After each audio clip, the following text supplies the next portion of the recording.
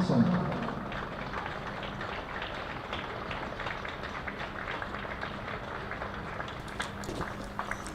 Good morning. Welcome from Headingley for day 2 of Yorkshire versus Derbyshire, where we see umpires Hassan Adnan and Martin Saggers leading out to Joe Root and Harry Brook, the two Yorkshire batters who were in when rain and bad light stopped play at just before 4 o'clock yesterday.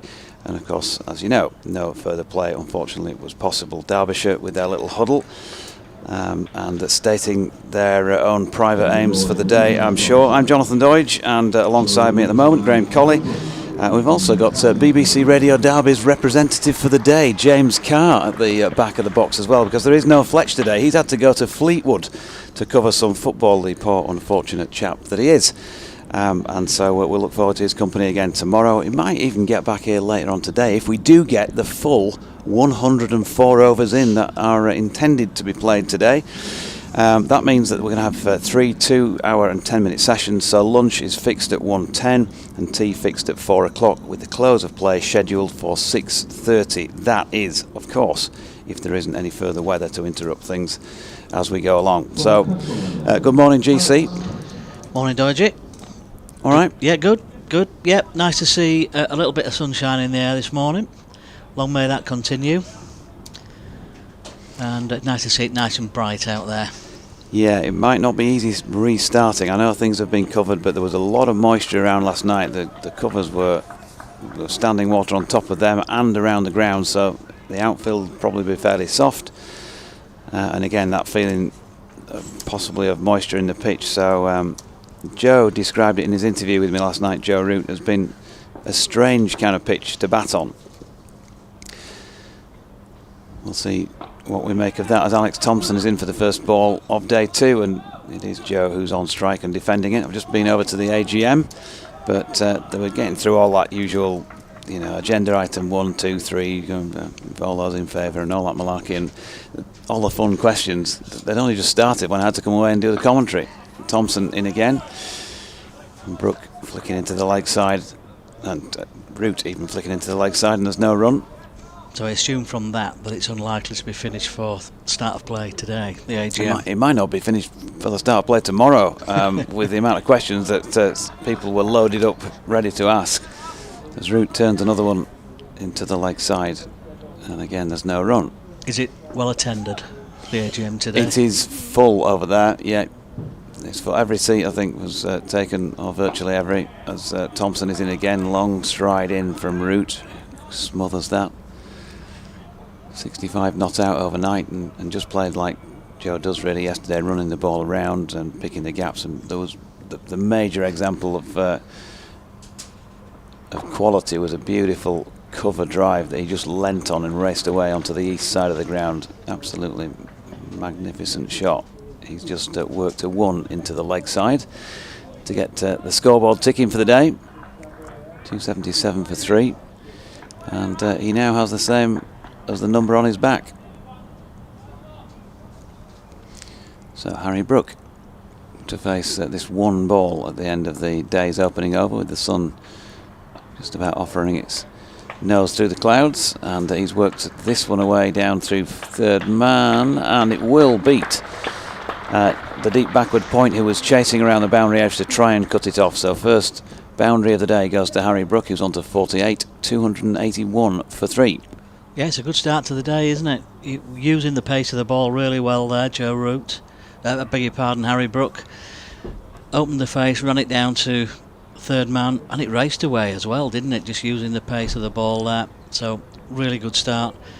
Yeah, I heard your interview with Joe Root last night. He was talking about, I think he used the word, the pitch might be a bit sticky and a bit soft in places, and that he thought they were probably further ahead than they would have expected at the close of day 1. So hopefully Yorkshire in a good position. Feels good at the moment, doesn't it? 281 for 3. Especially when you've been stuck in. Absolutely. Having said that, was it not Warwickshire was stuck in a couple of weeks ago by Durham and made about 1,000? Let's hope that Yorkshire can do the same. Start of the second over then. as Dal comes in, and Joe Root just clips that out onto the leg side for another single. Yeah, Anuj Dal bowled well in parts yesterday, a bit like a few of the Derbyshire bowlers, but figures, well, 1 for 62 from 14 suggests that he went for a few as well. He did cause some problems. Coming in from the Howard stand end then, bowling to Harry Brook now with a slip and a gully in place. Wicket keeper standing up. Brook just tries full face of the bat up towards mid-off, and there's no run. But Harry Brook finding the middle of the bat early doors here today, and scoreboard looking good for him. 48 of 39 balls so far, so just a couple more for another half century as Dal comes in again. Brook forward, and that's to his middle, straight to fielders up in the V, up at mid-off and mid-on. No run again, but he'll like the sound of ball out the middle of the bat there early on, I think, don't you? Yep. He got that lovely little click about him. Struck it pretty well. Dal's in from that Howard stand, running towards us again. Brook waits, and this time hits that straighter, and that is a glorious shot, and that brings up the half century for Harry Brook. He waves the bat to the spectators in the ground, to the many hundreds still at the AGM as well through the glass there, and to his colleagues in the pavilion underneath us here, and that is the sign of a quality player and a confident player. Great start to the day for Harry Brook. Super 4. He moves on to 52. Partnership already on to 81. Yeah, 41 balls, 9 fours, and that big 6 he hit down into the Howard stand yesterday. It's a 26th first-class half-century for Harry to go with 12 tons that he's already posted. Looking in really great touch then, Harry Brook, as he waits again. And that one's just nipped back maybe off the pitch, just catches Harry Brook in the midriff there. And a bit shorter in length, he's just pulled the length back there, Dal. Been driven 3 times consecutively by Brook, one of them for 4, this time just withdrawing that length slightly, and maybe a little bit of nip back on the Yorkshire and England batsman. To complete the over then it's Dal again a little bit shorter, and Brook just pushes that one out towards mid-wicket. So Dal's figures 15 overs, 1 for 66 as JD mentioned, so looking a touch on the expensive side. That's the end of another over, and Yorkshire are moving nicely on this morning, 286 for 3. Graham, our third voice for the day, so let's bring in BBC Radio Derby's James Carr for his first for his opening spell. We're going to see Blair Tickner from this Kirkstall Lane end, bowled with good pace yesterday. Heavy ball, caused a few problems. Didn't manage to get his name on the wicket taking sheet. 14 overs, 1 maiden, none for 38. They've got a slip and a gully in place. They've posted out a deep backward square on the east side boundary, a deep backward point I should say. There's a square leg as well set deep in front of square as Tickner comes in then to bowl here to Root. Full face of the blade, he strokes that up to Zach Chappell at mid-on, and there's no run. Morning JC. Good morning Jonathan. It's a very similar morning to yesterday, isn't it? Bit of cloud cover, sun trying to break through, obviously a bit of dampness from the rain late evening yesterday, so Derby should be hoping to make some inroads and take their chances that they didn't yesterday. Tickner is in, fades one down the leg side, and Joe has a flick at it. It's a good tumbling stop by Brook Guest. No run. If they do get the 104 in today, then this game could have advanced quite considerably. And I looked at the forecast for tomorrow, and it's absolutely dire, isn't it? They might, if they're lucky, get about an hour in at the start, dependent upon when the rain comes. But when it comes, it looks like an enormous patch of it straight slap bang down the centre of the north of the country and beyond. and it's going to be around for a while. So if that comes to pass, there's probably not going to be a huge amount of play tomorrow, as Root flicks one backward of square leg and hurries through with good support from Harry Brook for 2. Yeah, I think that's why it was a real shame that the weather came yesterday that wasn't exactly forecasted as heavy as it came, because you could have seen Yorkshire getting 450 yesterday, things going well for them, and getting Derbyshire in late last night and trying to move the game on given the rain radar and everything that's around. Tickner then to Root. Beautiful shot. Superb shot. He's just stepped back slightly, reading the length of that so quickly, and just nothing more than a push through extra cover beats the diving fielder, and he's on to 73. 292 for 3. These are real treats to be able to see these two playing in county cricket, and when they're playing well like that, there's no finer sight. So Tickner, what has he got in response here? Straight down that leg stump this time and been flicked away backward of square. There is a sweeper out there in the distance. Returns that for the concession of 1. Harry Brook on strike then, scratches away at his guard. Partnership now worth 88. 293 for 2. Yorkshire failed to get a batting point last week at Lord's, but they've got one of those on the board already. As Tickner's in again, short, pulled by Harry Brook with control, and he's got so much on that there's a man posted down there for it, but it's Alex Thompson, I think, he can't get across, and a despairing dive. So 4 more to Harry Brook. He's on to 56. Partnership now 92. 62 overs bowled. They've got ample time to head on towards maximum batting points if they're good enough to get there. 297 for 3. And slightly concerning, the Derbyshire over rate at -4 at this moment in time.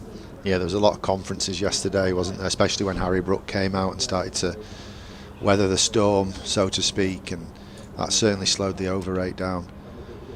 Interesting ploy by Tickner there. He's the one bowler who can bang it in and hurry batters up in this Derbyshire attack, but it's a big pocket down there to kind of find leg round to long leg, so I think they need a bit more reinforcement. Dahl now from the Howard stand end, he's full and straight, and Joe Root with a beautiful straight back hits the ball back, and Dahl, as we've seen many times yesterday, fields off his own bowling. Anuj Dahl, he got the ball to talk a little bit in his spell. He bowled first change yesterday. He got the first wicket of the day, and then he was quite expensive when he bowled at his former colleague Shan Masood. He's in now to Joe Root once again, full and straight, and Joe Root is honest and straight back in defence.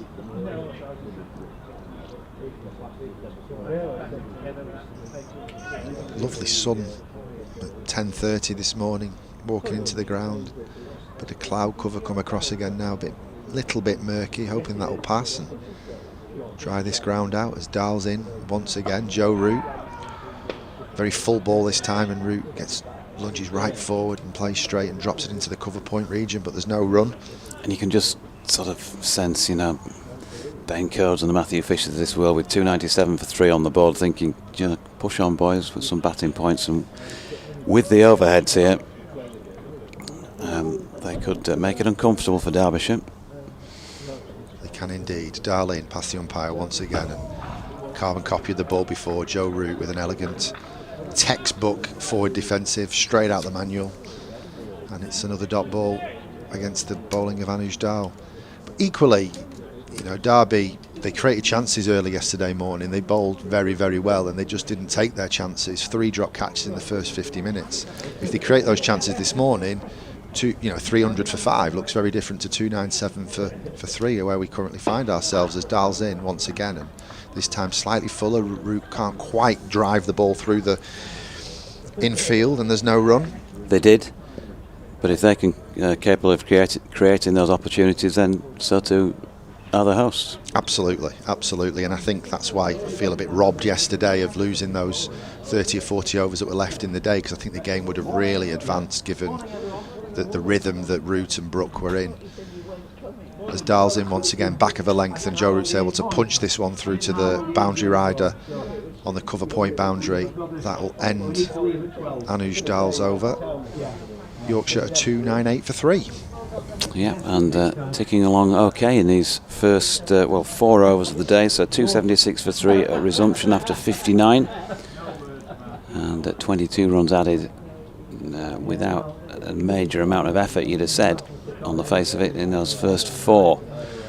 Tickner to continue from this Kirkstall Lane end. He's still got his square men dispatched both sides of the ground, and they're down to the one slip as they were for quite a bit of yesterday, having to try and attack and take wickets but at the same time defend.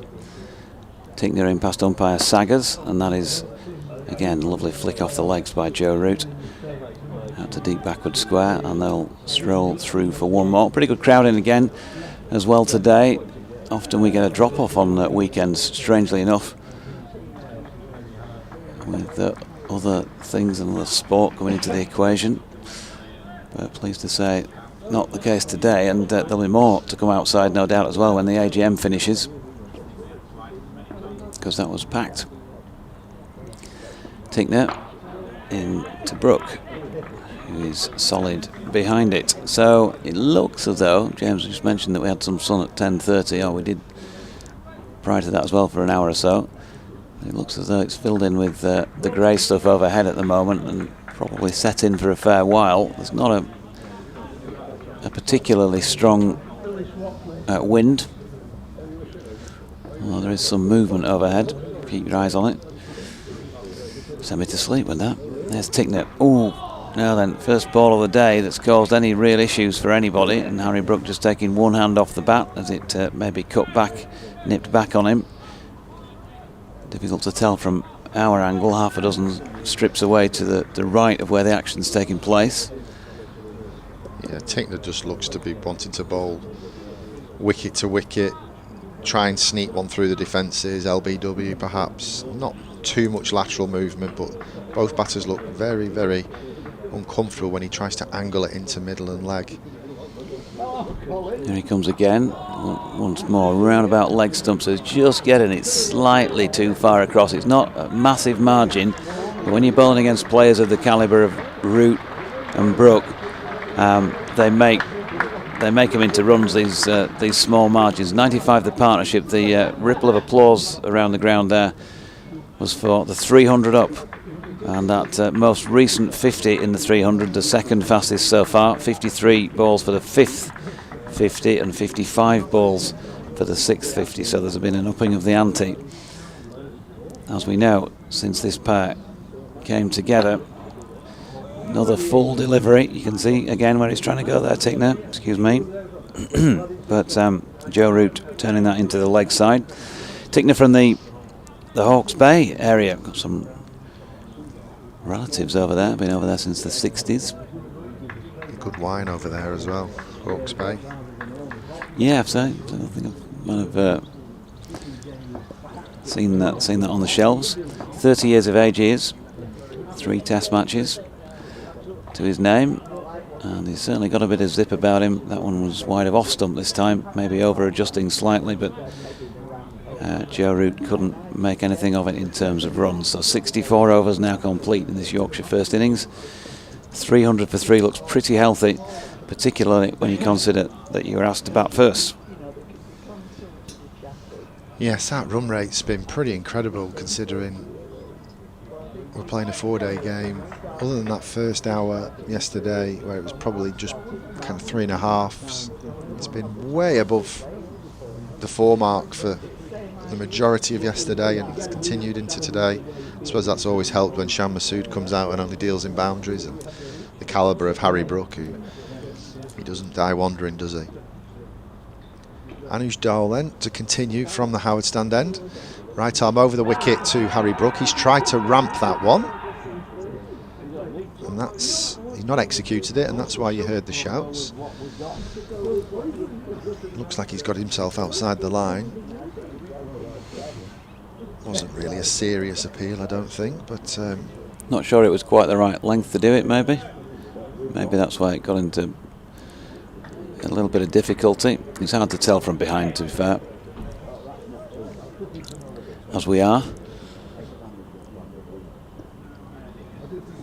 Dahl once again into Harry Brook, right arm over the wicket. He's fuller and straighter this time, and Brook works that through the mid-wicket region. There's a boundary rider out there out on the east stand side of the ground, so there's one more run to Harry Brook, bringing Joe Root on strike. 76 not out. Not really broken a sweat as Joe Root. 119 balls faced for his 76.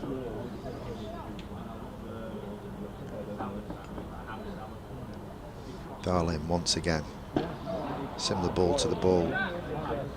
Previous ball to Harry Brook. Joe Root just tickling it into the leg side. A straightish mid-wicket can cut this one off, and there's no run.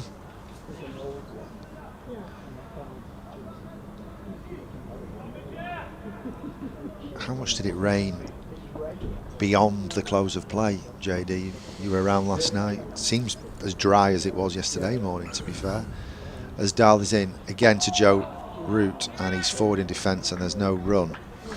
By the time I got away from here, it was about 6, and I was on, just walking on the local footpaths for a few minutes, and there was an odd spot of rain, but not. It's pretty much done by then. And then when a bit later on, probably 8 o'clock-ish, I don't think it had rained again by then. Last time I remember being outside.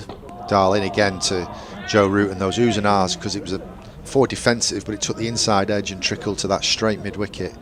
Dahl does get the ball to talk a little bit. He can shape it in and away, and he's certainly getting it to just move sideways off the surface. So a little bit of encouragement for the Derbyshire bowler. As he rubs the ball in his trousers and past his mark and into Joe Root again, and Root forward in defence again. There was a gentle appeal. I think there's an inside edge on that one as Dahl completes another over. Yorkshire move on to 301 for 3. Yeah, I spoke to Joe last night. In fact, I was speaking to him for so long that I was moved on to other journos to ask questions, but he gave me a massive answer to one question. It must have gone on for 5 or 6 minutes, where I think he tried to answer every question that could possibly be thrown at him in the entire world in one response. It was great.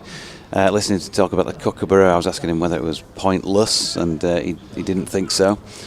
Pointless in terms of using it so early in the season was my question, when realistically Test players are not going to be able to, not going to be facing a ball in England in April in a Test match. As Harry Brook drives into the covers, there's no run. He was talking about the fact that it's softer, it's more moist.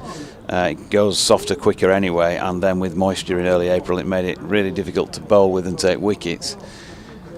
But still, he was so more or less saying anything that you're learning is good. It's got to be good. So you've got to try and take the positives out of it.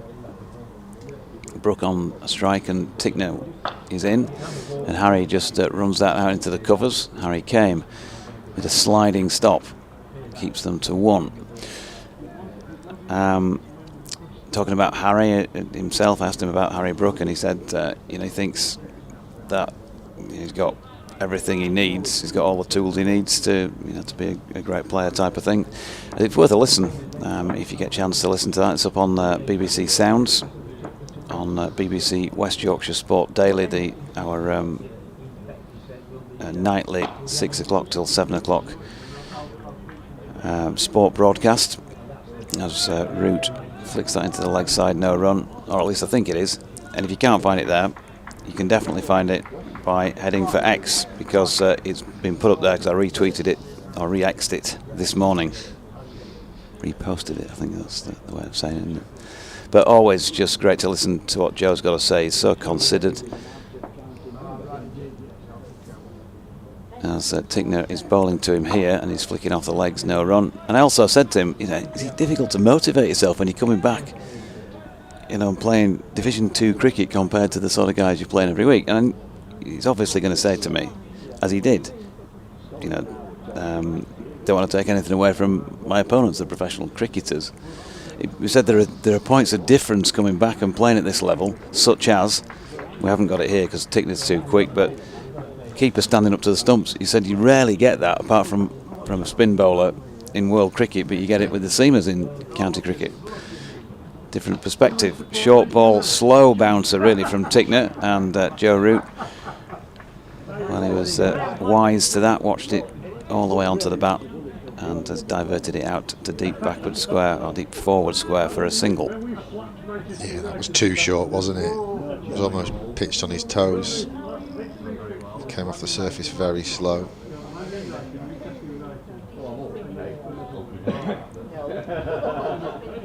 Here's Brook waiting. In comes Tickner. And that's just dropped out into the offside by Harry Brook for another single. 60 to him now. The partnership is 99. And with Joe on 77, 304 for 3 after 66 overs. That over rate is still at -4. And a bit of work to do for Derbyshire in that respect, because they wouldn't want to lose any points they've built by being behind in that sense. Yeah, it's a bit abject at the moment, Derbyshire. They're just hands on hips, hands in pockets. From a Derbyshire point of view, they could do with breaking this partnership. Have a look at a new batter.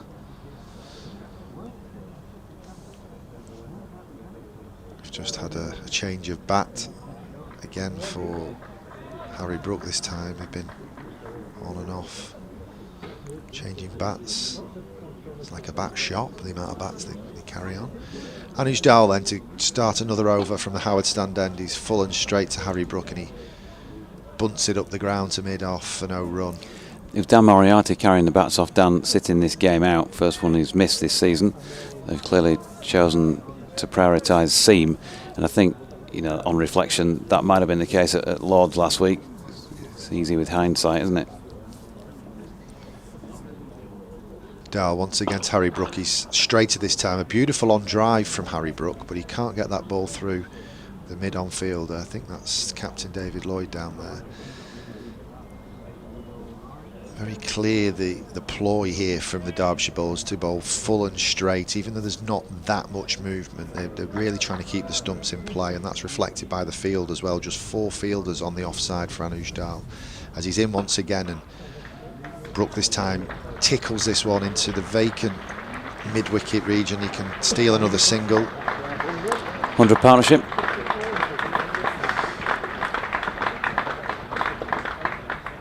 So from 205 for 3 to 305 for 3. Feels like a long time ago since Adam Lyth was out, but it's only taken them 112 balls to put it together. Joe Root on strike. Dowell is in. Again, full and straight, and Joe Root can work that round the corner. It's gone to deep backward square leg. There was an ooh there because the fielder slipped and he was very close to the rope. We had an instance like that yesterday where led to the dismissal of Finlay Bean, who was unfairly at the wrong end. But that one looks okay to me.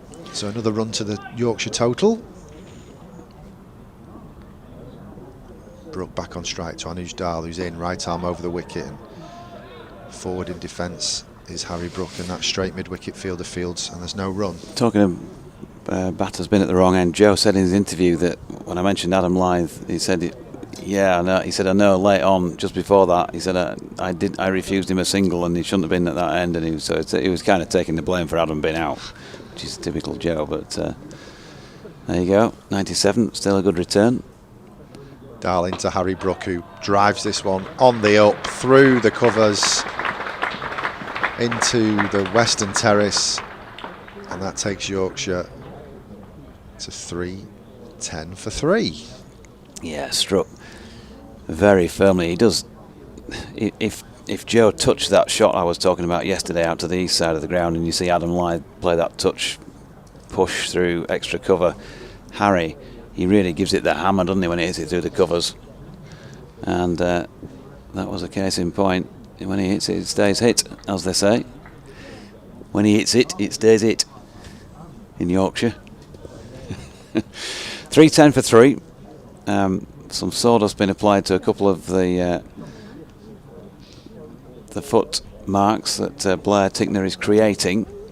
And you're right, when Zach Chappell did go and try and field that ball, it is a bit greasy out near that boundary edge. You can see where he's slid. He's left a couple of trails behind him. Tickner in for the first ball of this over to Root, who plays it to Zach Chappell at mid-on, and there's no run. So no early alarms for the two Yorkies out there. Harry with 100 since he came back into the side at the start of the season. Joe, well, he's at a couple of 50s now, including this one. And he's 22 runs away from another three-figure score. Concentration is so important. Tickner's delivery just has the slight beating of Joe. He did get some bat on it onto the thigh pad. That's why the stifled appeal came. But clearly a bit of movement there as well. Tickner with none for 54 from 17.2. Dahl with 1 for 74 from 18 overs and a maiden so far.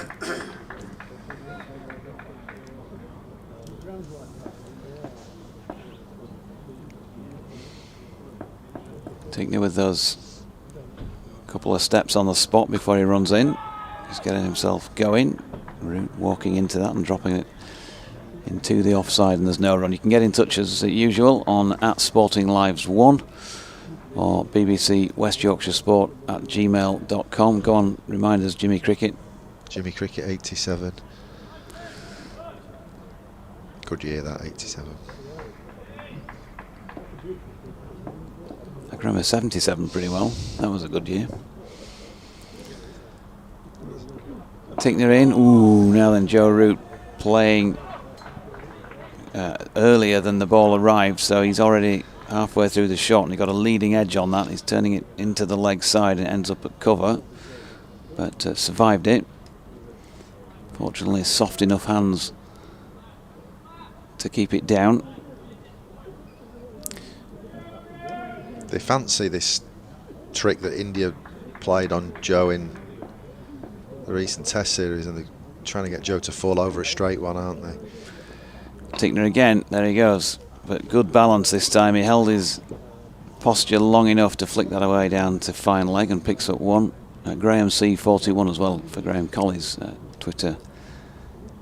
X handle. Dear me, we say that so often. It was effective, wasn't it, Twitter, because we're still saying it however long it is afterwards. You mentioned the word there, balance. Joe's looked balanced from the second he walked out, to be fair. He's let the ball come to him, and even when he's played square of the wicket, he's stayed tall. And it doesn't surprise me, he's 79 not out. Now Tickner to Brook. Drives straight and hard, but good pickup by Tickner in his follow-through to complete that over at 311 for 6. Andy Lockwood says, good morning JD, JC and GC. You sound like solicitors. All your cricketing legal problems sorted. Like Bean, to sue the umpires for not giving him a 4 yesterday. Here's hoping the weather stays fair for a full day's play. It's Andy over in Cottingham. And morning to you, Neil Dutton, who says, I've made the tough choice between watching the live stream of action or the AGM, and you'll be pleased to know you've emerged as the winner. Should be a decent day's action. We're delighted, thanks Neil. No greater accolade could be bestowed upon us, I don't think, than that. I think it's probably about time for another change in the box, JC. Half an hour in, and then we'll keep rolling on. As Anuj Dahl is going to come in from the Howard stand end. And Joe Root flicks backward a square on the leg side and picks up a couple. He's on to 81. I'll let Graham take you through the rest of this over in a mo. I'll just read you this latest tweet from Bent Nielsen. Morning all. Got a note from my mental health professional that requires a nice quiet day's play with Yorkshire having the better of the exchanges. Let's go Yorkshire. Morning to you, Ben.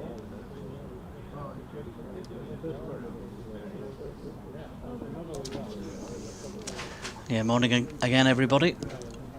And it's Joe Root just steering that one into mid-wicket off the front foot there.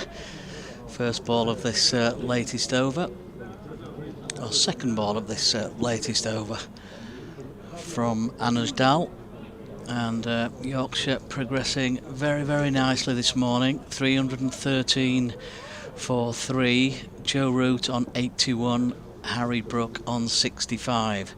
As Dal comes in again towards us, Joe Root plays that out onto the offside, and the two Yorkshire and England batsmen just scamper through for relatively comfortable single, I think you have to say there. And this has got to be one of life's great pleasures, JD, this morning, hasn't it? Watching these two in the middle for Yorkshire. It has, and welcome to listeners from 5 Sports Extra from Headingley, where Yorkshire are 314 for 3. In comes Dal again then with his right arm medium pace, wicket-keeper standing up, played up towards that extra cover area by Harry Brook. Both these two seeing it well this morning. Partnership of 109 between Root and Brook. We've got a man in at, what we call that, gully or maybe third slip, as Brook waits again and expertly steers that one through square leg, just slightly behind square. But again, there's a gap in the field there on the leg side. Derbyshire choosing to have 2 men out on that leg side on the fence. And they go through for another single. Well, they've put the bad ball away already today, just as they did yesterday, but they also pick up the ones brilliantly, these two as well, don't they? Keeping the strike rotated really nicely. Root this time drives up towards mid-on, right out of the middle of the bat. As James was saying there, Joe Root changed his bat just a couple of overs ago, but that in no way impacts on the quality of the stroke play from Joe Root. That's the end of the over. So that's 69 completed. 315 for 3, Yorkshire. Yep, and officially speaking, this is a basement battle, of course. Yorkshire bottom of the second division table, and Derbyshire just a place above them. They're both on 28 points. Well, both teams will hope that's a false position. Yorkshire certainly will with the team they've got out, but they had this team out pretty much last weekend at Lord's and still lost that match. So Brook on strike to face Tickner. He's trying to turn this one into the leg side, and it balloons up into the offside. Blair Tickner certainly has got a bit of zip about him, and he's working up ahead of steam this morning. The story of the morning so far then, as Graham was touching on, Yorkshire resumed on 276 for 3 after 59 overs. Play was abandoned yesterday at about 5 to 5 after an hour or so of rain, and there was a lot of moisture out there. So the ground staff, Richard Robinson and his team, they're probably listening in downstairs, and they've done the usual phenomenal job to get it playable for the start this morning, as Harry Brook runs that one into the gully region, but there is no run. And the pitch, which from this distance, I mentioned it yesterday a few times, had that green tinge about it, but nothing else that you'd expect really in April after all the weather we've had, and still plays well. No evils in it, as you'd expect, maybe a bit on the slow side. It still looks quick enough, I'm sure, if you're standing there with a piece of willow in your hand facing this fella, Blair Tickner, who is punched out square on the offside by Harry Brook for a single. And they've just accumulated this morning. So yesterday we saw the flare of Harry Brook, big 6 into the Howard stand, several other boundaries that he really went after. He has given the kitchen sink to one through the covers this morning. We saw Joe Root playing an exquisite little push through the covers yesterday, and another one through extra cover so far this morning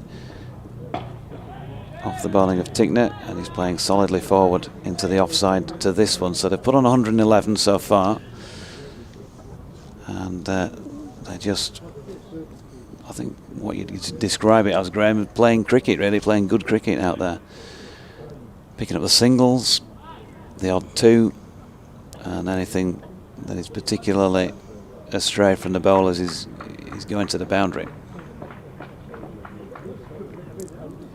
Tickner turns then, stepping in past umpire Martin Saggers, short. Joe should say, has not quite got that where he wanted it, and pulled it into the floor where it was fielded by Brook Guest, Derbyshire keeper. I think Derbyshire's issue, you were talking about, where the fielders are and the gaps and all of that. They're having to both try and defend the runs here, try and put some sort of squeeze on, but also they need these two out.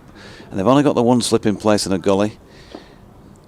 They've got a couple of square men in the deep either side, and then 4 men in the ring in front of the bat, walking in towards Root as he defended that last ball solidly. So 70 overs in, that's 11 that have been bowled today, and 40 runs added to the overnight total during those 11 overs. So they've been ticking along quite nicely. The overall run rate 4.51, and Derbyshire still with that issue that they are showing as -4 on the over rate.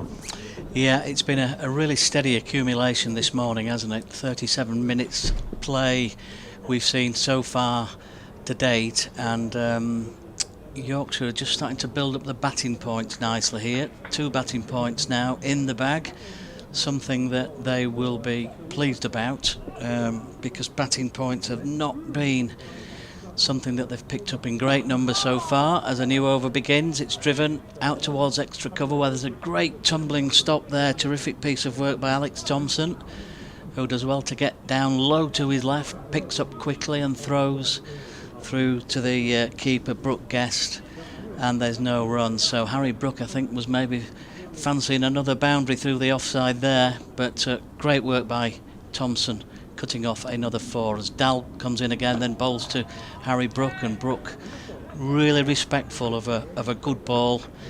Forward defence, solid forward defence, head down right over the ball. Harry Brook there pushes that ball out onto the offside, where that short extra cover fielder waits and just picks up. 3-1-6-4-3, 71st over of the Yorkshire innings. Brook waits again and steers that one backward a square. Now they threw for one, they thought about a second, but it wasn't on. A great bit of work out on the fence again there by Harry Kane. Picked up quickly and got the return back into the keeper to prevent the second run. Both these teams looking for that elusive first victory of this championship season. Actually, there's not been all that many victories in Division 2 of the championship so far this season. Just a couple, I think, in the first 3 rounds. One of them against Yorkshire for Middlesex. And this time Joe Root continues on his merry way, as he so often does, this wonderful accumulator of runs. And he rotates the strike so well, doesn't he, as they go through for another single, as he pushes that one out towards the cover point boundary for another single. Dals quickly in then from the Howard stand end. Brook whips that one away through the leg side, and well, it looks wet, damp, slippy underfoot, and Zach Chappell's done really well again down there on that boundary down at fine leg to cut off the 4. Not the first time today, he's always been on his knees down there. Grease is the word, I think. Grease is the word, absolutely. 1 ball remaining of this over.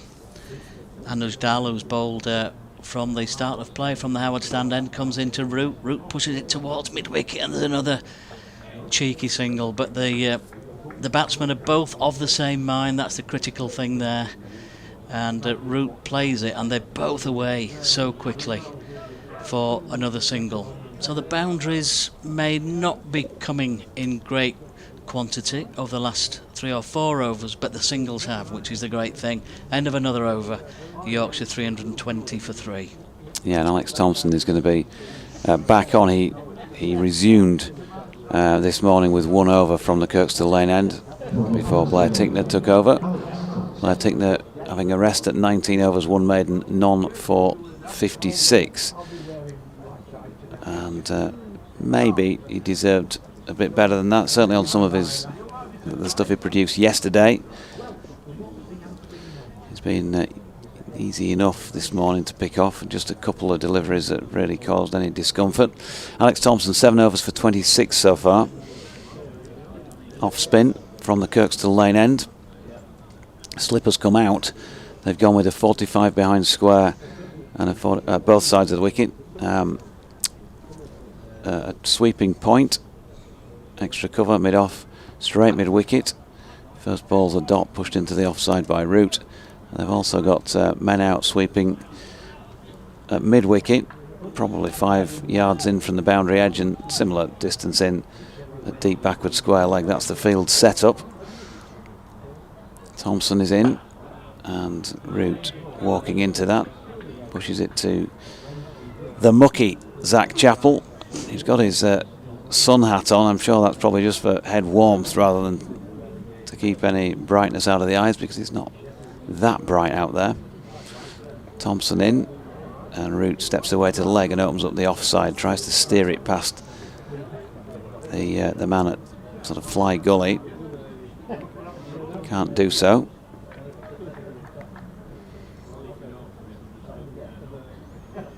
Thompson in again past umpire Saggers, whipped into the leg side. You can see where Joe's trying to place that through the man who fielded it at straight mid-wicket, and Zach Chappell deeper at mid-on. He just couldn't quite get it straight enough. So a good ball into the field. Another dot.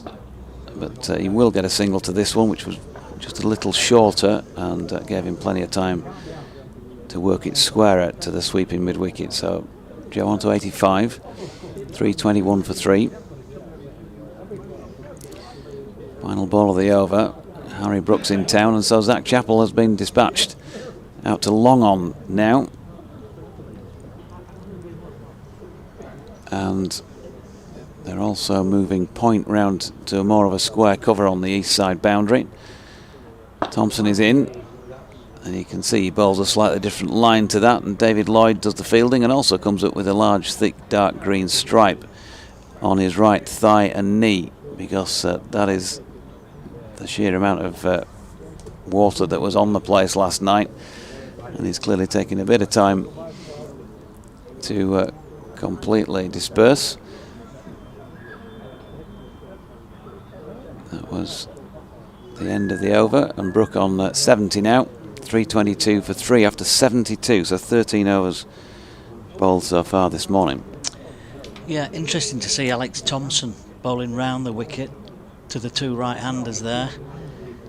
As you were pointing out, Doidgy, earlier, all the Derbyshire bowlers, including the spinner there, Alex Thompson, have got this difficult task, haven't they, of trying to just stop the flow of Yorkshire runs, but also look to take wickets as well. So bowling to a packed leg side field there, Thompson just trying to stop that flow. We're about to see a change of bowling for the from the Howard stand end for the first time today, and it's Pat Brown coming in now off a lengthy run, right arm over.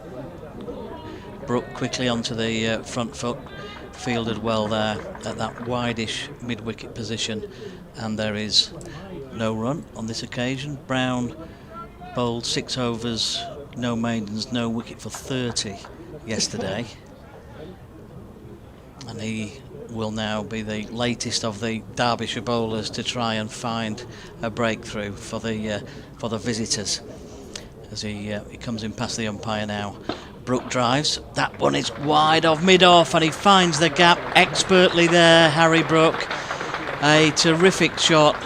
Well, he had to pierce the infield and then hit it well enough to beat the fielder at the wide mid-off position, which he does. Hits the ball up the ground for another delightful Harry Brook boundary. Magnificent Placement. Meanwhile, Ben Duckett's monumental double century has come to an end in the match between Nottinghamshire and Warwickshire.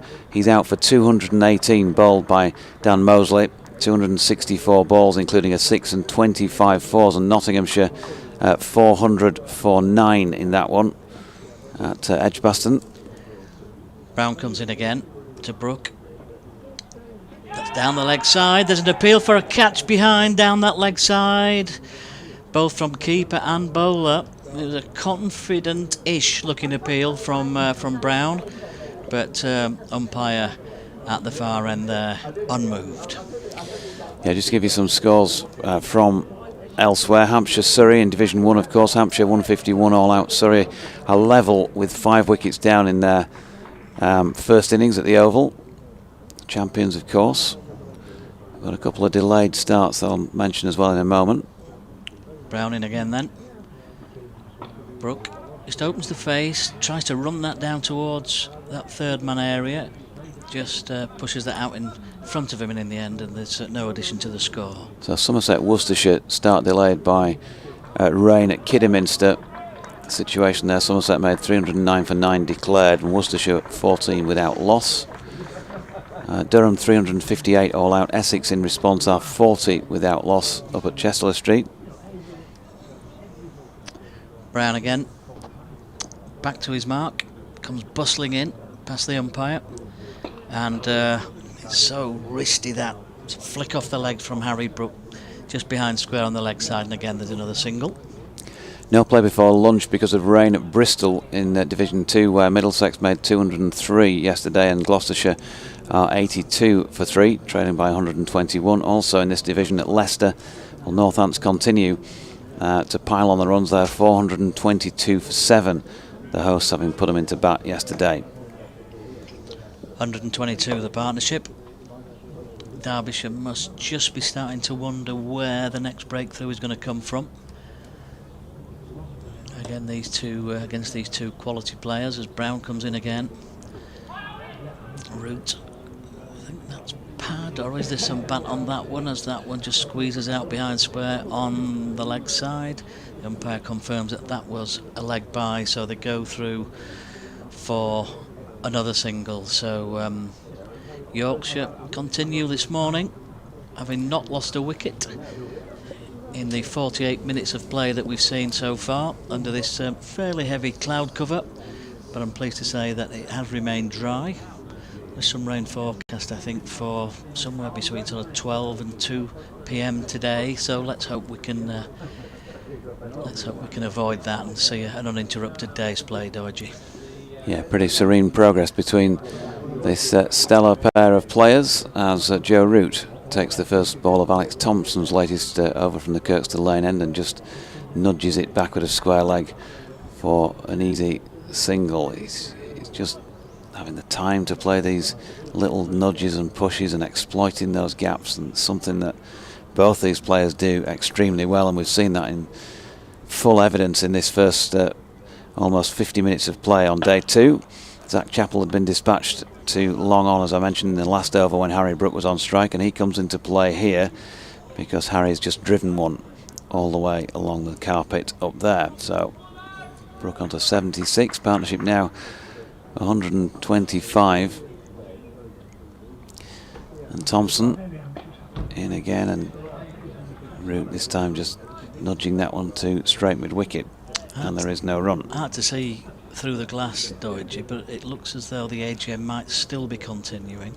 Yeah, Colin Graves did joke that it might be there for a couple of hours with the any other business part of the meeting, and as Root nudges a single square on the leg side, I wouldn't be surprised at all, so I went in there to see what was going on and had a listen, but of course it was all the usual AGM stuff, you know, the agenda, item 1, blah blah blah. We'll take it all as read unless there are any objections, and so by the time I came out, about 20 to quarter to 11 for this commentary, the sort of questions from the floor were only just starting. Harry Brook just having a flash at one there, wide of off stump and missing out. He's just waving to the dressing room for something, but we'll take this next delivery, the final ball of the over from Thompson, and this time he decides that discretion is a better part of valour and just props forward.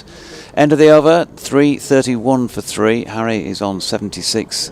Harry Brook, that is, and Joe Root on 87. 126 run partnership, and while we have listeners from 5 Sports Extra with us, again worth mentioning, even though we've obviously talked about the game situation, Joe Root was on with me last night for about 10 minutes. You'll find that interview if you head to the BBC West Yorkshire Sport X account, or indeed mine, as I reposted it at Sporting Lives 1.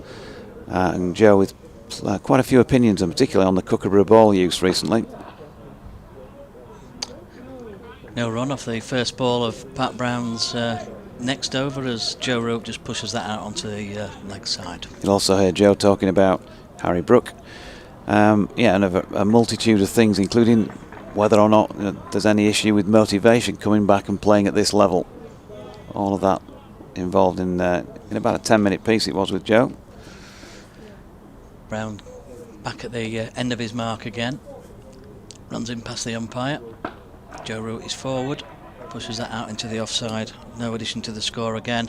Guess it's worth just reflecting as well on events in India from yesterday where Johnny Bairstow got a remarkable century, 108 of 48 balls for the Kolkata Knight Riders in a score of 261 for 6, which the Punjab Kings went on to knock off with 2 down with 8 balls to spare. Quite a remarkable game taking place there, and Johnny Bairstow obviously in great form. As Brown comes in again, Root clips that one towards mid-wickets. He's timed that really nicely, but straight to the fielder. Good work from Blair Tinkner, who's patrolling out there on the leg side for Derbyshire, no way through. It could be happening again today, I noticed that Delhi Capitals not even 10 overs in are 127 for 2 against the Mumbai Indians in the IPL today. Some of the scores in the IPL seem to be going to a different level this year, don't they? Brown turns again, coming into ball to Joe Root. Then Joe Root just cuts that down to third man. We've seen him play that so often before. It's a vacant area. They're through for one. There's a bit of great fielding on the boundary there. Terrific effort by Alex Thompson, who got across. He's fairly squarish, or just behind squarish on the offside. Alex Thompson, he's got a long way to come round to his left there. He got there, he got a hand to it as he dived to his left, but not enough of a touch, and the ball just rolled him onto the rope. So he couldn't prevent the boundary for Joe Root. Another 4 for him. He's now into the 90s and going very, very nicely indeed. That's his 8th 4 in this innings of 91 so far. Struck on the pad by Brown. Oh, it might even been on the boot. I think as Joe Root just limps away. I'm not sure the boot. It might have been that area between pad flap and thigh pad, something like that. It felt like it bounced on him. It might get the benefit of a second look for those who are able to do so. Yeah, he limped away towards square leg, Joe Root. He felt that one, that's for sure. Just a bend of the left leg, but he's back into his stance now and waits for this next Brown delivery. Forward on the front foot, pushes that out into the offside again. So you have to say few alarms for these two so far this morning for Yorkshire. 54 minutes of cricket we've seen, and this partnership is now rattling along. It's up to 130 between Root and Brook. Yorkshire 335 for 3. Yeah, it's dead leg territory. That he has just caught him above the pad flap as he leant forward. There's just that area, isn't there, where when you stand tall, the pad flap meets the bottom of the thigh pad and everything looks fine. But once you lean forward and that flap comes forward, if the ball just nips in that gap at the sort of pace that Pat Brown bowls it at as well, that's going to hurt tomorrow morning, I think. Yeah, they do hurt, don't they? I should imagine there might be an ice pack on that come the lunch break, which incidentally here today is 1:10, so they're playing 3 2-hour and 10-minute sessions at Headingley to make up for lost time yesterday. 104 overs scheduled to be played today if they can get through them all. So 1:10 lunch and 4 o'clock tea, they're both fixed, unless of course we get further weather interruptions that might make adjustments need to be made. As the first ball of Alex Thompson's latest over is full, and Harry Brook chisels it out really to David Lloyd at mid-off, and they're through for an easy single. He's got 77 in even time as Harry Brook. 12 fours and a 6, 107 minutes of batting. Joe Root's been out there for 219 now for his 91, make that 92 as he's just flicked a leg stumpish delivery around the corner for Harry Kane to field. 337 for 3, and it's got an almost effortless feel about the thing this morning out there, despite what you would say, you know, knowing this ground at Headingley, as listeners will do, as Thompson's latest delivery is a dot blocked by Harry. Knowing the overheads here and the assistance that the seamers get from that, the ball doesn't appear to be doing very much, neither in the air nor off the pitch. So another good batting track, and Harry Brook just pushing forward into the leg side, and there's no run. But these two using all their experiences. Harry only 25, of course, but plenty of world experience in recent years, and are doing a good job here. And there he is, helping himself to another boundary, just dropping it probably about leg stump Alex Thompson, and with that natural turn in towards the right-hander, Harry seizing upon that opportunity early, getting his front leg right across and almost flicking it over his left shoulder for a very fine boundary for 4. Really, really well timed, wasn't it? And there are occasions where a bowler must be running into bowl and thinking, where am I going to bowl next, to both Root and Brook, actually. But Brook in particular is such a difficult batsman to bowl to when he's in this kind of mood, isn't he? Great timing, shots all around the ground. Thompson wide on the crease, another delivery around about leg stump, just slightly line-wise, probably needs to make an adjustment, and Harry again is able to just lean away to the offside and flick that along the deck out to square leg. Super stuff. 342 for 3, 76 overs in, so maximum batting points at this moment in time look like they may well be on, and then it will be interesting to see what Yorkshire decide to do. Will they pull out at that point maybe and try and pick up some bowling bonus points? We don't know quite how the weather's going to go, and try and put some pressure on Derbyshire that way, or will they carry on if they're lucky enough to get to that stage that they're able to think about that? Yeah, as you mentioned earlier, Doji, the weather forecast for tomorrow is not looking great, and Yorkshire will be only too aware of that. So that'll be very much part of their thinking in terms of the outcome of their decision making. But as you say, that 5th batting point is probably the initial target for today, isn't it? Yeah, Notts, by the way, 400 all out. I think I said 400 for 9 earlier, which they may have been, but they were all out for 400 as well. So we're about to see Derbyshire continue from the Howard Stand end. This is the 77th over as Brook pushes that out onto the offside again. It's Brown continuing, and Brook just pushes that out onto the offside, and there's no run. Martin Bloomfield says Yorkshire needs to take 29 wickets to win. I think that might be a typo. 20 wickets to win. In view of the weather forecast, would it not be sensible to sacrifice at least one batting point and declare early? It's a thought. It certainly is. Brown's in, and Harry tries to cut that one square. He just cuts it down into the ground, actually, and there's a bit of backspin on the ball, and just for a moment it looked as though it might be running back on towards the stumps. Harry Brook became aware of that, but there was no danger in the end. Hi Dodgy, says Malcolm Palmer. There can be no better sight in cricket than Joe Root's cover drive, but Harry Brook isn't far behind. It'll be beyond sad if weather again prevents Yorkshire from winning this one. Yeah, Yorkshire beat Derbyshire twice last season, didn't they? 3 wins for Yorkshire during the course of the campaign, 2 of them against Derbyshire. As Brown's in, and that's that's well down the leg side, and a tumbling stop behind the stumps there for Brook Guest, standing back, and Harry Brook just allowed that one to go through to the keeper in the end, didn't he? So yep. No run. Edward Harlan said he enjoyed watching Johnny's 108 for Punjab in the IPL because, of course, there was no play here and was able to do so. Here comes Brown again. Harry Brook forward, pushing that one up towards mid-on.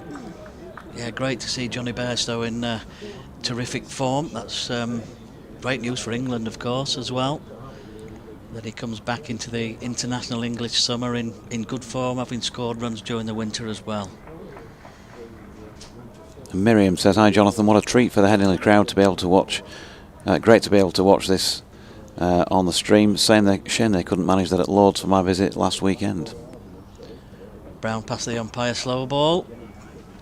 Pushed out onto the leg side by Harry again there. And it's fielded on that deep square leg boundary by Anuj Dal as they go through for one more. So this ongoing, constant accumulation of singles, it means that both batsmen are seeing the strike on a regular basis. Neither batsman getting stuck at one end, and terrific rotation of the strike between these two. Joe Root's been renowned for that for so many years. As Root's back on strike this time, he's not too happy with how he's played that, Joe Root. It's a little bit shorter in length. He's pushed it out towards mid-wicket, and there is no run. Not sure what more he could have done with that, in all fairness, but when you are looking for perfection of pretty much every ball, as Joe Root so often is, he obviously felt a touch disappointed that he couldn't just have pushed that wide of the fielder, I would think, and picked up some runs. But that's the end of Brown's over again, so 9 overs, no mains, no wicket for 40 for Pat Brown, and Yorkshire approaching their next milestone, which is their next batting point. They're 343 for 3. Thompson is in, and Brook steps back and cuts that one firmly, but there is Anuj Dal out there sweeping, and they get through for a single. I'm going to have to hang around just in case either of these two get to 3-figure scores for the usual archive purposes, but yeah, we'll have a change in the box, and James Carr will be coming back in. Thompson bowling to Root there, who flicks one off the legs for another single, 93 to him. And 345 for 3, 5 more runs and a third batting point. Thompson is in and going back foot this time. Harry, well, from the crease really, just drops the ball down in front of him. And there's no run.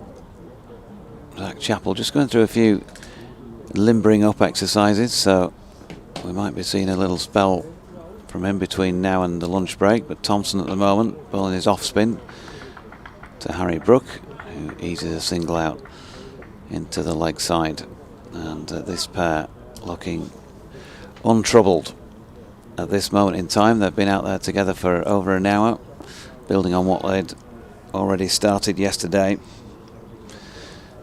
Thompson is in, and Brook and Root, I should say, flicking off his legs, saunters down for another single with the field dispatched backward of square.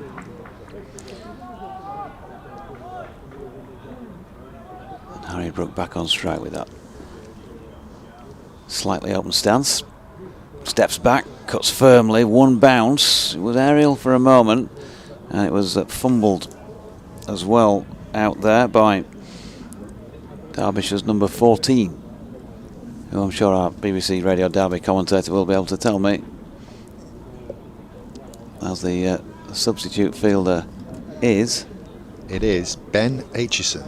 Aha. The beauty of the Derbyshire County Cricket Club website. You were fast. You were much more quickly onto that than I was. I had the tab open, fortunately, so it helped me out a little bit. Thanks for putting me on the spot, keeping me sharp.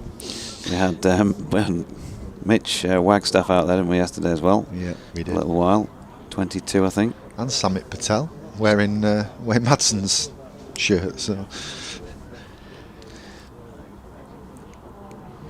we've got Pat Brown continuing from the Howard stand end. He's a bit straight on Harry Brook's pads there, and he tickles another one into the leg side, deep square leg field in front of that east stand. It's been pretty steady this morning, hasn't it? This first hour run rate has not budged from that 4.4, 4.5 mark, and these two batters have not really had to break a sweat, have they? Now, mentioning Wayne Madsen, by the way, I don't think we've seen him out there yet this morning after that hand problem yesterday.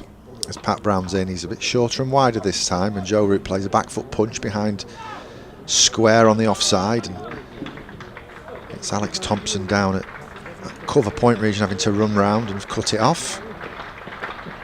There's another applause as Yorkshire pass 350. Third batting point. They've got the over rate back to -3, Derbyshire.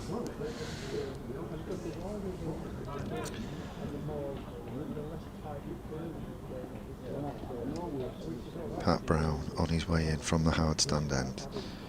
A similar ball, this time it's slashed away from Harry Brook and it crashes over the ropes for 4 more runs to that Yorkshire total. Brook into the 90s, Yorkshire 354 for 3. So interesting watching these two. Joe Root plays that similar ball but with a straight bat.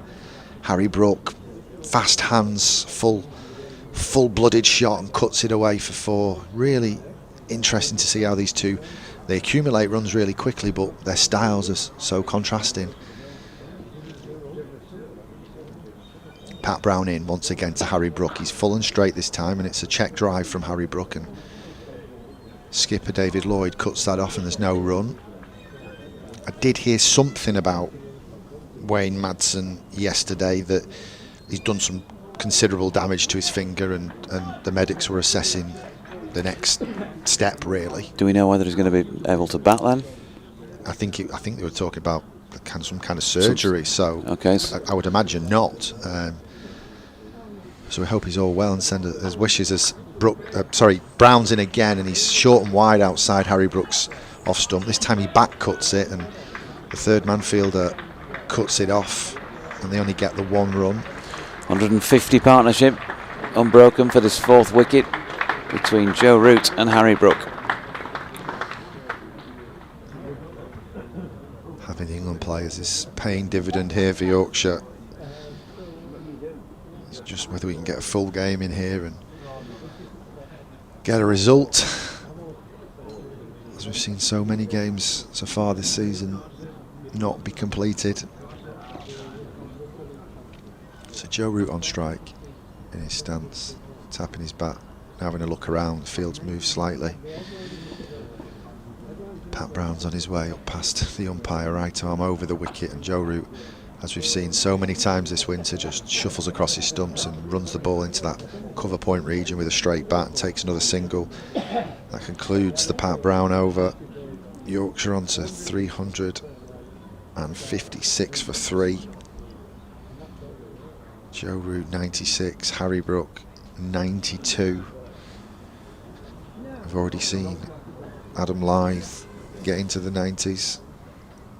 Jonathan Doidge, BBC Radio Leeds, sat in anticipation to call the Yorkshire century, or maybe 2. We'll see. We thought we maybe have one yesterday, but Adam Lyth gone on 97. Thompson then bowling here to Joe Root, and there it is. Joe Root with a reverse paddle sweep has brought up another superb 100. It was almost inevitable really from early on that he was going to get there. Serene progress throughout, has not given a chance.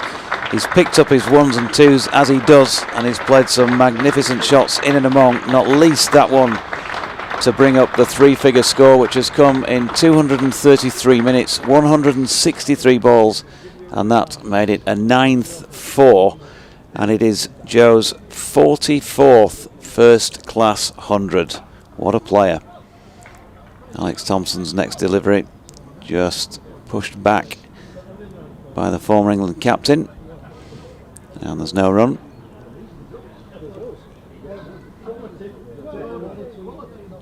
And in he comes again, pushed into the covers this time, but quickly round to do the fielding, and Aaron Donald. It's been quintessential Joe Root, hasn't it? An array of shots with a straight bat off the front foot, back foot, not breaking into a sweat. And he's just pushing forward again. Just he gets into position, and there's just a little element of, just a little bit of power, just a little flick with the timing of the ball. He was trying to get that away in a gap between Zach Chappell at mid-on and the straight mid-wicket, but couldn't make it. But this time he deflects it squarer than mid-wicket, and again just accumulates another run.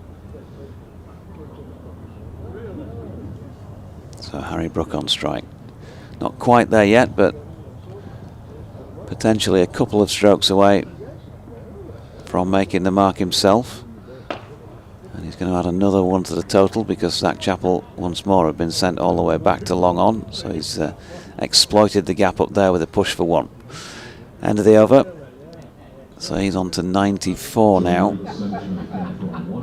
363 for 3.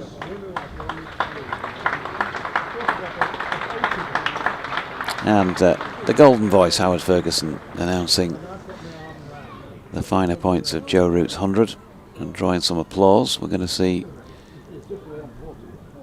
a change of bowling at the Howard stand end. Lewis Rees, number 10 on his back, going into the attack. Not at his best, I think it's fair to say, yesterday, Lewis. 7 overs, 1 for 58. Was a pretty expensive return, 8.28 and over.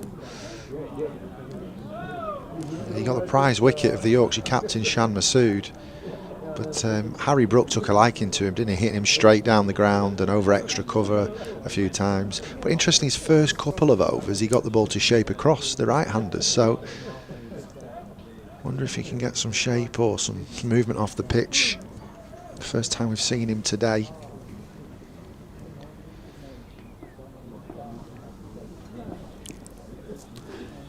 Recent left arm over. Harry Brook has a little tickle at one down the leg side and just missed out. No ball signalled by Hassan Adnan. I think it's the first front foot no ball of the match. Certainly the first one I can recall.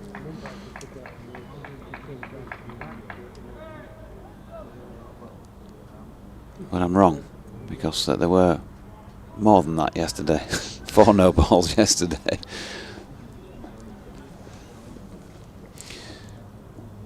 So Rees turns. In he comes. And Harry Brook just turning that one square on the leg side will pick up 1 to the incoming Anuj Dal. 94 to him. You might as well do Joe and I'll do Harry. All right, okay. Till we get there, and then I'll disappear and let Graham take over.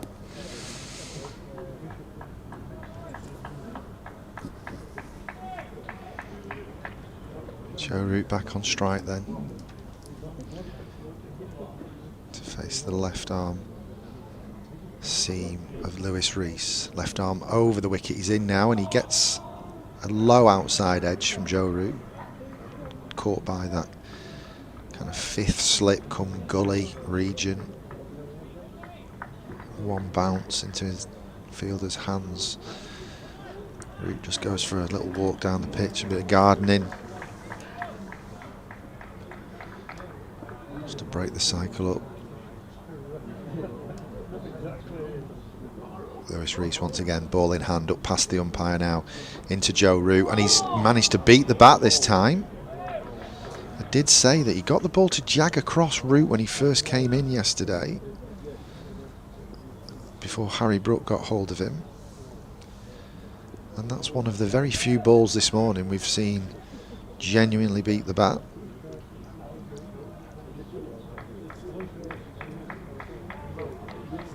Yeah, I'm just looking at the replay. That one's just going to cross the right-hander. As he's in once again, this time into the pads, and Joe Root, as we've seen all today and yesterday, just tickles that one into the leg side for another single, bringing Harry Brook on strike.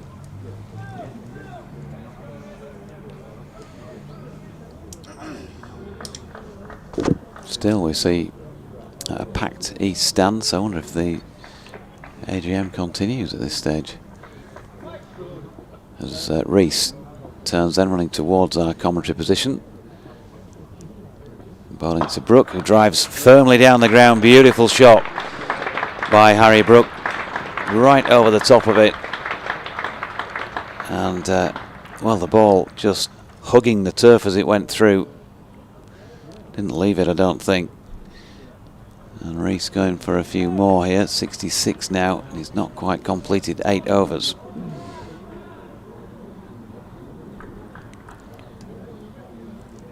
small margins for error, isn't it, when you bowl kind of medium pace? You slightly miss your length and you hit downtown. 370 for 3, and Rees in again, and Brook flicking off the legs this time. Anuj Dal round to field, and they'll pick up 1. So moving on, it just feels like they've got that third batting point, but they're going on for halfway towards the fourth. Mitch Wagstaff, number 22, coming onto the field of play beneath our feet. Zach Chappell coming on to bowl at the Kirkstall Lane end. So further changes in the Derbyshire personnel out there on field. Yorkshire so far with 3 points, then Derbyshire with the 1 for the 3 Yorkshire wickets. Partnership now worth 166. And without really blinking, they're just running the ball around at more than 4.5 and over here. 2 world-class players, as we know, and they've come to the party this week. No doubt about that. So David Lloyd, in conjunction with Blair Tickner and Zach Chappell,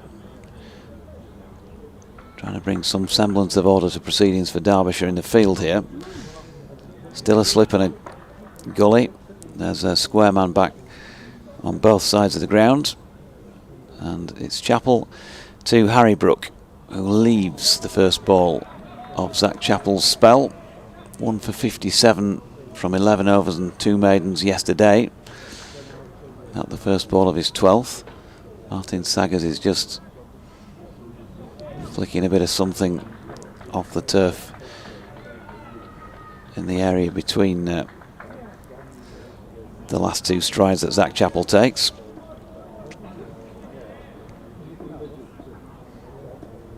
And in comes Chappell again. Out 371 for 3 with Brook solid behind this one.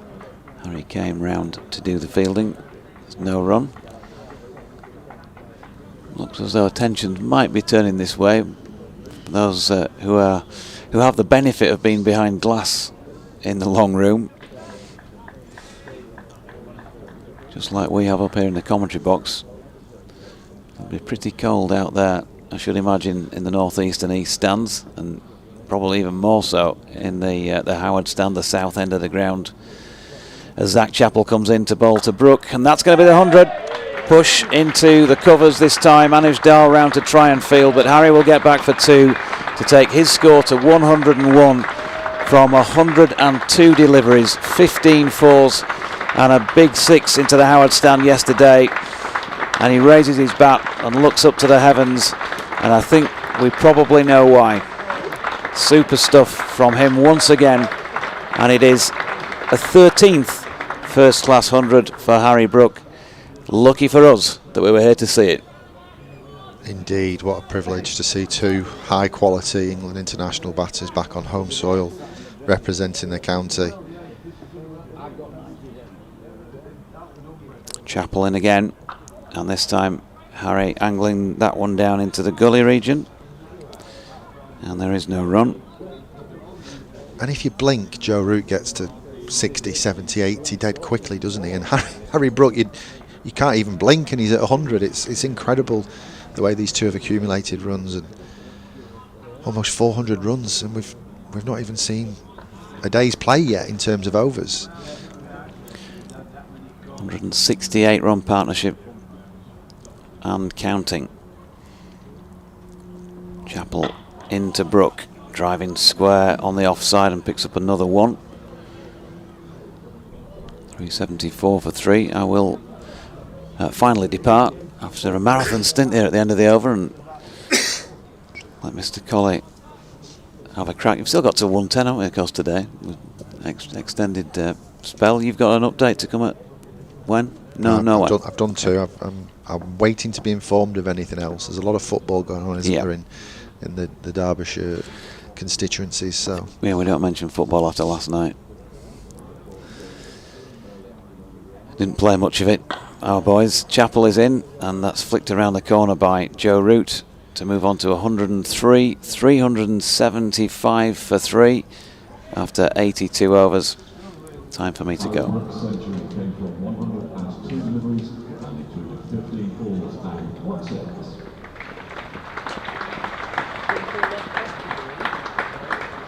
It's just got a little bit murky in LS6. After all the excitement of the two Yorkshire Centurions, it's just got a little bit cooler and a little bit darker. I hope we can get as much play in today as possible. I think the game could really move on at pace once this Yorkshire innings concludes and Derbyshire come into bat. As Lewis Rees is in once again to Joe Root, left arm over the wicket, and he's too straight on those Joe Root pads, and he tickles it round the corner to long leg for another single.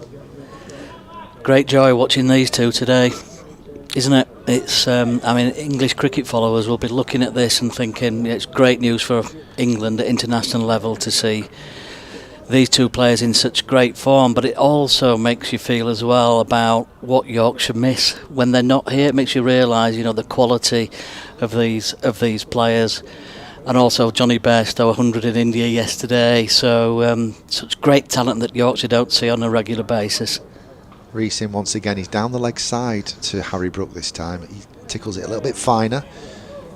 Chappell has to come round and field that one. Another single to the Yorkshire total. They just can't settle these Derbyshire bowlers, can they? Root and Brook, they score everywhere. There's just so little margin for error. Yes, shots all over the ground. Difficult to bowl to. They bowl a good ball, and there's a single somewhere off an angled bat or something as Rees is in once again, and Root shuffles down the track this time and tickles it into the leg side, but the ball's cut off by mid-wicket. Yeah, it's how they manipulate the bowling, isn't it, as well? You know, they're fully aware of where all the gaps are in the field. They can steer the ball into gaps that other people can't. They've got this brilliant telepathic approach to running between the wickets. They're both on the same page constantly.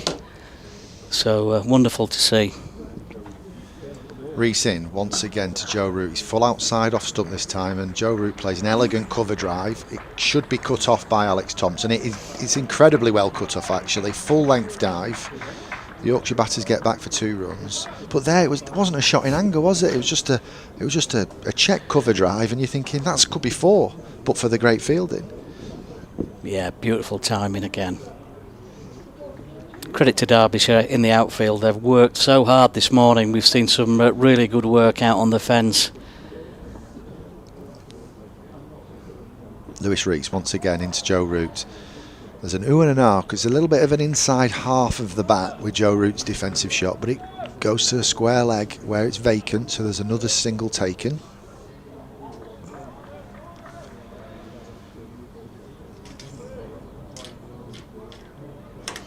Great player to bat with at the other end to Joe Root, I would think, because of how well he rotates that strike, as we've been saying all morning this morning. Constantly in the game. Rees in again to Harry Brook this time, who carves this one away outside off stump. It's going to go through a very wide third man, and it's 4 more runs to the Yorkshire total, 4 more to Harry Brook. Looking a bit gloomy in the sky. It's looking a bit gloomy for Derbyshire now, isn't it? Well, they must be really feeling it, that's for sure. I just wonder pre-game, you know, when you see the Yorkshire team sheet as an opposition team, and you see Root and Brook on that team sheet, it's potentially something that could fill you with dread, isn't it? But also, I guess, on the other hand, it's an opportunity to test yourself against the best, isn't it? It is, and Mickey Arthur, I'm sure, is pulling what hair he's got left out, because Derbyshire have created chances in this game. They've just not taken them. It could have easily been 30 for 3 by 11:50 yesterday. Chappell comes in again then, and Joe Root with that push out onto the offside.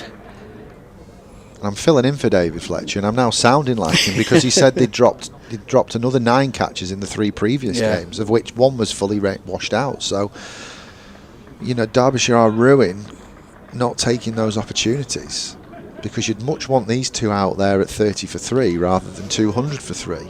guess that's one of the key differences, isn't it, between the good teams and the teams that are not quite as good, that when the chances come, the good teams tend to take them, don't they? Here's Chappell again then. Good line and length from Chappell, that, not giving Joe Root anything wide or anything over-pitched, and he just pushes that out onto the offside. Joe Root walks out towards square leg, full of thought and full of concentration. He's got 100 on the board, 107 not out, but he wants more. He wants to continue to accumulate. Yorkshire 384 for 3. What a position to be in. Let's hope the weather doesn't go along and spoil this. Chappell's in again. Good delivery by Chappell this time. And Joe Root had to work hard there to keep that one out and again push it out into the offside. Looked like a bit more of an effort ball there from Chappell. He's bowled 12.3 overs now. 2 maidens, 1 for 61. Won't be all that many maidens in the Derbyshire bowling analysis, I don't think. Running away from us. Kirkstall Lane end. Oh, and Joe Root very nearly getting an underneath edge onto that and chopping that down. It could have easily chopped that down onto the stumps. He has a look at the bat there. Maybe a narrow escape for Joe. It just drops down behind him and it's fielded in the slip cord, and we've got 1 slip and a gully down there for Chappell with his right arm over.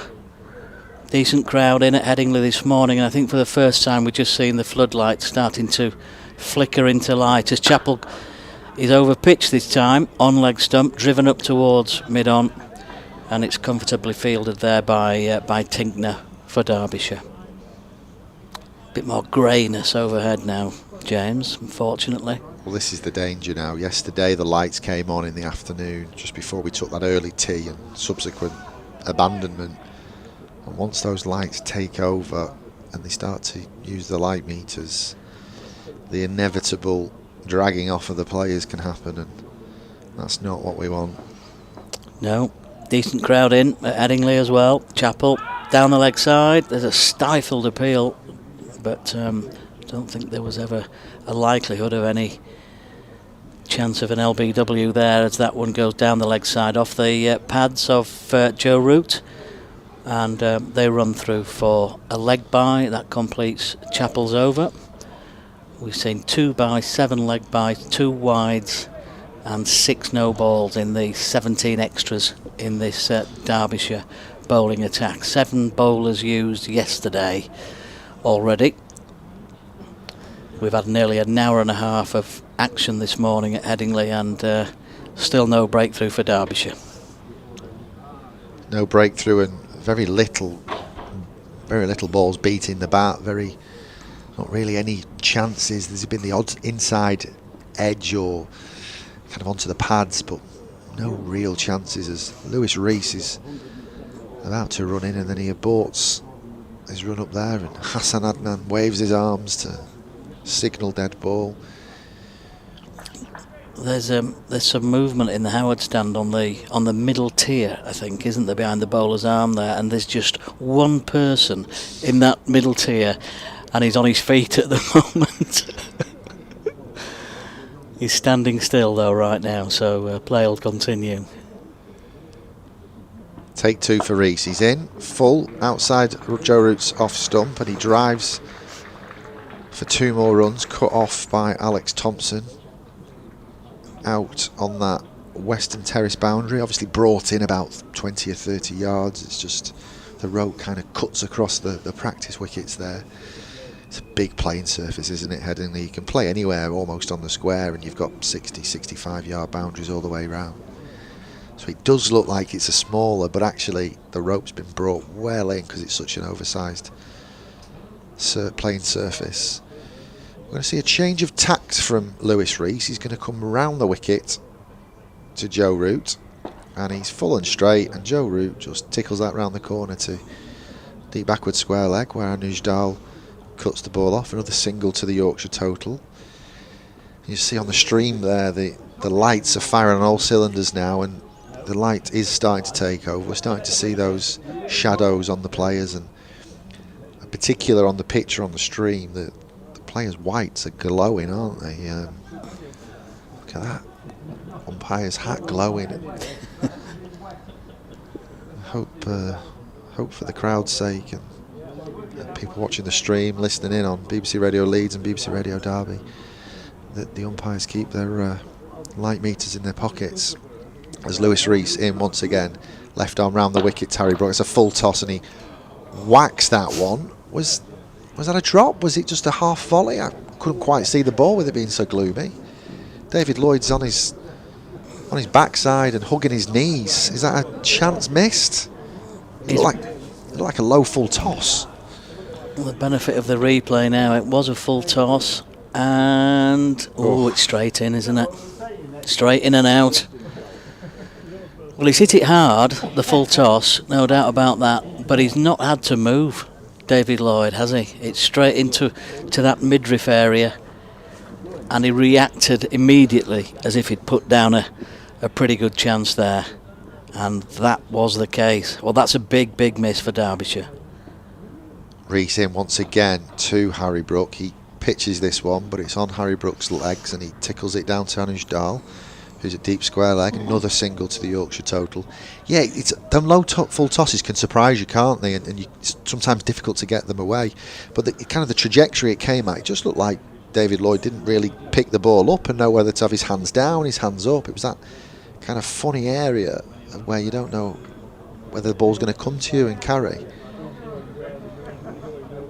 Lewis Rees in once again around the wicket to Joe Root, full and straight, and a forward defensive from Joe Root, and there's no run.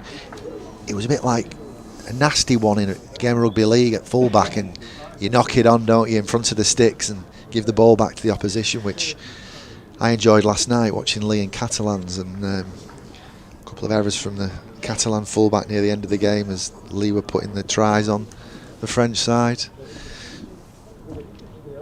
Thought I'd get you a rugby league reference in there, GC, as Rees is in again. He's a bit wide outside. Joe Root's off stump and he just bunts that to the cover point boundary where it's cut off, and another single to the Yorkshire total. It's very, very easy for Yorkshire. There's singles everywhere.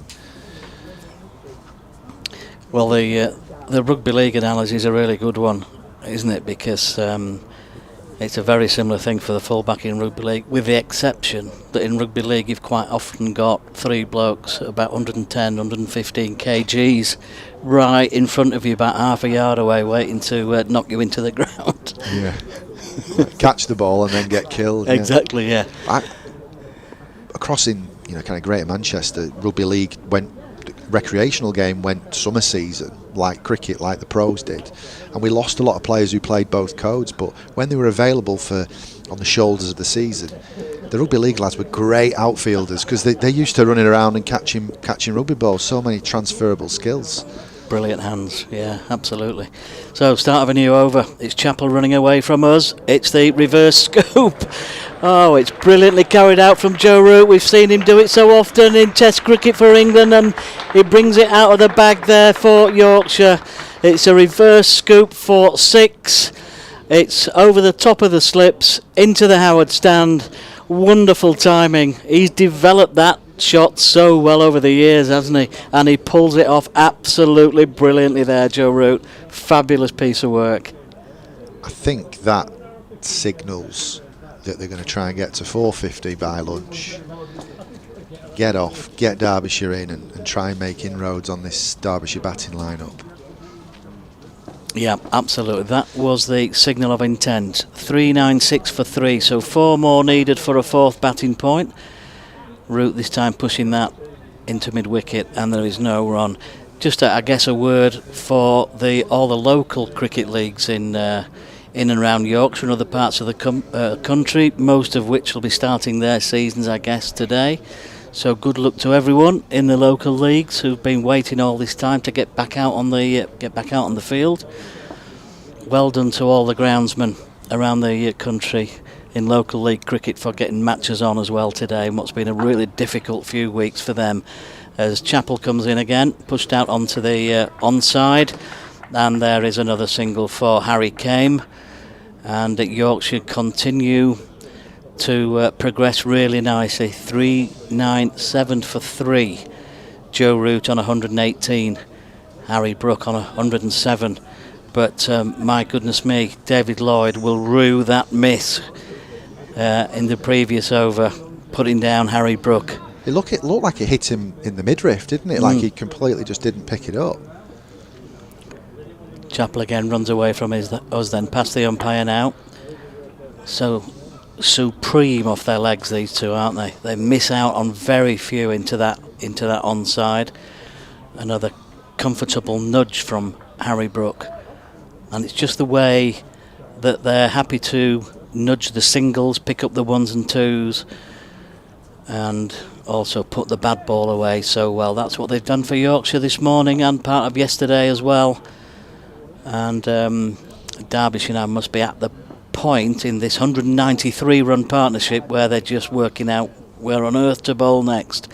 Here's Chappell, wristily played off his hip there by Joe Root. Another single.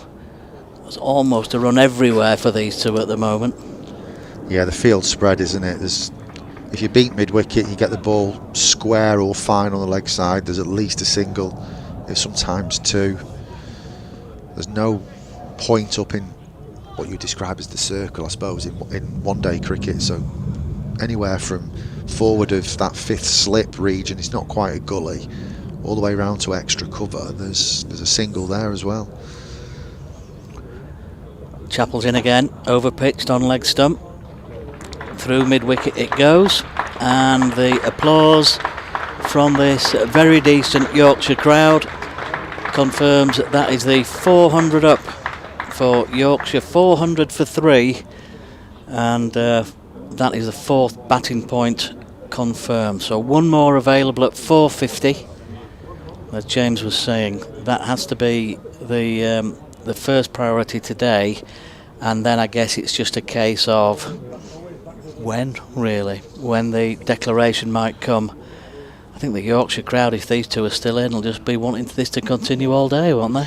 They will, but the Yorkshire management and coaching staff will be looking at the weather and thinking, how do we engineer a result here? I mean, Derbyshire could keep Yorkshire out anyway, but Lewis Rees is going to continue from the Howard stand end. He's stayed around the wicket, ball in his left arm seamers. He's full and straight to Joe Root, and there's no run. Yeah, there's nothing to say they're going to go through Derbyshire, but you would think with these conditions and a new ball and the calibre of Jordan Thompson and Matthew Fisher, Matthew Revis, that if I miss someone out there, Ben Code, that they would like to make some inroads into this Derbyshire batting lineup. Lewis Rees in once again, and this time he creates a bit of a uncertainty from Harry Brook, who inside edges that, and it just drops into a vacant, what would be a short leg region. There's no run. The wicketkeeper stood up to the stumps, goes and collects the ball. Got a bit of intel for you. There's going to be a presentation. I'm guessing it's going to be at the lunch interval, awarded by and presented by the Supporters Association. Come back to that as Rees is in once again, and Harry Brook has absolutely whacked that over deep backward square leg. It was in what they describe as the slot, and he's whipped that for 6 more runs in front of the scoreboard at the side of the east stand.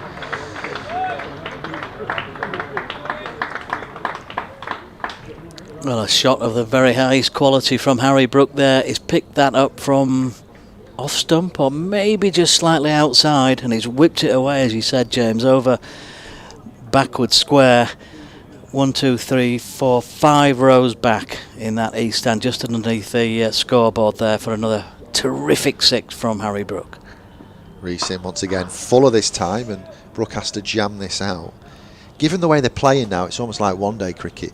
You would think they might bring Pat Brown back, who was, notoriously a white ball cricketer before he moved to Derbyshire, and he obviously got that England cap, and maybe use some of his tricks that he uses in white ball cricket and set your bases out with your fielders, just to try and take some wickets with you before what is inevitably going to be a declaration from Yorkshire. As Rees is in once again, he's trimming the bails with this length of a delivery, and Brook just pushes that one back, a bit hard at it, but no danger for Brook nevertheless, and no run added to the Yorkshire total. Sorry, go on. I was just going to say, it feels as though Derbyshire are just caught between two ways of thinking almost at the moment, doesn't it? Just not sure what their strategy is. They're trying to stop the runs, but they need wickets as well. And they've not quite worked out the conundrum, it feels. Reese in once again, and Brook whacks it up the ground to mid-on, and there's no run. He almost hit that too well. That concludes another Lewis Reese over, whose figures are starting to look a little bit sorry now. 11 overs, no maidens, 86 conceded, just the 1 wicket taken. That of Shan Masood seems an age ago now. And Yorkshire are 406 for 3.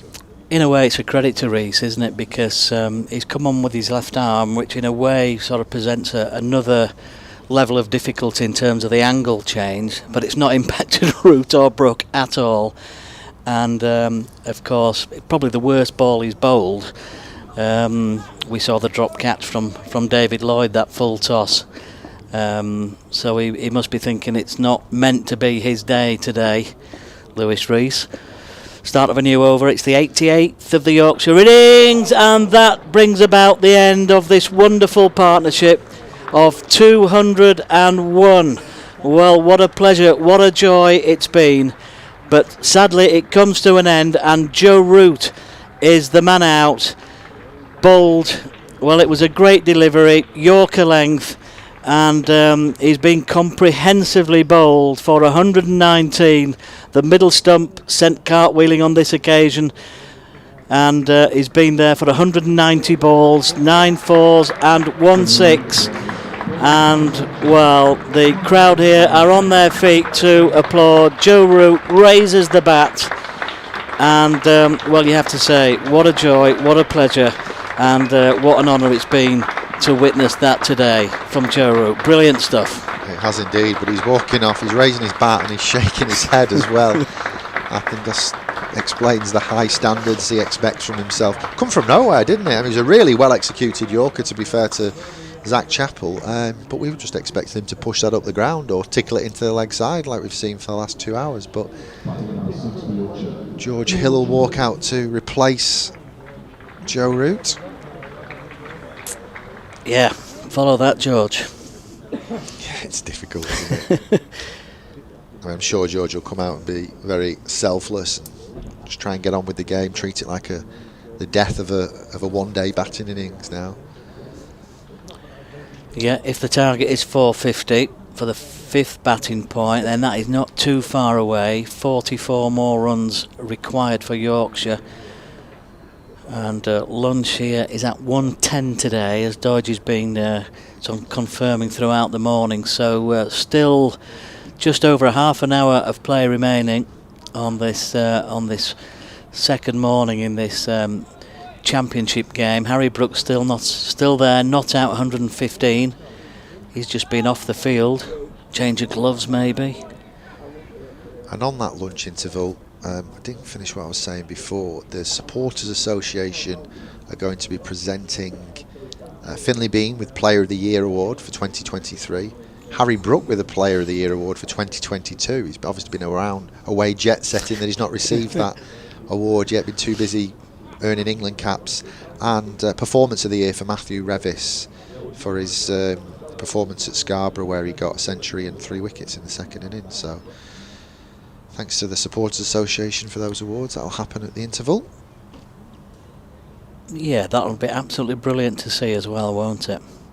Well done, Matthew Revis, for a real breakthrough season for him last season. Good to see him back in the team today. Whether he'll get out there with the bat, we will have to wait and see. But Chappell, who's made the breakthrough then for Derbyshire, with Joe Root dismissed. Well pitched up first ball to Hill as well.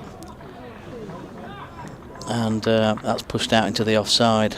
Well, he seemed to play that comfortably and in a really solid manner, and well enough to me, George Hill, but there was a few cries out there from one or two of the Derbyshire fielders and the bowler. Yeah, Joe Root missed that one, the ball before, didn't he? A similar one, wasn't it? Helps when you've got 119 beforehand. It really does. It really does. Well, you run out of superlatives, don't you, about Joe Root? Here's Chappell again to George Hill, though. That struck on the pad. There's a big appeal there. It looked to be going down leg side. It's certainly gone that way, off the pad down towards fine leg.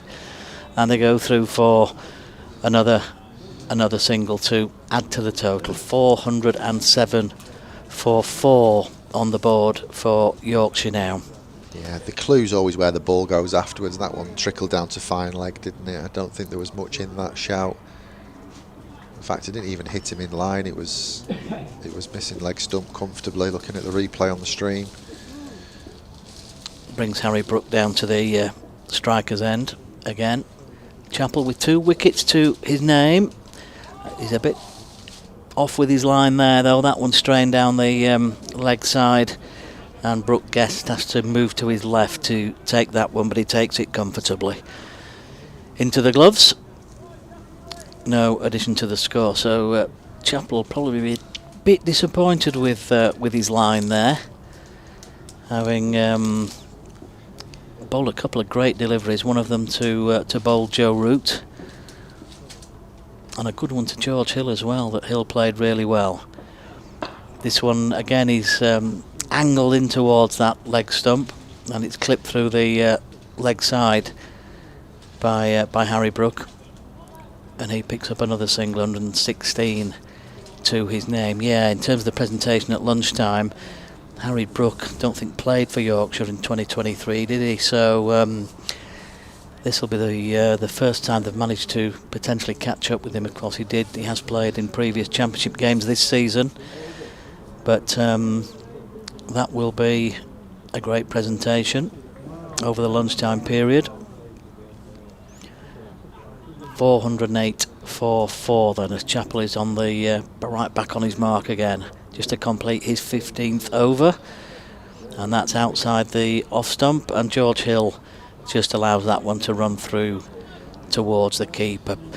Yorkshire maybe fancying 450 on the board and declare at lunch, possibly. Yeah, they've got 22 minutes, haven't they, to get another 42, so we're going to see some fireworks if they get there. I'm sure they'll want the full batting points, and I'm sure they'll want to equally get Derbyshire out there batting against the new ball under lights as well. The natural lights certainly improved, because the glare on the cricketers' whites is not as gleaming as it was to begin with. Either that or our eyes have just adjusted, I don't know. Yeah, you were talking about Yorkshire declaring and then bowling with the new ball, with the floodlights on and some dark clouds overhead. And Yorkshire look as though they've got the right bowling lineup for this game, for those conditions. It feels like a seamers sort of day, doesn't it? Yeah, I think so. Especially, I think in modern history, Headingley, the surface is incredible. You get a bit of overhead. It's a new ball wicket. You've got to take your chances in those first hour and a half, first 20 overs. And that will be critical after lunch if it plays out as we think. Change of bowling for Derbyshire. Anuj Dal back into the attack. He's full and wide outside Harry Brook's off stump, and he just smears that through extra cover, doesn't run, and it goes for 4 more runs to the Yorkshire total. So they're certainly in pursuit of that 450 mark. Yorkshire 412 for 4. Harry Brook replays the shot as well after he's just hammered that one away through the offside. And sometimes you replay the shot, don't you, when the shot you played hasn't gone all that well. But he's probably just playing it back in his head and thinking, yeah, pretty pleased with that one. Darling once again, right arm over the wicket. He adjusts his length this time, and Brook just stands tall in the crease and bunts it to mid-wicket for no run. Well, there's a big gap there, isn't there? The fielder, Alex Thompson, who was at cover point, he's now moved round to more of a deep cover, because it's such a big gap between extra cover and backward. Was that backward point? Gully? It's kind of no man's land. He's actually moving now backward. It's almost a short third man now, isn't it? Just saving a single. Very much a one-day cricket scenario as Anuj Dal is in, right arm over the wicket, and Harry Brook plays forward to a good length delivery, and there's no run. Yeah, Donald fielded in that position behind square there previously. Was almost in no man's land, wasn't he? You know, he wasn't saving one, he wasn't catching. And now he's back saving a single backward of point, which seems to make a little bit more sense. Anushdal then once again from the Howard stand end into Harry Brook, who tickles this one through mid-wicket, and there'll be a run cut off on the boundary in front of the east stand. As you say, they're in one-day mode, but they're maintaining this this slip, aren't they? And in fact, Donald now going in to make it 2 slips in there. So still looking for the wickets. I guess they've got their potentially bowling points to think about as well, Derbyshire here, despite this huge Yorkshire total that's building. I'd be thinking about my lunch after bowling all these overs and nothing else. As Darley's in once again, he's full and straight to George Hill, hits him on the pads, very leg side-ish. Don't think it was a serious appeal, and there's no run. Talking about lunch, Dorothy's done a great job with lunch today, hasn't he? Has he made these himself? I think he must have made them himself. Sandwich, Satsuma, water and crisps today, so been really well looked after. Darley in once again. Good length delivery outside off stump, and George Hill shoulders arms and leaves that through to the keeper. No run. That's the end of Anushdal's first over in that spell. Yorkshire 4-1-3-4. I guess it's not beyond them, is it? 4:50 by lunchtime, 10 minutes past 1. Particularly if Harry Brook sees a fair bit of the strike. But as you say, there probably needs to be a few more fireworks than what we're seeing at the moment to achieve that. But they're not going to be too far away. 17 minutes. They might get 5 overs in, likely to get 4 in. So they're going to need to go at almost 9, 10 and over. So it's a couple of boundaries and over. Chappell's in again from the Kirkstall Lane end. Played out onto the onside where it's fielded. On the matting there, on the square. Which can be awkward at times. But it's well fielded, well picked up, well collected by Lewis Rees. And there's no run. Donald quickly back, I beg your pardon, Chappell quickly back to his mark. He runs away from us. Harry Brook waits. Outside the off stump, half volley, driven slightly in the air, 1 bounce to mid-off. And there is no run. Yeah, Brook trying to enforce it here, but he's just got his hands out in front of himself on a couple of shots and got in the air momentarily. We're in danger here if he just comes down the wicket a couple of paces and tries to hit the ball straight. Can he hit it this far? We're fairly high up here, aren't we? We would not put it past him. Chappell's in again. Harry Brook allows that one to go through to the keeper. Quite a big stride forward by Harry Brook there, and he allows that one to go through. If Liam Livingstone can hit it from dead centre where there's a wicket cut over the top of that Howard stand, I'm pretty sure Harry Brook could hit this window here where we are on the fourth level of the Kirkstall Lane end pavilion. Yeah, as I say, I would not put it past him at all. Chappell's in again then. Brook drives again. Fielded by David Lloyd, the captain, who's just going around to his left. He's down on his knees, and he does the fielding there. And Harry Brook goes through for another single. So Brook relentlessly continues his pursuit of runs here at Headingley this morning. He's on 122 now. 15 minutes remaining of this morning's play. The session extended due to the loss of overs, of course, yesterday. And Chappell again comes in, this time to George Hill, who's still to get off the mark. Well pitched up delivery again by Chappell, and Hill's right in behind that one and pushes it back up the pitch. Fielded there by the bowler, and there's no run. 1 ball remaining in this over. This, of course, is the 90th over of this Yorkshire innings. And the run rate is 4.61 by Yorkshire so far across the innings. So runs have been flowing at a pretty good rate. Another one off the pad down the leg side. A muffled appeal there, I think, but not serious, as that one again is angled across the right-handed batsman and always going down the leg side. One added to the score for the leg bite. And that completes over number 90, 415 for 4. And Harry Brook on 122. George Hill still to get off the mark, and it'll be George Hill with strike at the start of this next over. Yeah, I'm struggling to see how we get to 450 now. I really want to see the game move on and see a bit of fight from Derbyshire with the bat, actually, but equally, you know, see a good contest between bat and ball, which we haven't seen for 2 hours this morning so far.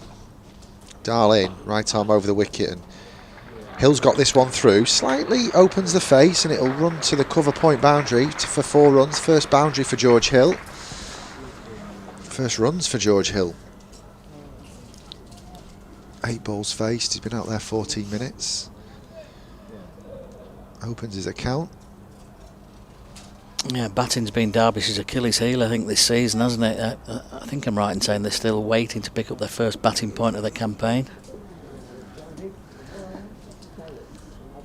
Darlene once again to George Hill. He's on the money this time, and George Hill is equal in defence with a straight bat. There's no run fielded by Alex Thompson there at extra cover.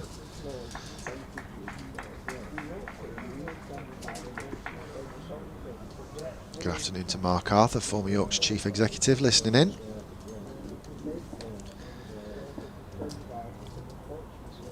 Anuj Dowell from the Howard stand end, right arm over the wicket to George Hill, and he squares George Hill up there, who gets a bit of a leading edge, but no danger as it goes straight down into the ground and there's no run. I think the 450 by lunch is probably not on now. Some tidy bowling. The 2 Yorkshire batsmen at the moment having complete respect for the Derbyshire bowling attack, playing each ball on its merits. Darling again to Hill. Similar result this time. It's the middle of George Hill's bat. And there's no run fielded by the skipper up at mid-on. Yeah, there's also just being a bit of a pain, isn't there? Have lunch, take him out for 10 minutes, get the 450, go and get changed, lads, you're batting. So there's a bit of that as well, a bit of semantics. Anuj Dal, 65 on his back, right arm over the wicket, strays onto the pads of George Hill, but he can't get it away. Mid-wicket's placed perfectly for that one. I'm pleased to say that the weather at the minute is staying relatively kind to us, in terms of it staying dry anyway. It's still overcast and cold out there, but there was a threat of rain in the forecast between about 12 o'clock lunchtime and 2 o'clock or 3 o'clock, but pleasantly surprised that it continues to be dry here. Anuj Dal, a little bit fuller on the pads of George Hill this time. He plays a little bit mistimed on drive. It was there to hit, but he squeezes it through for a single. Ticks the Yorkshire clock along as the clock passes 1 PM as well. Yorkshire 120 for 4. Hill on to 5. Harry Brook 122 not out. This must be the first period actually in Brook's innings where there's been more balls than runs. So it shows that the run rate has slightly been stemmed this last 10-15 minutes, because Brook's always had more runs than he'd faced balls. But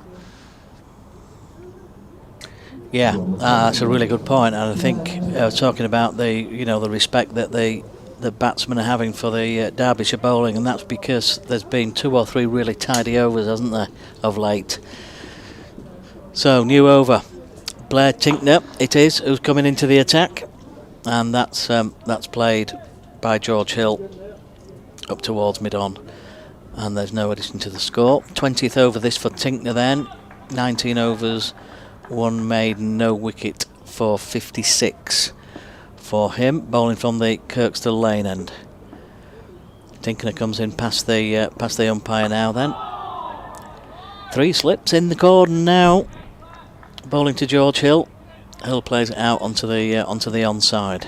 Yeah, as the figures suggest, Tickner has been offered the most control from the Derbyshire bowlers, as you'd expect as a New Zealand international, overseas player for Derbyshire this year.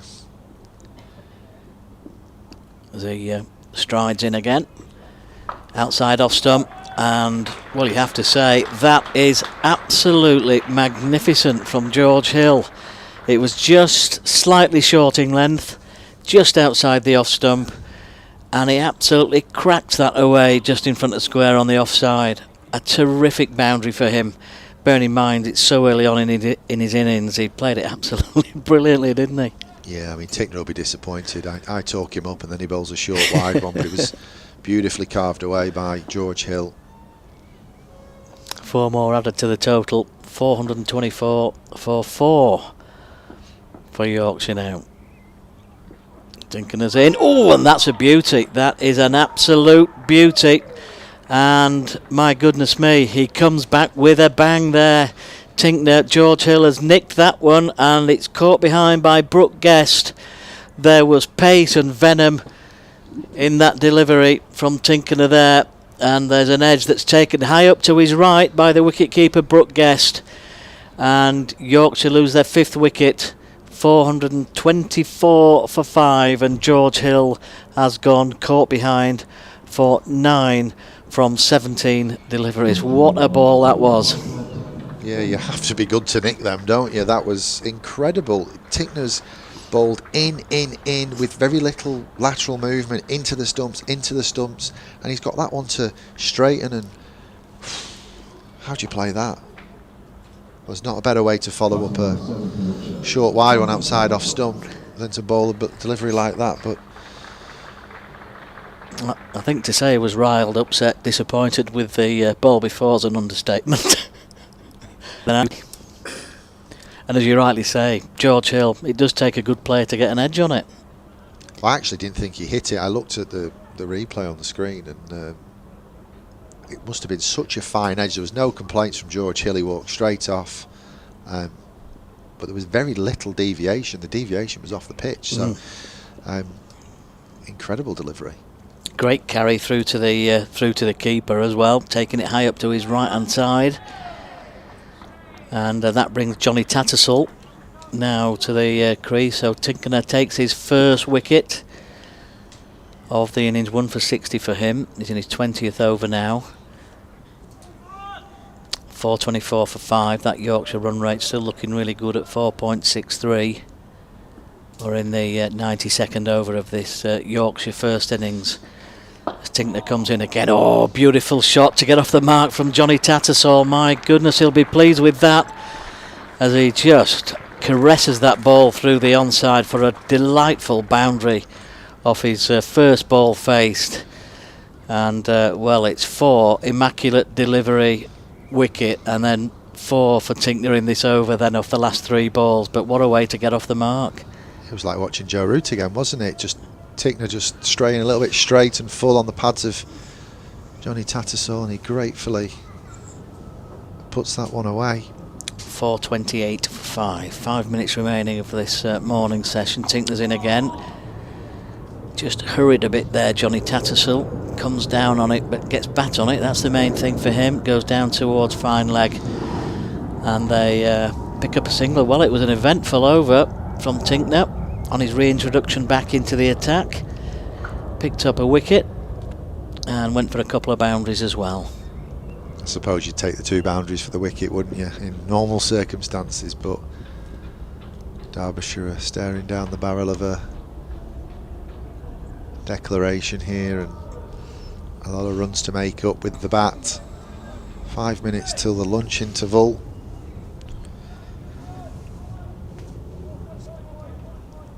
Anush Dal's going to continue from the Howard stand end. I think there's some rugby on, isn't there, as well today? Over the top of the Howard stand. Leeds Tykes are playing, I believe.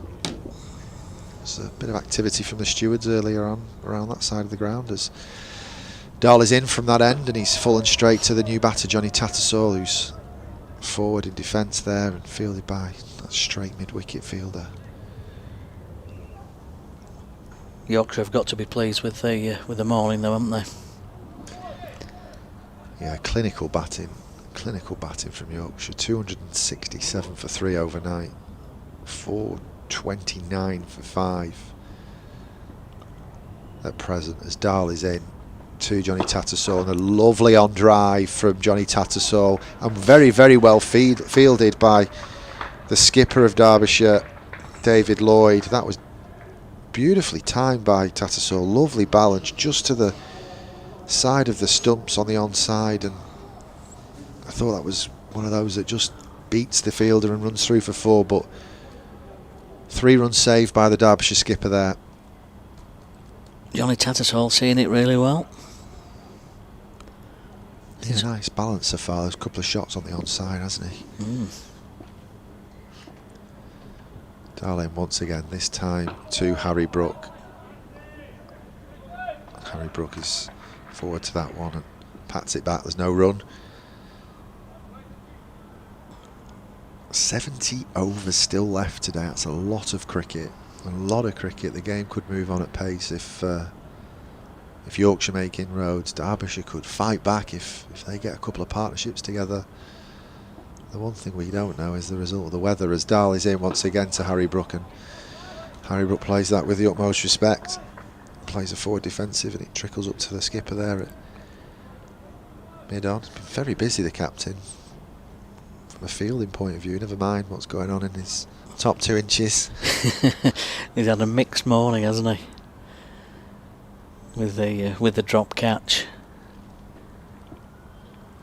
Dahl once again, right arm over the wicket. He strayed this time onto the pads of Harry Brook. It's going to trickle away into the leg side for a leg by. Again, not really a serious shout there. Hassan Adnan signalling the leg by. Former Derbyshire player, of course. Over 100 first-class games across county cricket and Pakistani domestic cricket. Anuj Darling then for Derbyshire, right arm over the wicket to Johnny Tattersall this time. Bit of a false drive from Tattersall, who tried to bunt that up the ground, but he gets the inside half of the bat. Goes to mid-wicket, but there's no run. That's the end of Anuj Dal's over. Yorkshire 431 for 5. There is 1 minute till the lunch interval, and we're going to see one more over from the Kiwi international Blair Tickner. Yeah, just about time to get this over in. The players, the Derbyshire players, were quick between the wickets there, or between the overs, I should say, to ensure that this final over can just be squeezed in before the clock ticks across to 10 minutes past 1, which it will do any time now, as Tinkner waits at the end of his run now. Running away from us, Kirkstall Lane end. Harry Brook waits then. No mistake from Brook as he plays that down towards third man. Huge vacant area there for Brook to work the ball through, and they go through for a fairly straightforward signal. And I think Harry Brook is absolutely intent on still being out there in the middle after lunch here. Yeah, I think we're going to see fireworks after lunch. But they've bowled some decent balls, and he's played, given respect to them, hasn't he? He's not got kind of sidetracked by this 450 mark that we assume that they're going for, and going to make a declaration. Tinkner's into Johnny Tattersall this time. That's he's up on his toes, Johnny, there, as he pushes that down just behind point on the offside. Tinkner getting just a little bit more out of the wicket than some have this morning. A little bit more bounce there, although he's not such a big tall fella, Johnny, is he? But having to get up on his toes for that one. Last over before lunch then, as we've just been saying. Passes the umpire. Johnny on the front foot, pushing that up towards mid-on. And there's no addition to this this big Yorkshire total that's developing here. Yeah, it's got a bit quiet, hasn't it? People disappeared for an early lunch. just the anticipation of a few more fireworks after lunch. Tinkner's in again then. Yeah, I think probably everybody's just doing similar things to what we're trying to do here, James, aren't they? They're just studying what's likely to happen after lunch. Are Yorkshire working on that 450 declaration? Are they going to go bigger than that? What's the forecast looking like? Are we likely to see a full day's play? There's a lot to work through here, isn't there, in this game? Well, if we think we're going to lose more time to rain, then Yorkshire need to give themselves much time to bowl at Derbyshire. Yep. Off the legs again by Johnny Tattersall. They're through for another single. He started in confident fashion. Johnny Tattersall, he's on to 7 for 33 for 5.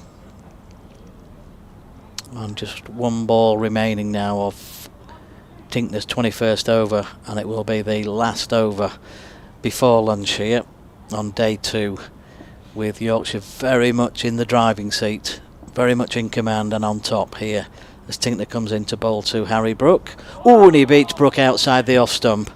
Well, it's been a really good couple of overs from Tinkner there, as Yorkshire have to work hard for the runs in the last sort of 10-15 minutes before lunch, but it's been a very, very successful morning indeed for Yorkshire. We've had the pleasure of seeing Joe Root and Harry Brook in tandem for the majority of it, and Harry Brook will remain not out at lunch on 123. All in all, I think the Yorkshire members have had their money's worth this morning. They have indeed, yeah. 201 that partnership was worth from Root and Harry Brook. Well, the super session, that 35 overs in the 2 hours and 10 minutes we've seen there, and raptures of applause from the Yorkshire faithful as Brook walks off, raising his hand, gloves off, helmet coming off now. Sure we'll see him after the interval, and hopefully you'll see and hear us after the interval. We'll be back shortly.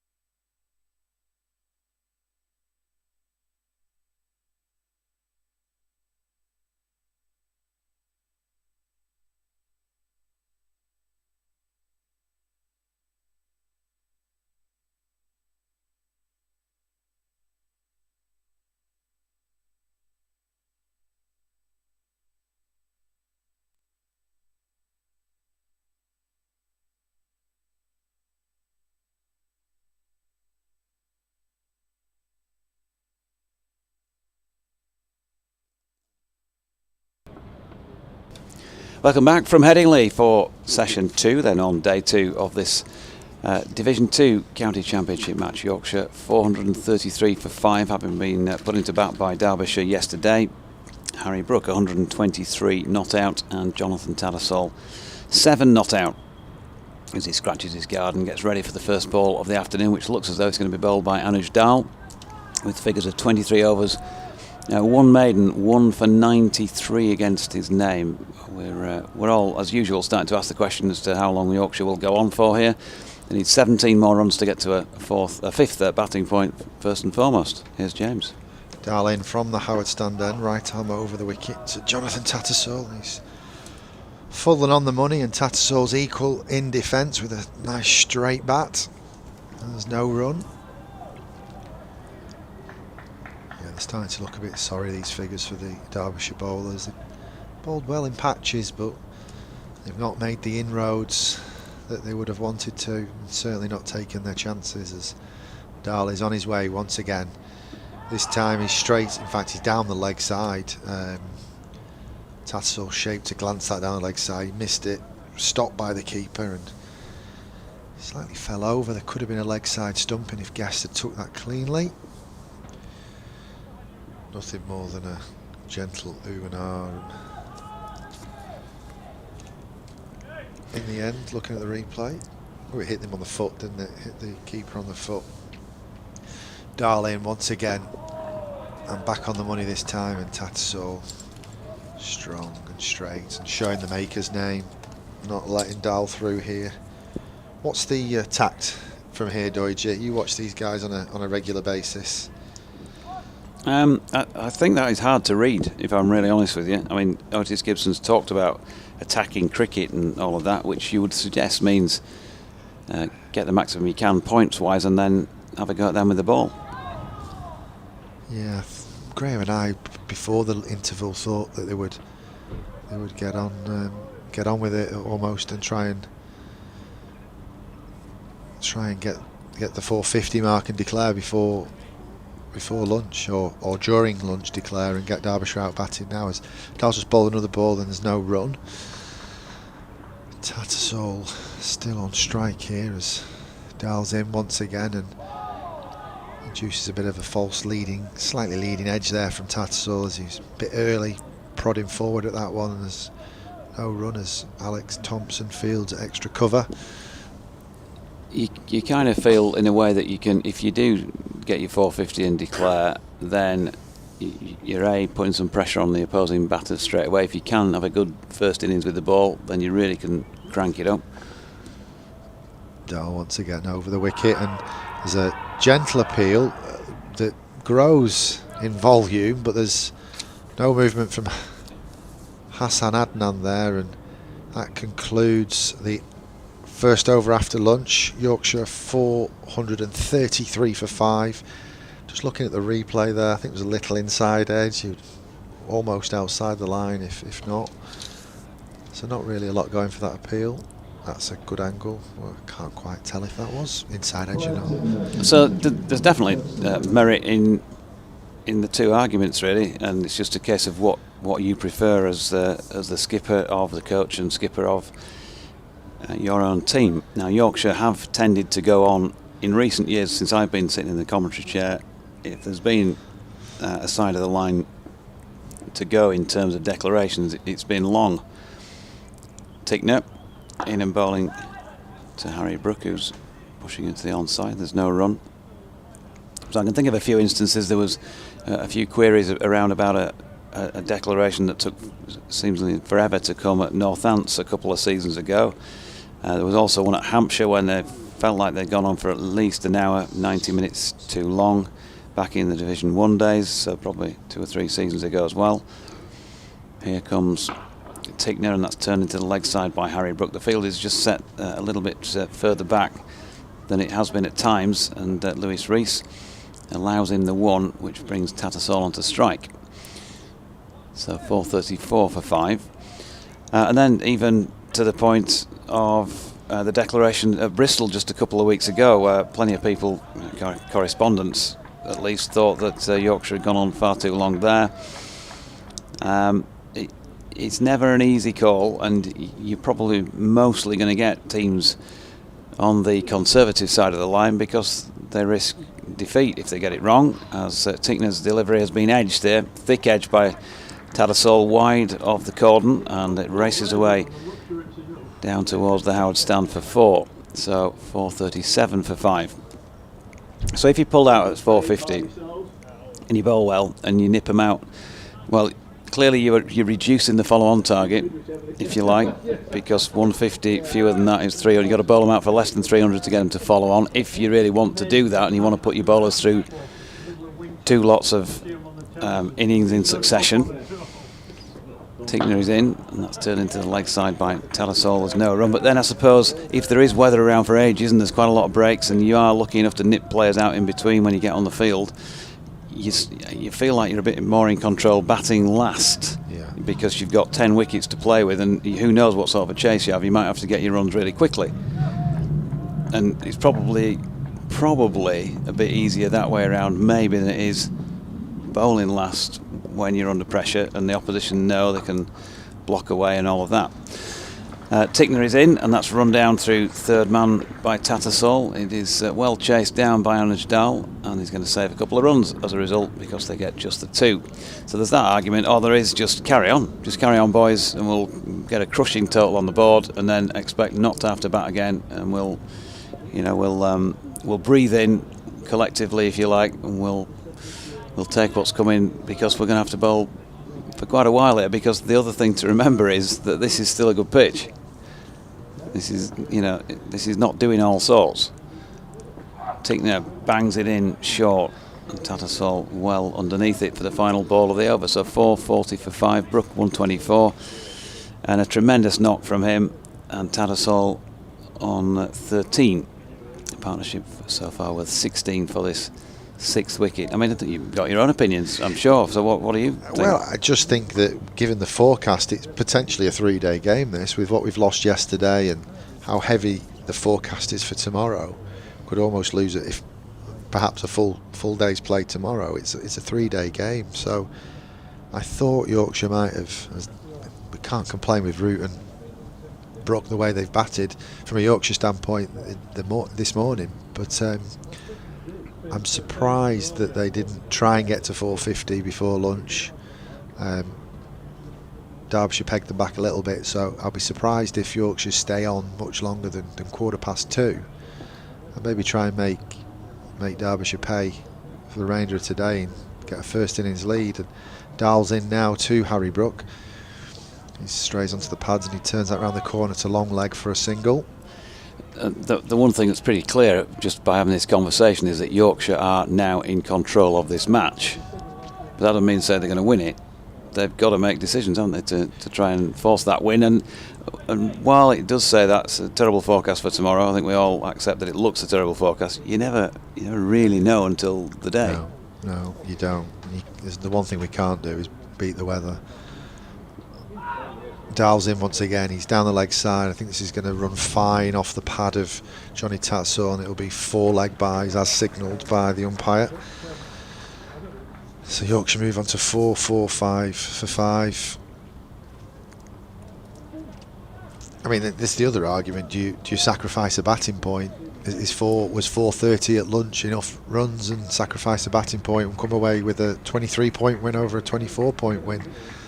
Yorkshire clearly want to get promoted this year, and they're going to need to get results out of some of these games. As Dahl's in and he's short this time, and Tattersall pulls him away, but he can't get it through the infield, and it's fielded at mid-wicket.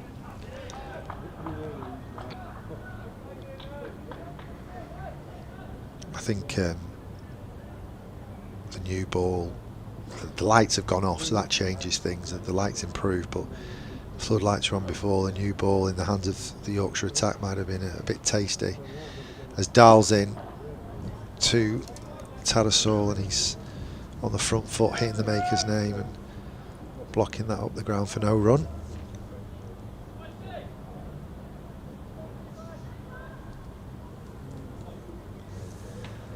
And as Graham mentioned as well before, Derbyshire haven't had a great start to the season with the bat, so there's playing on that. There's a bit of psychology and a few mind games to be had, but equally like you say, the pitch is really good. So Dahl's in again to Tattersall, who's plays that one straight and late, and Dahl fields off his own bowling. It's also an opportunity for Derbyshire, isn't it, to come out and get runs on the board and see out that new ball and maybe kick-start their season with the bat in particular, and a few people get themselves on the honours board and raise the bat. So we're trying to predict what's going to happen in a 4-day game when only one team's batted and they've not finished doing that yet, but it's poised very nicely.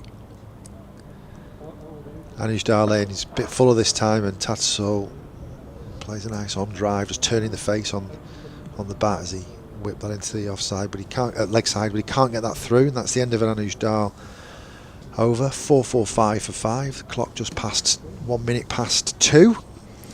Yep, that's the voice of James Carr with myself, Jonathan Doidge, and we're also joined today by Graham Colley, who has decades and decades and decades of experience in radio, but has only just made his way back on into voicing cricket matches in recent times. But it was Graham who was on the scene in the 90s, travelling around with Kevin Howells back in the day. You may recognise him as Blair Tickner is bowling here to Harry Brook, who turns that into the leg side, and there's no run. There is a single, I should say. I was trying to make Graham sound really old there, and I probably did. Good afternoon to Mark Stringer, or the Big Unit, as we know him locally, former teammate of mine, who says some commendable theorising there, pal, with regard to the declaration or not. More in a sec, because Tattersall waits for Tickner to come in, and that's nicely played. Johnny Tattersall is very, very strong through the leg side, and that was just a little bit too full and a little bit too straight for Blair Tickner's liking, and Tattersall helps himself to a lovely tying boundary wide of mid-on, and that at 450 and maximum batting points is going to be the declaration. As Mark Stringer was saying, I'd declare at 450 and then cash in on some bowling points this afternoon. That's probably about an hour shorter than most of Mark's theories. And well played Yorkshire. Harry Brook, superb knock for him, 126 in 135 deliveries, 17 fours and 2 sixes, and at risk of taking it all for granted because he's got such abilities and skills. What can you say, really? That was consummate from him. Tattersall not out 17 from 25 at the end, but it's been fantastic to watch both Harry and Joe Root at work out there, both yesterday and hanging over into today, and a real treat for a decent crowd that's turned up. Yeah, a real treat for everybody, including ourselves. Just a quick recap on that. Adam Lyth, Bold Chapel, court guest for 97, Finley Bean, LBW to Anuj Dahl, Shan Masood nicked off by Lewis Rees, caught by Donald for 40, all 10 fours in that 40 for Shan Masood. Joe Root bowled by Chapel for 119, Harry Brook not out, 126. George Hill bowled Tickner for 9, and Johnny Tattersall with a red ink 17. So Yorkshire 450 for 5 declared, and I think we discussed it a little bit before the interval as well. To be fair to Derbyshire, they did just put the brakes on Yorkshire for 20 minutes or so before the interval, so maybe Yorkshire were trying, clearly were trying to get to 450 and get off, but you've got to give some credit to Derbyshire just slowing them down slightly. But they've got a bit of an uphill task now with runs on the board, and they've just the no mean feat of facing this Yorkshire attack with a new ball in hand. The pitch is very good, but the new ball certainly did something for Yorkshire yesterday morning. It's still cloudy, it's very cool outside. Yeah, and this is more like it, I think. So Otis Gibson has said on a few occasions he wants to play attacking cricket, and with the team he's got here, he should be able to do that. So you've got 3 international players, 2 of whom have got centuries, the other one a rapid fire 40. You've got some good young players. They've put 450 on the board, and you've got 97 as well out of Adam Lyth as well, another super knock. And then the prospect of Ben Code and Matthew Fisher as 2 quality opening bowlers to really put some pressure on the opposing batters. So this is the attacking cricket he's talked about. He's taken his 5 points with the bat. They've got there in only 97.2 overs. so well inside the 110. And now he's given his bowlers the opportunity, and you know, if he too has seen the forecast just like we have, then I think he's definitely playing to that and giving his team as much time as possible to try and take out this game. Yeah, we're definitely forgetting that we've only seen 90 odd overs worth of cricket. We're judging it on being day 2 and after lunch, aren't we, when really we've only just seen a full day's cricket in terms of overs. So yeah, a long way to go in this game. Not sure how many overs we'll be able to make up for the loss of yesterday and any other potential losses with weather around, but Yorkshire have put themselves in the driving seat in terms of trying to get an outright win and as many points, victory points as possible. Yep, and they've obviously limited Derbyshire's bowling points there to just the 1 as well.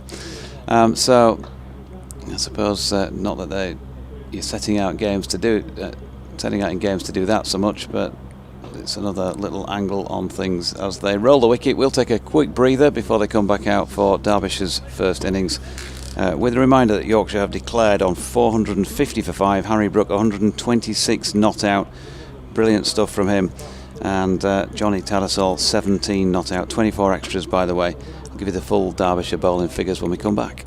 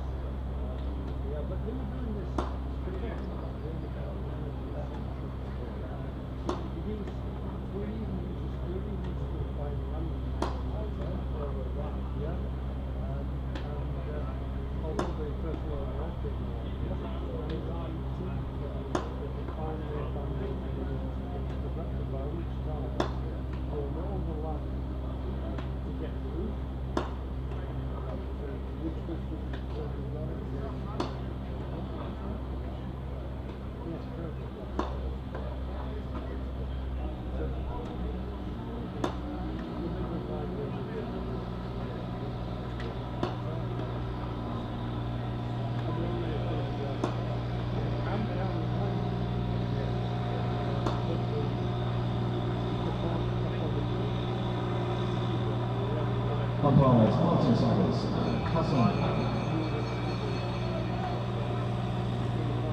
Shamsu Yorkshire. Hurricane and Lewis opening the batting for Derbyshire.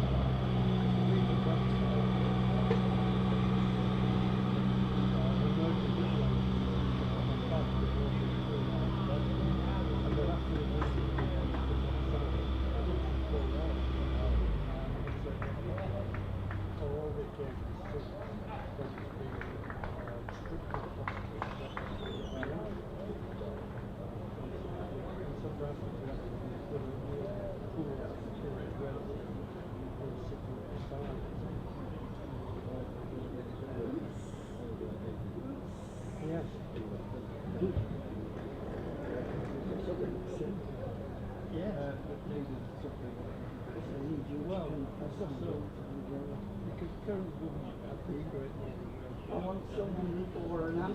A new line across. I'm sure you'll work through it. Opening the bowling for Yorkshire this afternoon from the Coastal Lane end, Ben Coe.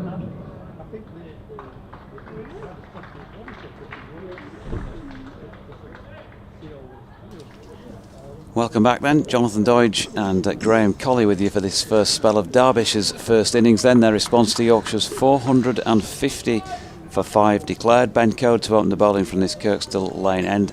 Harry Kame on strike for Derbyshire, and with his back to us from our commentary position at the Kirkstall Lane end is Lewis Rees. So Code with 4 slips in place to bowl to Harry Kame, who's just offering the bat at that first delivery of this section of the game, and that'll get Yorkshire interested early doors. So a lot of work to do for Derbyshire here. 450 run lead for Yorkshire, and the first job will be to avoid the possibility of being asked to bat twice. If they can do that, they'll have got at least a couple of batting points to their name. Oh, good delivery from Code, second up, and Harry Kame getting nowhere on the crease and looking a little uncomfortable playing this one as it angles into him, and he's played right across it. Hit him in the just about in the unmentionables there. Great start from Ben Code. 2 terrific deliveries to start with. I'm sure Yorkshire will have talked about putting the ball in the right place. Code has started very well. Here he is again, this one once more straight, and Harry Kame this time judges it well, steps across his stumps and has eased it away down backward of square leg. So first run of the Derbyshire first innings goes the way of Harry Kame, right-handed, and Lewis Rees left-handed. So still going to be 4 slips and a long leg. There's a point mid-wicket, mid-on, and also Jordan Thompson at mid-off. It's going to be a quick swap round. They've gone actually with 3 slips and a leg slit now. Yawning gap being left to drive through the covers.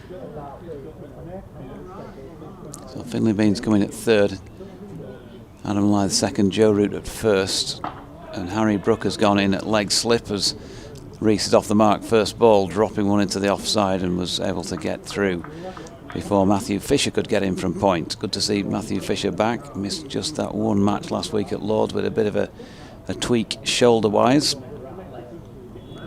Hopefully no ill effects of that. Certainly shouldn't be if he's out there lining up again.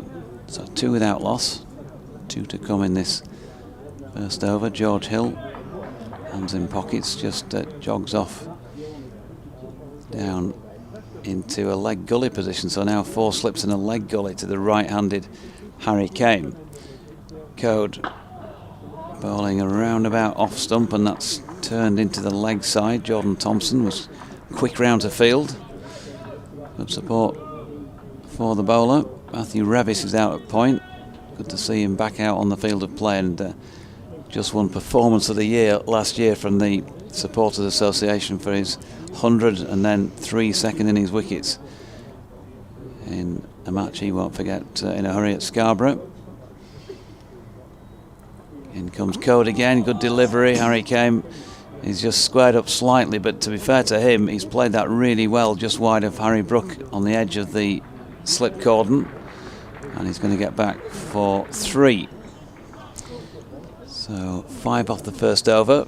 Unusual for Ben Coate to concede 5 in an over, but it wasn't a bad one. Harry came on 4, Rees on 1 and 5 without loss. After 162 overs remaining in the day. I wonder where we'll be if all those 62 overs are bowled, Graham Colley. Yeah, it's well. Let's hope that the the light holds. The rain seems to have held off. There was some rain forecast, as we mentioned before, but it seems to have held off so far. The forecast I've been looking at suggesting that if we get past 3 o'clock today, then we should be okay to see the day out without any rain coming down. So fingers crossed for that. And we're about to see Matthew Fisher. So always good to see Code and Fisher bowling in tandem for Yorkshire with the new ball. I think they enjoy bowling together, the pair of them as well, don't they? So that's great news for all Yorkshire followers. So Matthew Fisher comes in, 4 slips, and he's in and bowls to Kame, and Kame pushes that out onto the leg side. It was interesting, Doidge, to listen to your discussions with James about all the various different options and permutations around declarations and the like. I think one of the things in Yorkshire's favour, having made that decision, is that they look as though, I'm repeating myself actually, I did say this earlier, looks as though they've got the bowling attack for these conditions, doesn't it? Code, Fisher, Thompson, Revis, Hill.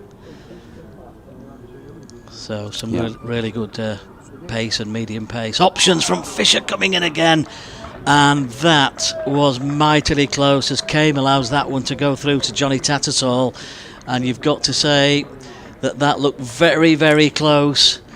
And just glancing across to the replay, it cuts back a long way and just passes above that right-hand bail. Unlucky Matthew Fisher there. Just over the top of off stump. It's, well, as I said, there are 2 types of leave, and that turns out it was a good one. If he's left it on length, it's a really good one, isn't it? Yeah. Matthew Fisher coming in again then.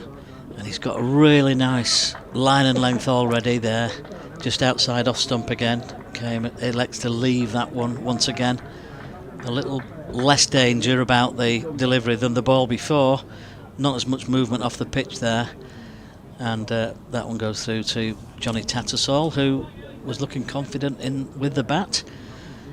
I've no doubt he felt that was the right decision to declare, but nonetheless would have probably been disappointed that he couldn't continue with that innings, because he was timing the ball really sweetly today. Fisher in again.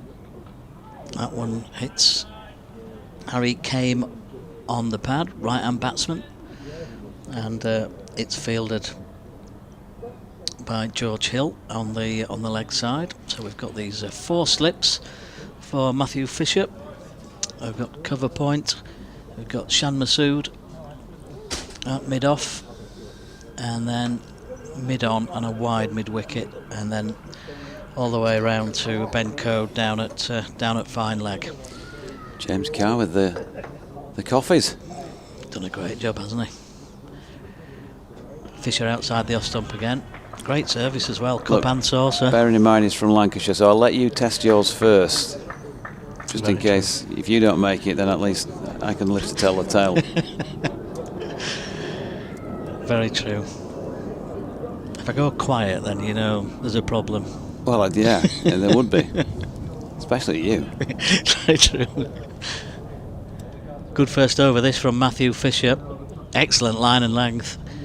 And Harry Kane will be pleased so far that he's come through it. He's in again. And a really beautiful line from Matthew Fisher through to Tattersall again. Kame allowing that one to go through to the Yorkshire keeper. But it's a maiden from Matthew Fisher. We haven't seen many of those this morning, JD, in the Yorkshire innings, that's for sure. But great first over from him. Yeah, in fact, there were only 6 in the entire Yorkshire innings out of 97.2 overs. So, great start from him.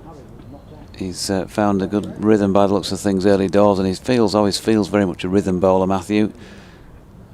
He's always lovely to watch that action. I've talked about it many times. Here's another artist, Ben Code. He was appealing for LBW against Lewis Rees, first ball of the over, but that always felt like it was going down. Very much so, given that we're at the angle that we are at.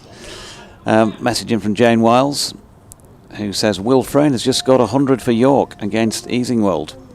So well done to Will. He was, of course, released last year. Great to see him among the runs. As Code is in again, and solidly blocked by Rees. This one. Afternoon to David Fernley as well, who's sent us a shot from where he is, which is somewhere over in the east stand, and added that it's pretty cold out there and he'd like a seat up here if he can.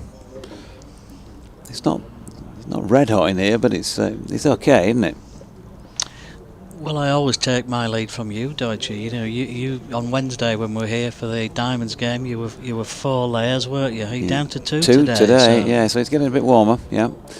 Cody's in. Ooh, now then, Rees squared up there, playing it through the leg side and actually diverted it back down the pitch. Danger territory with 3 slips in place. Russell Walker, good afternoon to you. He says, thought I'd book the declaration trend and suggest that Yorkshire push their innings onto a big total and thus bat once. We can use a greasy wicket and cloud cover to our bowling advantage. Creative captaincy often wins the day. And there you go. As Cody's in, and that's pushed into the offside by Rees. And again, there is no run. Well, the Yorkshire line and length so far has been right out of the top drawer, hasn't it? Brilliant stuff from Code. Making the batsman play. Great use of the new ball so far by Yorkshire. Code then leaving us behind halfway through this 4th over of the innings. 3rd over of the innings even. Flicked into the leg side. George Hill does the fielding. I'm getting the names wrong here because I'm half looking at my X account as well to get this next message out, which involved the word Brook. Good to see Root and Brook marching on, said Forever Dormo. 2 class acts lighting up a greyish so far day. Might as well enjoy them while we can. In the meantime, Johnny Bairstow went berserk yesterday in the IPL. Imagine if he was here too. Code bowling to Rees, that one thudding into the thigh pad and ending up at the feet of Harry Brook at leg gully, and there is no run. James Green has been struggling to find any pictures on the Yorkshire website. Not sure there's much I can do about that, James, I'm afraid. Keep trying. And let's have a look in as well while we can at the Diamonds score, because of course they're in action. We covered them on Wednesday. Hard to keep track of what's going on everywhere else with so much interest in this match so far today. And I will get the Diamonds score in a minute. As Matthew Fisher starts a new over from the Howard stand end. Comes running in towards us. And Kame is right in behind that, the right-hander. Pushes it out onto the offside. Oof, they're chasing down 287 for 9 posted by the Vipers. Now, of course, they came up with 275 themselves when you and I were on Wednesday, Graham. So they're capable, but they're going to have to bat very, very well. And we talked many times, didn't we, about scoreboard pressure ourselves the other day for the Western Storm trying to knock that off, and they're going to feel that themselves here. But they're 8 without loss in the 3rd over.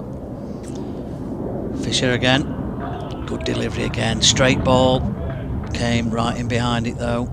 Very watchful. The Derbyshire right-hander pushes that one back up the pitch. Sounds like it needs a century from somebody in that Diamonds game then.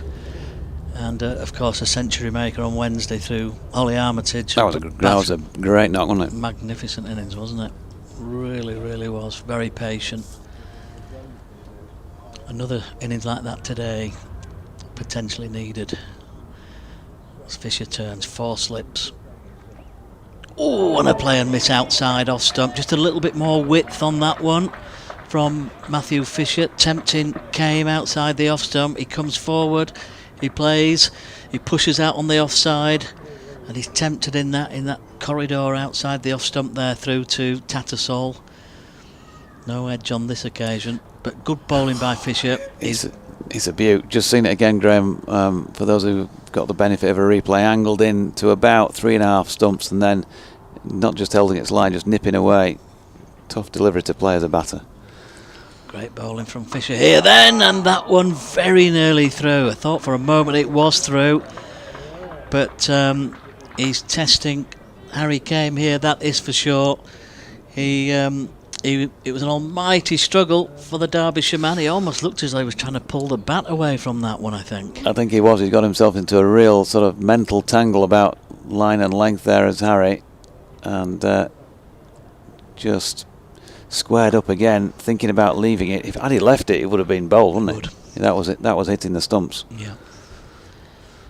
So Matthew Fisher has got Kame under pressure here, but he steers that one nicely off his hip, and that one goes through for 4. So having built up that pressure, having caused the Derbyshire opener 1 or 2 problems, just strays in line there onto the line of that leg stump, and he clips that one away backward a square for a boundary, and Derbyshire move on to 9 without loss. Yeah, a bit disappointed with that one. He just got it a bit too straight with having him had him under pressure, but it feels like he's on song to me. Don't know about you. His rhythm looks terrific today, doesn't it?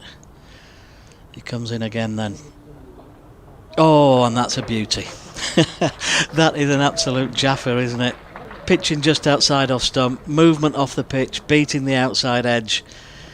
Well, he's tied the batsman up in knots there pretty much in that over, hasn't he? What a ball. There's pace, there's a little bit of bounce as well potentially there for Matthew Fisher, I think. With extra bounce, and that movement away is well, what a cracking ball. Great over Matthew Fisher. There was a boundary off it, but 5 absolutely delightful deliveries there, and Derbyshire are 9 without loss after 4. We see Ed and Harry, the physio and S&C for Yorkshire, having a wander round and a chit chat, and Code first delivery of the over to Rees, solidly blocked, but as Harry came in that last over, you kind of just got to think, well, just glad I didn't get a nick on one of those. A couple of those were beauties, nipping away. And Matthew Fisher, yeah, he does look to be in rhythm. Mentioning the women's scores, the Blaze, who were in real trouble at 50 odd for 9 the other day and then recovered, didn't they? They're 87 all out again today against the Sunrisers, so they're in a bit of strife. This is all of course, in the Rachel Hayhoe Flint Trophy, as Code's latest ball is just a little too full on leg stump, and Lewis Rees has helped himself to 4 runs in front of square on the onside. Nicely played, got right over the top of that. Down at Beckenham, South East Stars were 268 all out, 2 balls shy of playing the full 50. They're playing the Central Sparks. The Western Storm made 252 for 6, so another good score from them today. Could they make it a winning score? Well, Thunder are 12 without loss in reply after 4. Give you some men's scores as well in a mo. As Code coming in to bowl here to Rees, who's again slightly squared up, but full credit to him for keeping his eye on that, and he's run it down through 3rd. Finlay Bean gives chase.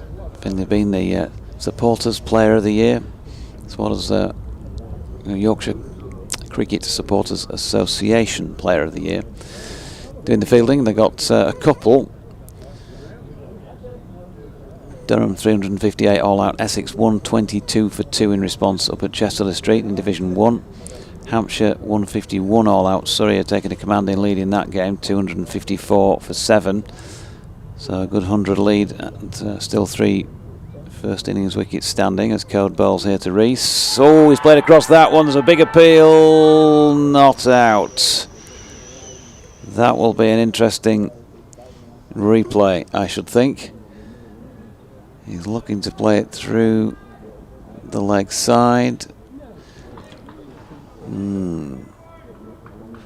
Well, I can only imagine that Martin Saggers thinks that is just going down, because it's certainly hit him in front, hasn't it?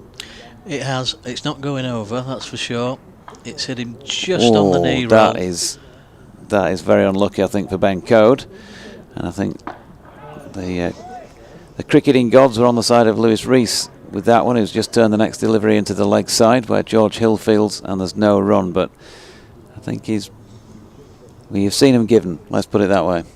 Yeah, absolutely. I think that's all it could have been that the umpire had in mind as he's coming round the wicket, that potentially it might have gone down, but looked like a terrific shout. There was a brilliant appeal. I think all 11 Yorkshire players were up for that one. Goad coming in again, and Rees working that one to leg. Final ball of the over, 15 without loss after 5, with Harry Kane on 8 and Lewis Rees on 7. Back with the scores, they're off for rain at Edgbaston, where Notts were, as you know, 400 all out, and Warwickshire, well, they haven't managed to play much since then, clearly, because they're only 21 for 1 after 7.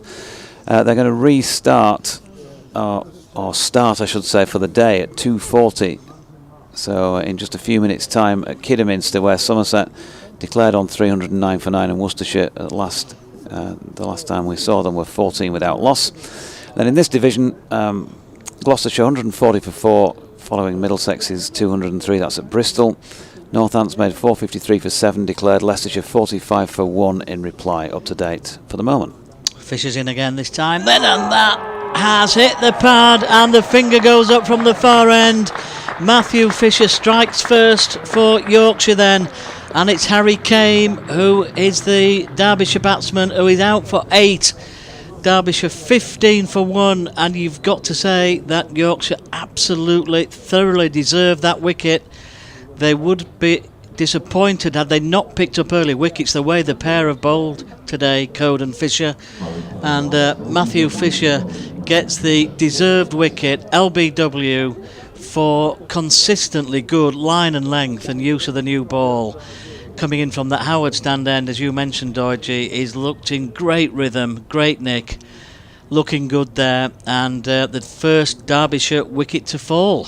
Yeah, it's pitching probably round about middle, and just holds its line. In fact, it probably hits him in front of middle and leg, something like that, but I think it's pretty clearly hitting, it's not going over, and there was absolutely no doubt when Hassan Adnan raised his finger. So Matthew Fisher, great delight for him to strike a blow early, and he's just looked up for it today, hasn't he, right from ball 1, and in good rhythm.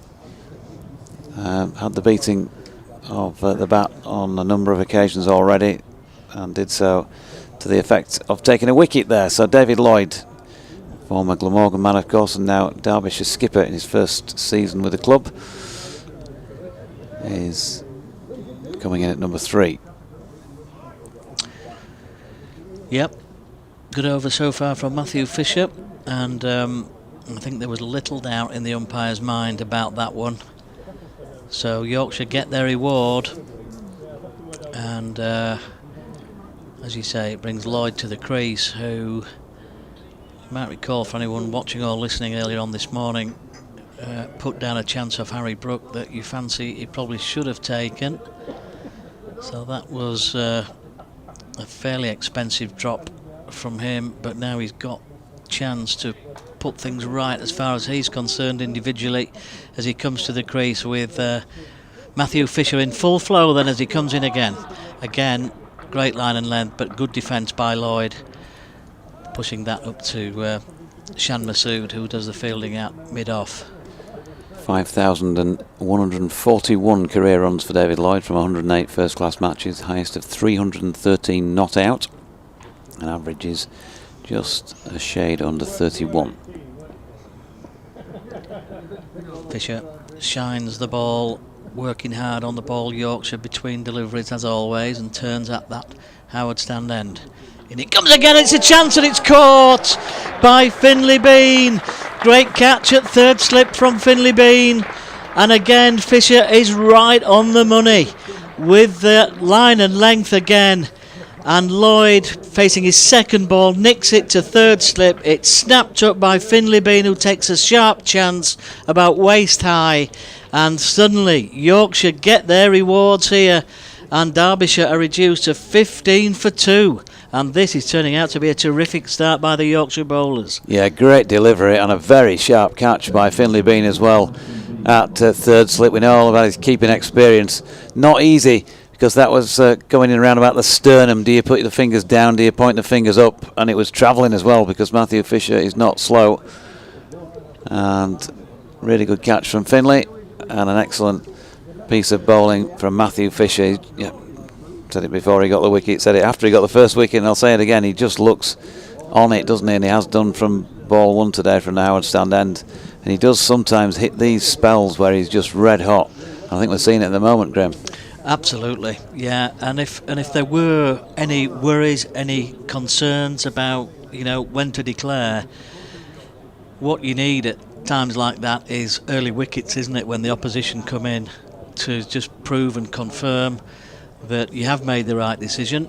And there's no doubt about it that with this cloud cover above us as we've got it at the moment, the light's pretty decent, to be fair. There's no floodlights on, but there's a lot of cloud cover, and the Yorkshire bowlers are extracting some life out of the pitch. They've got some movement in the air as well, and these are not easy times to come into bat at all at the moment, are they? No, and full credit to Wayne Madsen, who by all accounts got a pretty bad hand injury from yesterday when he put a chance down at first slip, and he's made his way out at number 4, so he's showing a bit of grit and determination here for Derbyshire. Is the veteran, and he's got a lot of hard work to do out there, but if that hand is in some strife, then he certainly won't want to take one on the hand here, will he? No. So well done to him for fronting up for Derbyshire.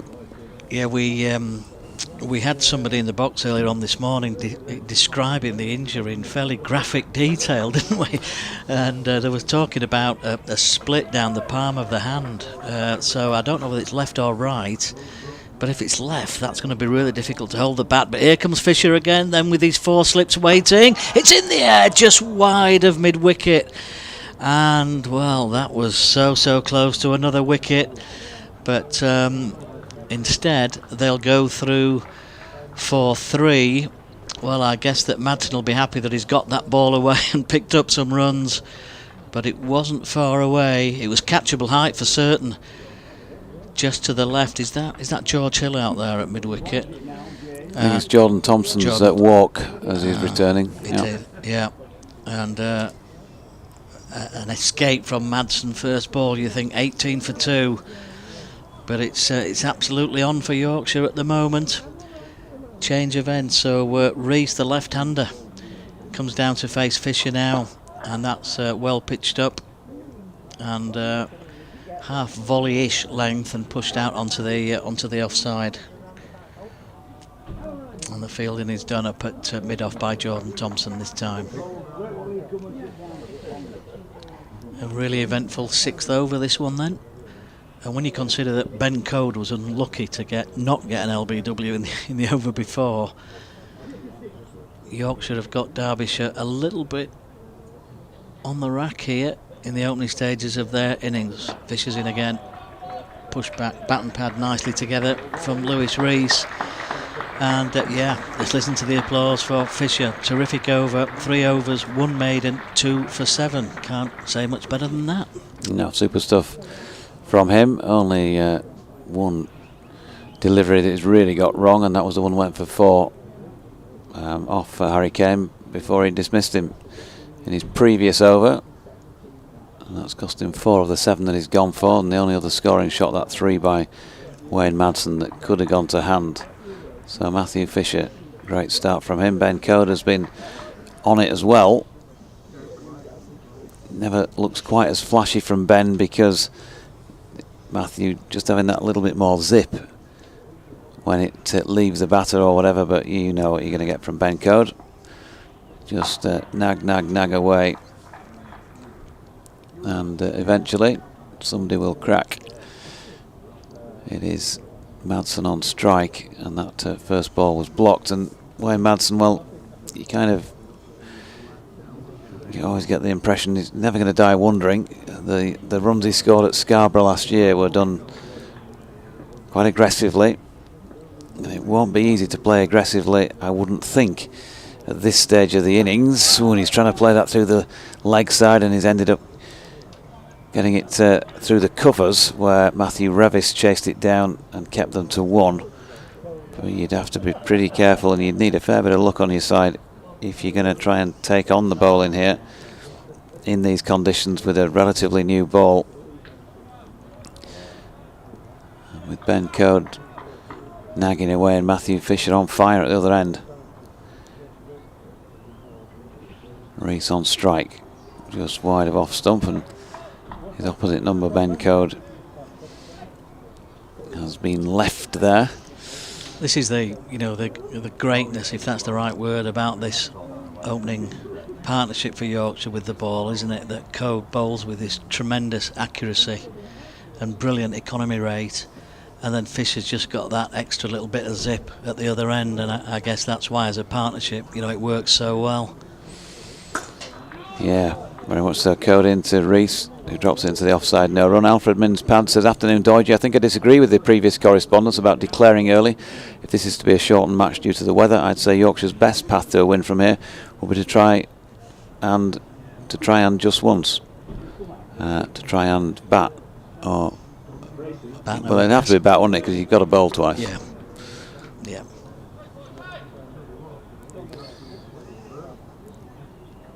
Code then positions those feet carefully before he pushes off and comes in now to bowl to Reese, who was unlucky not to have him LBW in the last over from the Kirkstall end, as we said.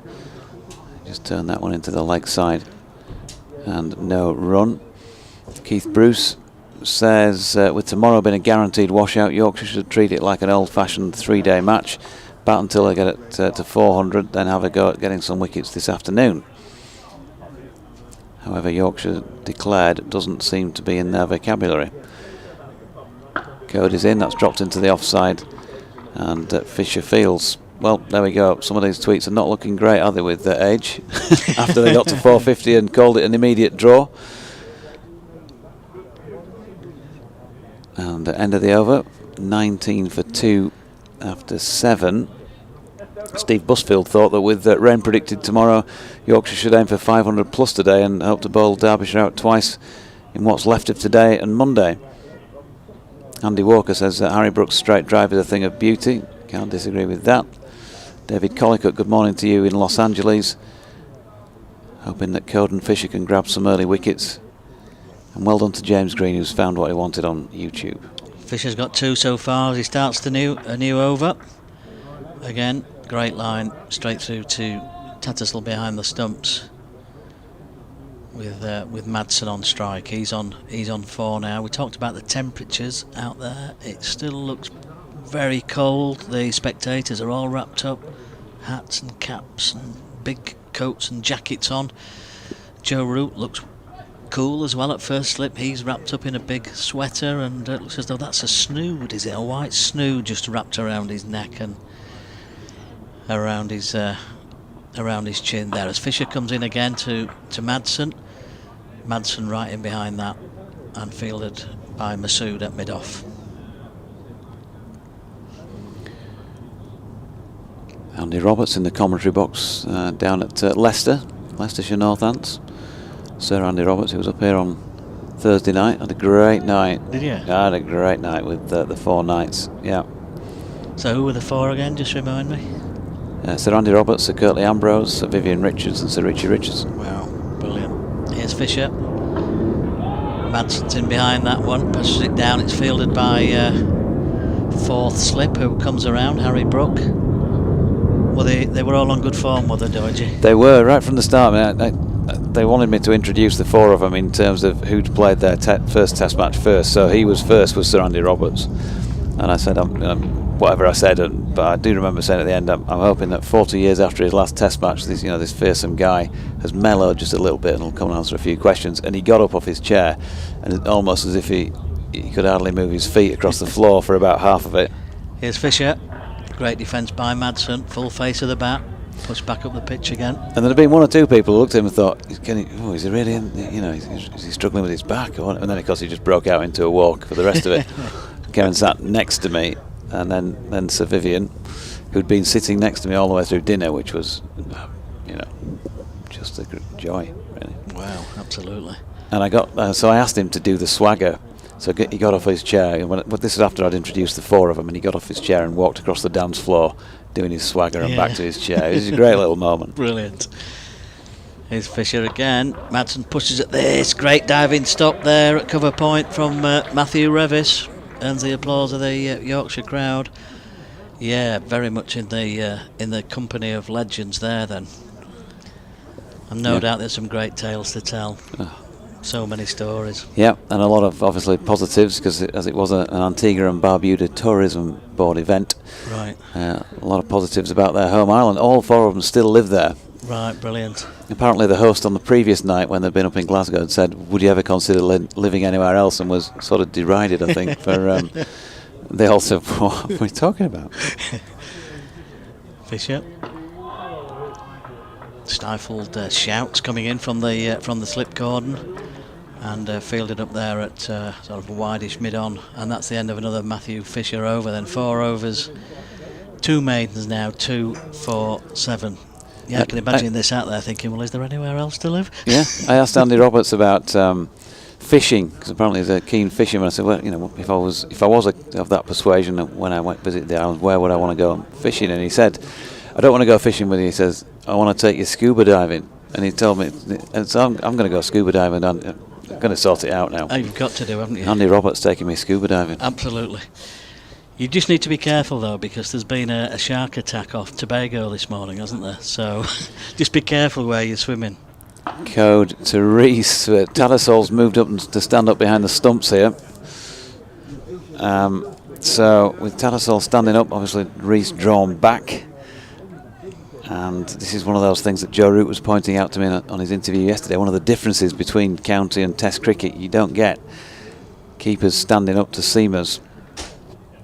The difference in pace there being pretty self-evident, I think.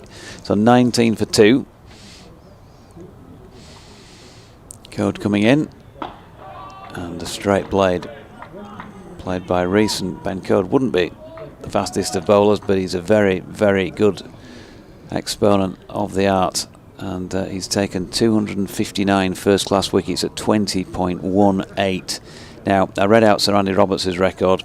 He'd taken 202 test wickets. He only played 47 tests. I couldn't believe that. That's incredible, isn't it? At about 25.6 or something like that it was, which is still a fantastic record. The fastest man to 100 wickets in test cricket at the time.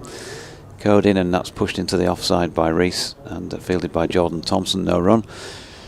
And then I introduced Sir Kirtley, and it was honestly a real moment for, you know, imagine just introducing these guys anyway, somebody like me introducing this legend of the game. And he was sitting at the table close to the dance floor, and I turned to him to do the intro bit, and I went through a few of his stats. And his Code bowls here to Reese, who whips it into the leg side, and George Hill does the fielding, and there's no run. And I sort of said, you know, this guy was one of the finest exponents of his art that you could ever wish to see. And you know, unless you were standing with a stick of willow in your hand 22 yards away, it went through his record a bit, and he took his wickets at 400 plus test wickets at 20 point something, which is just off the scale, isn't it? Yeah. As Code comes in from the Kirkstall lane end again, and that's nicely played off the hip by Lewis Reese, just a little bit too short from Ben.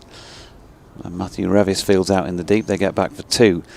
But as I was going through it and sort of talking about his partnership with Courtney Walsh and building up to the crescendo of, you know, please welcome Sir Kirtley Ambrose, I was looking at him, and he was emotional. Just listening to this about himself, you know, just it was really, for me, I don't think many people would have noticed that, but just for me, it was a real moment. You could see his face; he was almost sort of in tears. You could see him welling up, and he came up and he was quite, you know, choked by that.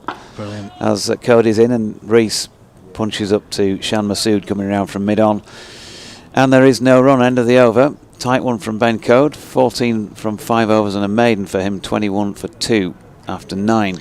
So yeah, and he was actually, and for a bloke who, you know, it was well documented that he didn't want to speak to the media really when he played. Didn't really give many interviews at all.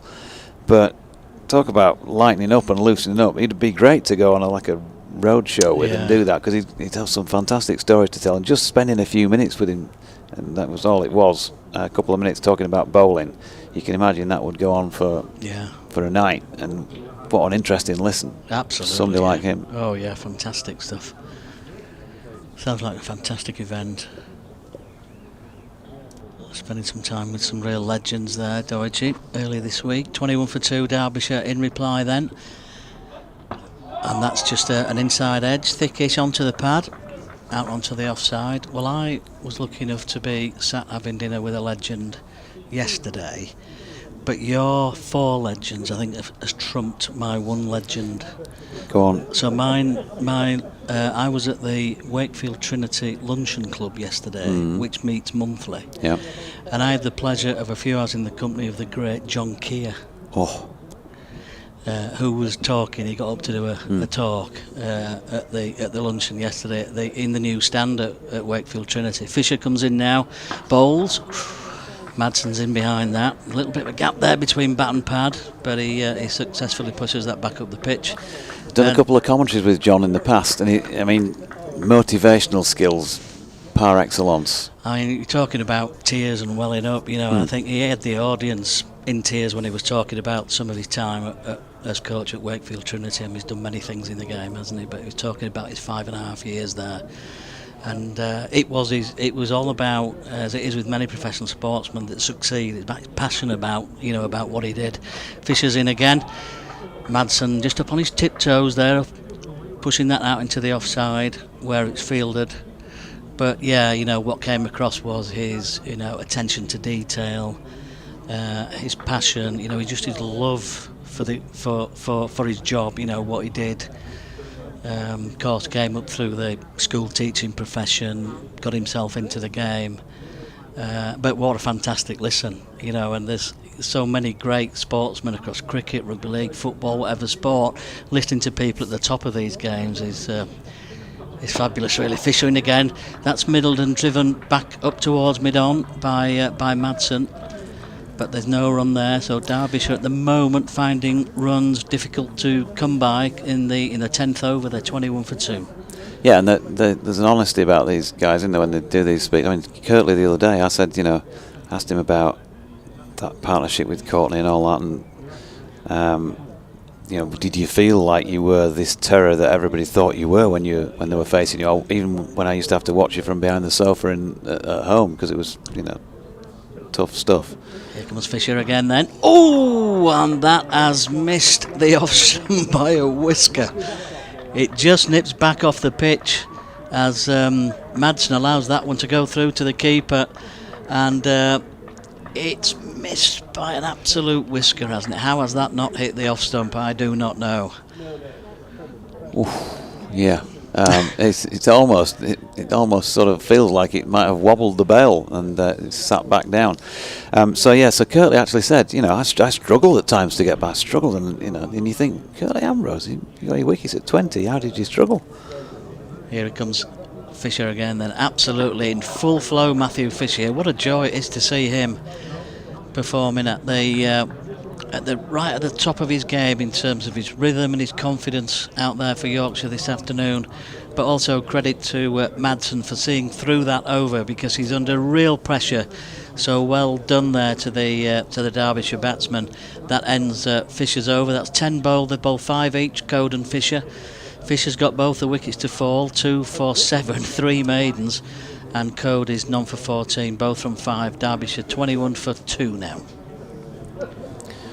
Yep, and if you can just continue with this Ben Code over, I'll pop out and let James come in and do a bit. Yep, so over number 11, Ben Code, who he's not taken a wicket, but he was unlucky not to get one earlier. If you were with us then, we had a really great shout for an LBW. Here's Code now. Again, good line and length, as we see so often from Ben, and that's pushed back up the pitch by Lewis Rees, the left-hander, who's been there, of course, from the start. He's on 9. He's faced 26 balls now. He's lost wickets. I've seen wickets come and go at the other end, but he's dug in. He's worked hard, and he's still there. So his absolute credit on what is a difficult period to bat at the moment against these two. As Code comes in again, he looks to try and punch that one away through the offside, but it doesn't make particularly good contact, and it's fielded by Code, and there's no run. What do you make of it so far then, James? Oh, it's absorbing stuff, isn't it? We knew the new ball would do a bit. We know what Ben Code and Matthew Fisher can do, and in particular Fisher, he ran up the hill, looked much more comfortable running up the hill than he did a couple of weeks ago down the hill at Headingley. Code's in again, and that's played off the back foot by Rees, and that's punched through extra cover. They'll go through for one, and Jordan Thompson with the slide picks up, and they pick up a couple more runs. Yeah, very rhythmical. He seems to be hurrying the batters up, doesn't he? So, yeah, good start from a Yorkshire point of view. Rees and Madsen have come together now and trying to absorb some of the pressure. The new ball won't last forever. It's pretty cool out there still, just 10 degrees. Code runs away from us then. In again, forward defence solid. I think the great thing from the overs that we've seen so far from the Yorkshire bowlers is how much they've made the Derbyshire batsmen play. There's not many that they haven't had to play out, really, is there? Which is great opening bowling, isn't it, with a new ball? Yeah, and we've seen it for many years now, in particular Ben Code. He just chisels away on and around off stump, doesn't he, and puts the pressure. I thought he was unlucky, actually, with the LBW decision against Rees. He was perhaps just outside the line of off stump. You know, if it was an international match, I think it would be kind of half and half on the stump with the ball. Here's Code again then, outside at off stump, and this time Rees does allow that one to go through to the keeper, and there's no run. So you can understand the decision Martin Saggers has made there, and fair play to him, because he's obviously in the bowler's union as a former bowler when he played the game. But yeah, it's, from a Yorkshire point of view, it's pretty much gone to plan, hasn't it? Full batting points, get the opposition in, early inroads, and take it from there. Johnny Tattersall up behind the stumps now as Code comes in again. Just a little bit shorter in this over than he has been, and that allows Rees to get onto the back foot and push that up towards Masood at mid-on. No addition to the score, and it's so important from a Derbyshire perspective that they dig in here and make Yorkshire work for these wickets. And I guess that's what this pair will be all about as far as they're concerned at the moment, because Yorkshire have made a really good start and they still maintain the slip corner for Yorkshire as Matthew Fisher will start another over from the Howard stand end. Full sweaters on for all the Yorkshire players out there. 4 slips now. Fisher on his way from the Howard stand end. Right arm over the wicket. He's full and straight to Wayne Madsen, who's straight in defence, and it's fielded by mid wicket for no run. It's incredible Madsen's out there. I mean, we've had information third and second hand, but you know, the description of it, this split webbing from between one of his fingers down his palm, sounds pretty grim. So fair play to him being out there battling for his team and for the badge as he taps away at his bat. And Matthew Fisher sets off on his run and decides he's not quite happy, so he's going to go back for a second go. Knees pumping. Up past the umpire, right arm over the wicket, and he's on the money again, keeping the stumps in play, making Wayne Madsen play, and he's forward in defence, and there's no run. Do we know whether it was right or left hand Madsen's injuries? Not sure if we... I think it was his right hand, because he was at first slip and the ball went between keeper and slip, and it was to one of the left-handed openers. So yeah, it was right hand. He was going to his right. Kind of the keeper watched him and let it go, and he went with his right hand. So I think it's his right hand. As Fisher's in once again, and he's well, Madsen's shaped to cut that, and it's followed him and kind of jagged back in, and he's chopped it into his own pad, and there's no run. When you describe Madsen's injury as you just did there, it would have to be his right hand for him to be able to bat, wouldn't it, with the majority of the grip taken by the left hand. Yeah, you would think so. Either that or very, very strong painkillers, which probably that as well. Probably that as well, yeah. Bit of noise coming over from the rugby end, marching on together. I thought I heard that, yeah.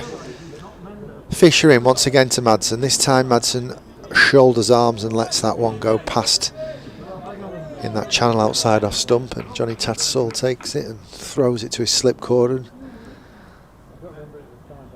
Joe Root just having a word with Ben Code there, from his position at first slip down to fine leg. I think providing him with some thoughts and guidance and advice on maybe the next over that he might bowl. It's a very compact slip cordon, that, isn't it? As Fisher's in again to aim Madsen, and he's full and straight, and once again Madsen bunts the ball up the ground with a straight blade, and there's no run.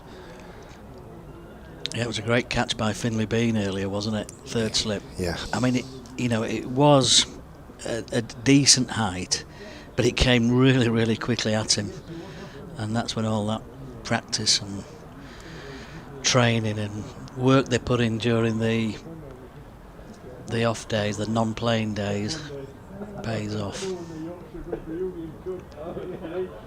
And I guess that's the difference between Yorkshire so far and Derbyshire, isn't it, with the chances Derbyshire put down yesterday. Fisher's in once again, and Madsen's forward again, and this time he defends it on the offside, and there's no run, fielded by Shan Masood. Derbyshire, I beg your pardon, 23 for 2. Yeah, the difference with the new ball bowling yesterday, Derbyshire, although they created chances, there was plenty of 4 balls and width offered at times. Yorkshire have certainly made the most of the new ball. I'm sure Harrison Allen, the first team analyst, is listening in, and please text me, Harrison, with a stat on how many balls are hitting the stumps, how many balls the batters are having to play at. But there's definitely a distinct difference between the Derbyshire opening spell yesterday with the new ball and the Yorkshire spell this afternoon. So the feedback from the analysts will be pretty good tonight then, after this opening spell for this pair, by the sounds of things. Here comes Code. Code's in again. And again, he's right on the money, right on cue, right on the stumps. He rarely veers away from that line, does he, of the 3 stumps there. Great work by Ben Code. Well, whether you like Kevin Peterson or not, in one of the documentaries, I think it was with Nasser Hussain, he said, I got sick of team meetings and everyone saying hit the top of off, hit the top of off. But all the statistics say if you hit the stumps, you've more chance of reducing runs and taking wickets. Code's in again, straight through to the keeper this time. So he does have a point. Yeah, absolutely. I overheard a conversation that I wasn't involved in with one of the Derbyshire journalists who's up for the game in the press box earlier on today, and he was talking about when Yorkshire were at Derbyshire last season, and he said far and away Code and Fisher were the best 2 opening bowlers that Derbyshire faced all year, and these were his words, and he said that all they did was just bowl the ball at the stumps all the time during the game, and they were so difficult to play, and that's what we're seeing again today as Code comes in. Oh, brilliant slip catch at third slip. It's Finley Bean again. My word, that was a sharp chance, and Ben Code gets his first wicket. It's Rees, the left-hander, that's gone. It's a flash outside the off stump, but what a catch from Finley Bean, his second of the innings. That one absolutely flew through to him. Code getting that one to just nip away a little bit off the pitch, and he takes it about shoulder high to his left, Finley Bean, courtesy of the replay we've just seen there. And Derbyshire suddenly lose their 3rd wicket. They're 23 for 3 and in all kinds of trouble. Finley Bean, hats off to him for a brilliant catch. Well, the change of tact has worked there, hasn't it? Ben Code's come over the wicket, angling it across the left-handed Rees, and he's fiddled at that one, hasn't he? He's been given a bit of width and it's bounced on him a little bit, and he's gone hard at it. But how quick did it go to third slip? Great grab. Wow, what a take that was. We talked about the first one that he took that was in a fairly nice place. That one was really awkward, wasn't it, up there at shoulder height? but such of the speed of his hands, you know, to get into position, get them in the right place. You don't have time to think about those, James, do you? You know. No. Wow. So this is turning out to be a fabulous start for Yorkshire, and Derbyshire at the moment, I'm afraid to say, in just a little bit of trouble. Well, certainly 3 wickets down at the moment, and that brings Brook Guest to the crease. The other thing about this 2 opening pair, and you comment there about bowling at the stumps, the balls that don't hit the stumps are within the width of another set of stumps outside off stump, and Rees didn't have to play at that ball, but when you hit the stumps as often as good bowlers do, you think you have to play more balls than you actually have to. Yeah. And then you start to fiddle outside off stump and curtain rail and feel for balls that you don't need to. So even the balls that aren't hitting the stumps are going in areas that you can control where batters hit you, and put that doubt. Sir Geoffrey has coined it for years, in that corridor of uncertainty. Code comes in, 3 slips of gully and a leg slip as well. And that's played back up towards mid. I think that's a brilliant point, that, James. The psychological side of the game about being tied down ball after ball, and suddenly there's just a little bit of width out, and your head just, I've got a ball I can hit and score some runs from here. Yeah, I remember a kid telling me once, "Oh, mister, that ball wasn't going to hit the stumps." I said, "Yeah, but the batter thought you did, so it's still a good ball." Benko with his tail up here now, and that one's pushed outside the off stump. There's a thickish head, takes it wide of gully, and they go through for 1. So Guest is off the mark. They go through for 2, and Derbyshire will welcome those 2 runs, and that takes the visitors on to 25 for 3. Madsen 4 not out now, Guest 2 not out, and we're in the 13th over.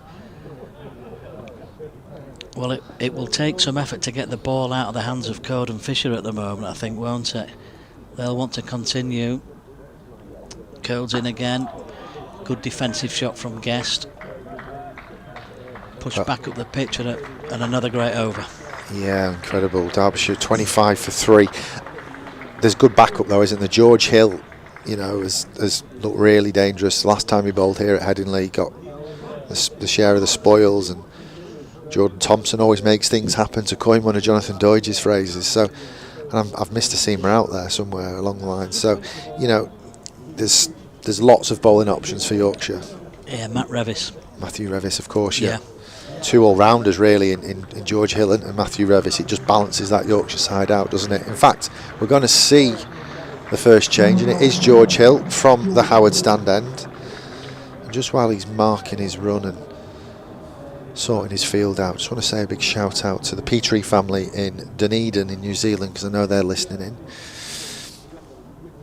They should probably get to bed. It's middle of the morning there, but best wishes to the Petrie family down in the deep south of New Zealand, as George Hill is in for his first ball in his bowling spell. And he's full outside off stump, and Wayne Madsen shoulders arms and lets that ball run through to the wicket keeper. Yeah, nice coming on as first change, isn't it, with the scoreboard showing 25 for 3. And you're bowling at batsmen 4 and 5. Can George Hill continue with this brilliant early dominance from Yorkshire? It's been quite a day for Yorkshire so far. He's in once again, this time a bit straighter, and Madsen plays a check drive up the ground, and Hill gets a fingertip on it, hits the stumps. Fortunate for Brook Guest, he's not left his ground, and it's just academic for Hassan Adnan, who has to put the bails back on the stumps. Yeah, just looking at the replay, Hill, another one kind of angles the ball into the right-handers and then tries to shape it off the pitch as he comes in once again to Wayne Madsen, and he's straight a little bit straighter this time, and Madsen plays an on-drive with a bit of elegance, lifting his back foot afterwards, but doesn't quite get it through the field, so there's no run. Yeah, it's quite a battle in a way, isn't it, for the all-rounder role? in the Yorkshire team. You know, when you talk about George Hill, Matthew Revis, Jordan Thompson, 3 really good all-rounders there. And Hill's in once again, and a similar result this time. A very elegant timed, checked on drive, but doesn't get it through the infield, and there's no run. Yeah, well, with George batting at 6 and Jonathan Tattersall, the wicket-keeper batter, at 7, Revis 8, Thompson 9. You know, there's some balance there and depth to the side, isn't there? Yeah, there doesn't need to be a battle for the all-rounder role. They can all play, can't they? Yeah, they're all genuine bowlers, aren't they, at least. Hill's in again this time, and another beautiful shot. This is a gun barrel straight again from Wayne Madsen, and he dismantles the stumps at the non-striker's end. No touch on the ball this time. And Hassan Adnan is busy again, this time putting stumps back in the ground as well as putting the bells on the stumps. The other thing I think that George Hill's very good at is he makes batters play, but he's accurate, although he's medium pace, and I think he lures batters into feeling like they can get him away as he's in again. And Madsen's nicked this one, has he? No. He got the ball to shape away, and Madsen kind of angled his bat almost like he'd nicked that one, but he manages just to pull it out in time. He's that pace where you think, oh, I can take him on. Yeah. And then before you know, nicked it, and yeah,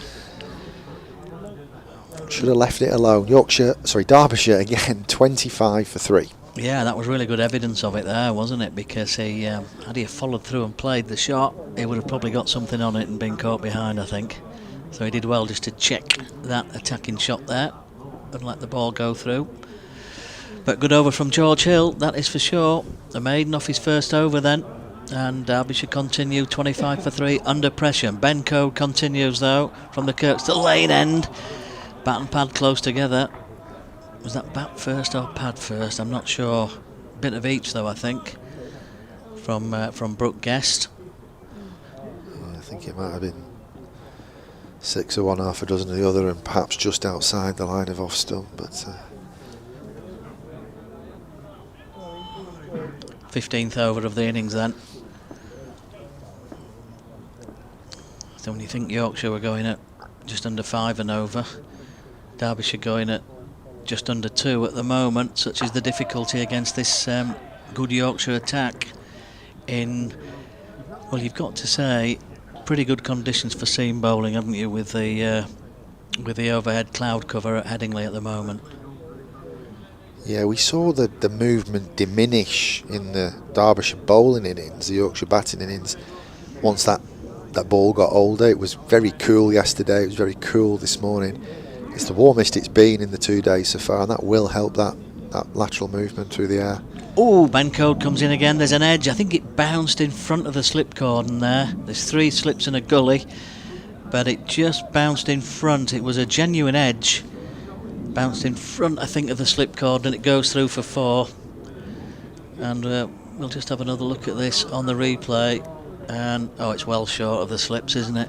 And it goes through for 4. Joe Root's just gone down to the boundary end at the Howard stand end to collect the ball. It's stopped and come to a halt on the covers down there, and I think it's probably dropped in a pool of water by the looks of things. Yeah, Derbyshire won't be too disappointed about that. Played just straight and late enough, wasn't it, by Brook Guest, just to keep the ball down, and he'll gratefully take 4 runs despite it going through the cordon. Yep, Derbyshire needed that as Code comes in again. Oh, and that strikes him on the pad, high on the pad, or even close to the thigh pad. But there's some movement off the pitch back into the right-hander from Ben Code. No addition to the score. We've talked about, Doidge made a good point, didn't he, when you were discussing declaration options, and he talked about how well the pitch is played as a consideration as well. But with the new ball, Yorkshire have got a little bit out of the pitch, haven't they, so far? So they'll be pleased with that as Code's in again. And that is another edge through to first slip to Joe Root. I think another one that bounced just in front of him. That might have been a touch closer than the last one in terms of where it pitches. Yeah, just in front of almost half volley length there. Not a chance, but it gets him on the end of the fingers. That would have been a painful one. Yeah, he's just playing it late enough, isn't he, Brook, guys? But it's the second time he's hit his pad on the way through to trying to play the ball. Code threatening here. Oh, what a delivery by Ben Code. There's a big appeal there. There's a juggle by Johnny Tattersall behind the stumps. It looked as though it might have caught something on the way through. The umpire doesn't think it's bat. We'll see from this replay now. Oh no, it's just great movement off the pitch, isn't it? Yeah, it's missed everything. Yeah. Well, it's a great over from Ben Code. 8 overs, 1 maiden, 1 for 22 now for him, as he makes his way back down to fine leg after another great over. It's incredible bowling that, because the angle is in, isn't it? To get it to move just that couple of degrees away from that angle in, it just creates that false sense of security for the Derbyshire batters, makes them feel at the ball outside off stump as George Hill's in for his second over, right arm over the wicket from the Howard stand end, and Wayne Madsen shoulders arms at one that's about 1.5 foot outside off stump. Yeah, you wouldn't want to be facing this, would you? 10 degrees, ball's doing a bit off the surface, you've not had a good start to the season.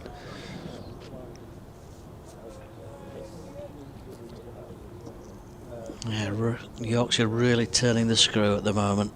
Hill's in once again, he's back of the length this time, and Madsen plays a back foot punch, which is fielded by that short extra cover fielder. Looks like Finley Bean's gone out there, has he? No, he's not. It's not Finley Bean. Finley Bean's at Gully. It's Harry Brook. They're all about 6 foot, Exactly. 75 kg, Caps on. boyish young looks with caps on. Here's one of them now, George Hill. In he comes. He's a bit fuller and straighter this time, and Madsen wristily plays that one to mid-wicket, but there's no run. Well, I'm going to put the mockers on him now, and I don't mean that, but Madsen's looked pretty compact and, you know, pretty assured so far, hasn't he? He's played some lovely shots without getting too many runs yet and getting it through the field. Funny thing, isn't it, psychologically, when you've got an injury, sometimes things just become a lot more simple and you just focus on one thing, and that's hitting the ball. Hill's in again, and Madsen's hitting that ball. He's just tried to work that away on the offside with a bit of width, but can't get that through the point fielder, so there's no run.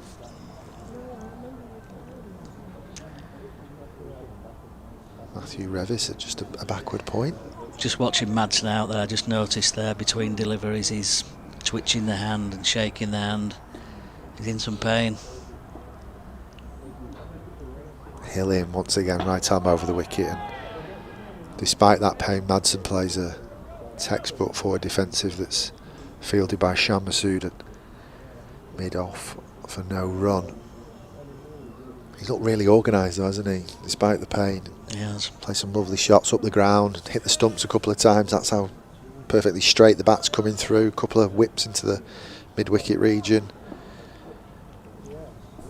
Just 4 runs to his name so far, as Hill's in again to Madsen once again, and Madsen stands tall and plays this one at the crease, and there's no run. That concludes another George Hill over. He's 2 overs into his spell now, just the 2 runs from it, and Derbyshire are 29 for 3. We're about to see the first bowling change of the Derbyshire innings from the Kirkstall Lane end then. It's like Jordan Thompson coming into the attack here, and that I think is cue for Ben Code, I think, just to leave the field for a short while, and Dan Moriarty's come out onto the field as 12th man temporarily. Code 8 overs, 1 maiden, 1 for 22 then. Fisher probably the pick of the two of them, 6 overs, 4 maidens, 2 for 7. Yeah, it's been the epitome of a bowling partnership, hasn't it? Code just keeping it tight, and Fisher being able to just let rip and have a go at those openers. Jordan Thompson's coming in then, into the attack as we said, from the Kirkstall Lane end.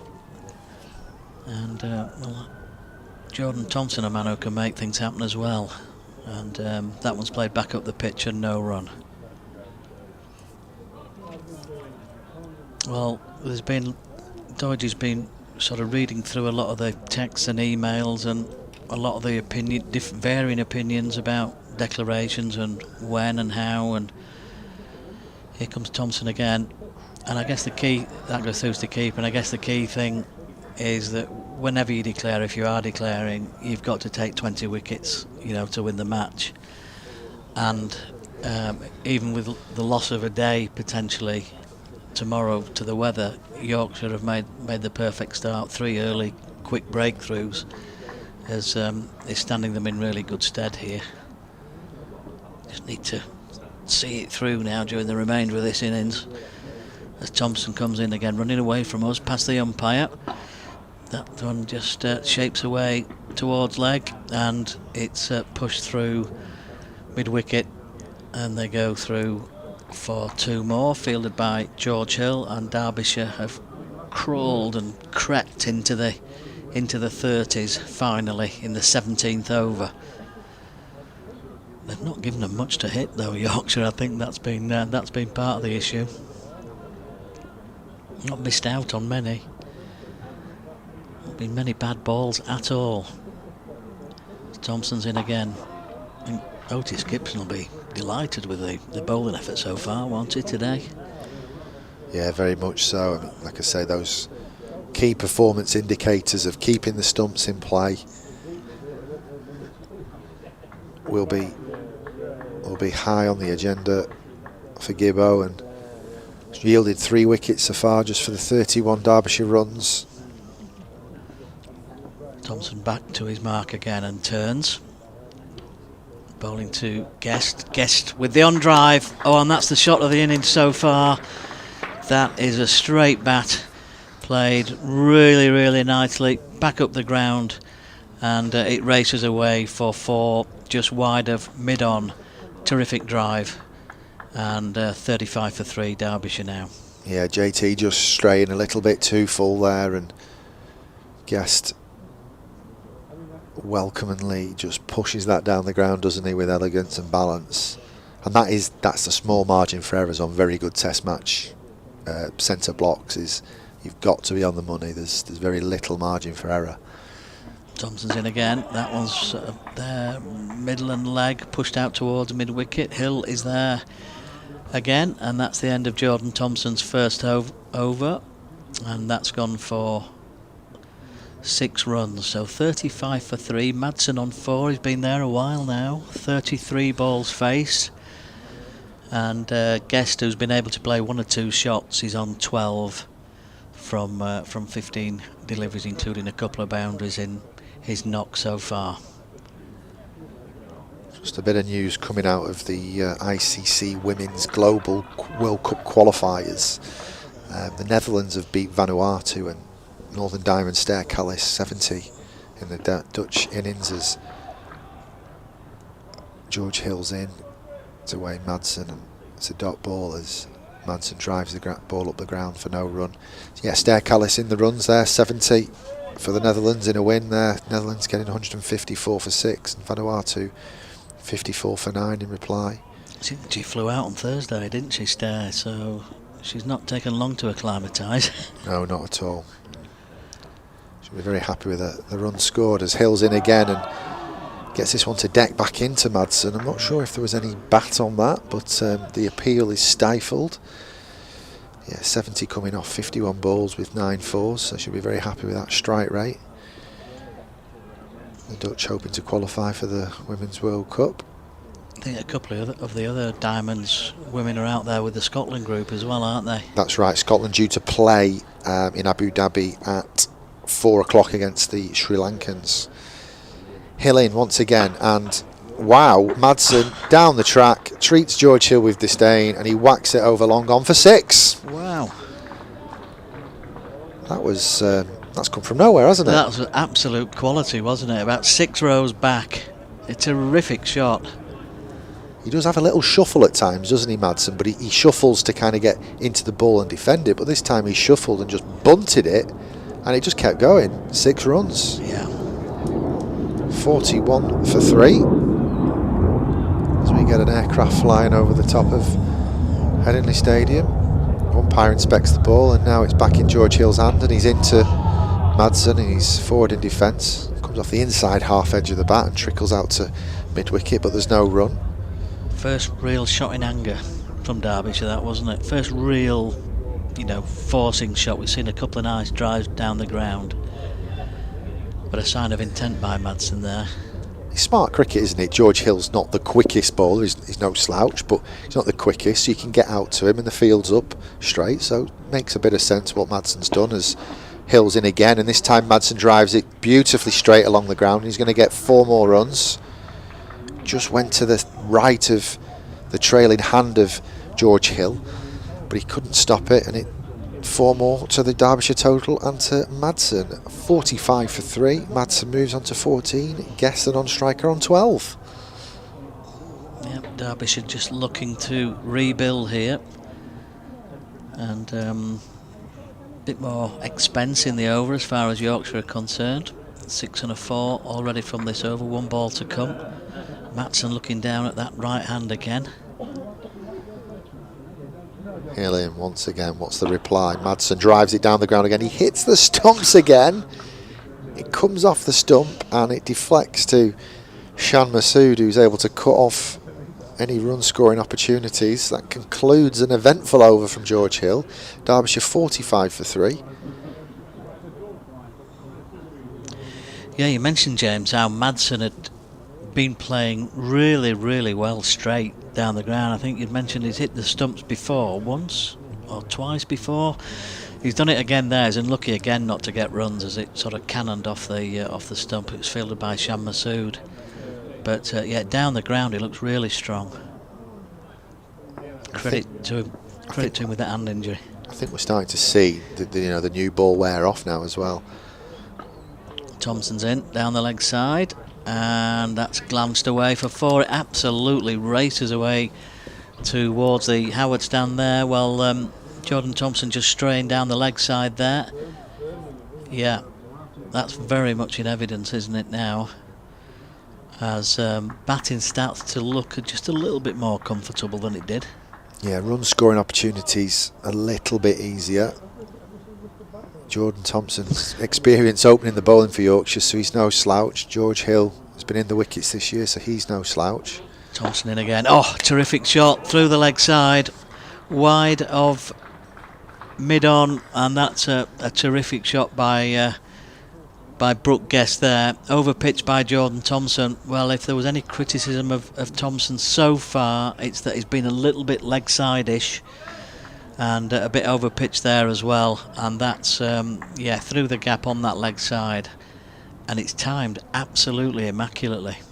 Yeah, beautiful shot, beautiful balance. I think from a batting point of view, you can hit the ball through mid-on and mid-wicket. I think they're the most satisfying shots because of the difficulty in terms of staying balanced. Jordan Thompson again, a bit shorter in length this time, but still a similar outcome in terms of it's played through the leg side. George Hill giving chase, cuts it off just short of the rope in front of the Western Terrace there on the practice strips, but they've gone through for 3. So suddenly Derbyshire, who are in the midst of a rebuild, have fought their way through a difficult period. They've lost 3 wickets, but they're up to 56 now. As Jordan Thompson turns again. And that's played again up towards mid-on. It's going to be fielded by Matthew Fisher. This time Madsen not quite finding the middle of the bat with that one. And it's a dot ball for Jordan Thompson. They're just stemming the flow of runs that we've seen in this over. Touch expensive Jordan so far. Still early days for him in his spell. He won't mind that he's got hit there because his mid-wicket is very straight and his mid-on is very straight, so he's clearly trying to bowl at the stumps. Yeah, absolutely. Doing exactly that. That's played into mid-wicket again. He gets one to straight and it hits the pad, it catches an edge, the stumps are in play. But the margins for error on a really good surface, you just get a little bit full. Quality batters like these two, and they can get it through for 4 runs. But Yorkshire making sure that the Derbyshire batsmen are having to play. Pretty much every ball. Great accuracy from these Yorkshire bowlers. Madsen waits, he's on 14. Jordan Thompson's in again. And there's a confidence now about Madsen in terms of how he gets across and plays that. He's just going to receive some attention here with the Derbyshire 12th man, or the physio, coming out. Now then, is it bat or the gloves off? Is it that right hand? Difficult to see from here. No, it's not the right hand. He's looking as though some tape is being applied. I'm sure his hand's pretty firmly strapped up already. It's the bat, is it, that might be receiving some attention this time? Just while we've got this break in play, the Diamonds are in pursuit of 288 against the Southern Vipers. They're 99 for 3 after 21. Big hitters of Holly Armitage and Bess Heath are already out for 6 and 5 respectively, but Lauren Winfield Hill is still in. She's 38 not out from 47 balls, and the overseas recruit Burns, she is 33 not out from 34 balls. So the game in the balance there. Vipers will be very happy with the wickets and the inroads they've made, but there's still a lot of time to go in that game. Sounds like they're up with the rate. And judging by what we saw on Wednesday last week, there's runs down the order for the Diamonds as well. The lower order really battered well on Wednesday, with Holly Armitage going for that century. They supported her brilliantly. Yeah, well, Dobson at 6, the two Turners 7 and 8, Abby Glenn batting at 9, and Lizzie Scott can bat at 10. As George Hill is in once again to Brook Guest, and he's full straight, and Brook Guest is equal to that one with a lovely straight bat, showing the maker's name. Yeah, I mean, you know, Katie Levick bats 11 for the Diamonds. In club cricket, she'd bat 3 or 4. Lizzie Scott's had experience batting it lower down the order and getting the Diamonds over the line, and in close run chases. So it could be really important as that game progresses. As George Hill is in again, and Brook Guest is forward and plays straight once again, and there's no run. Yeah, you've mentioned the names there. Phoebe Turner and Abby Glenn, both played really, really well on Wednesday. So it's not over, that one, yet. No, not at all. And Lauren Winfield Hill, several centuries against her name in Diamonds colours. She'll be looking to anchor that innings. Hill in to Guest. And Guest plays a carbon copy shot to a carbon copy ball from the ball before, and it's no run. Former Diamonds player Lindsay Smith in the opposition there. She's got the wicket of Emma Marlowe. I'll have a look round the county grounds shortly and see what else is happening. George Hill at the top of his mark, turns around, running towards us from the Howard stand end, right arm over the wicket. And this is a very accurate over from George Hill, and Brook Guest forward again and straight in defence, and there's no run. One thing I have noticed, and albeit they were 80, 90, almost 100 overs into their bowling innings, Derbyshire, but the energy from the Yorkshire fielders, a couple of bowlers with a bit of rhythm in between overs, they're getting round, and there's just that energy about Yorkshire that we didn't see from Derbyshire this morning. Hill in again, and he's a bit fuller this time, and he gets to lunge out to that one, and he plays it to the offside, and there's no run. I suppose it's easy, isn't it, when you've got quality bowlers like Ben Code and international experience of Matt Fisher running in. And when you've got 450 on the board, Absolutely. that helps a bit as well, doesn't it? Absolutely.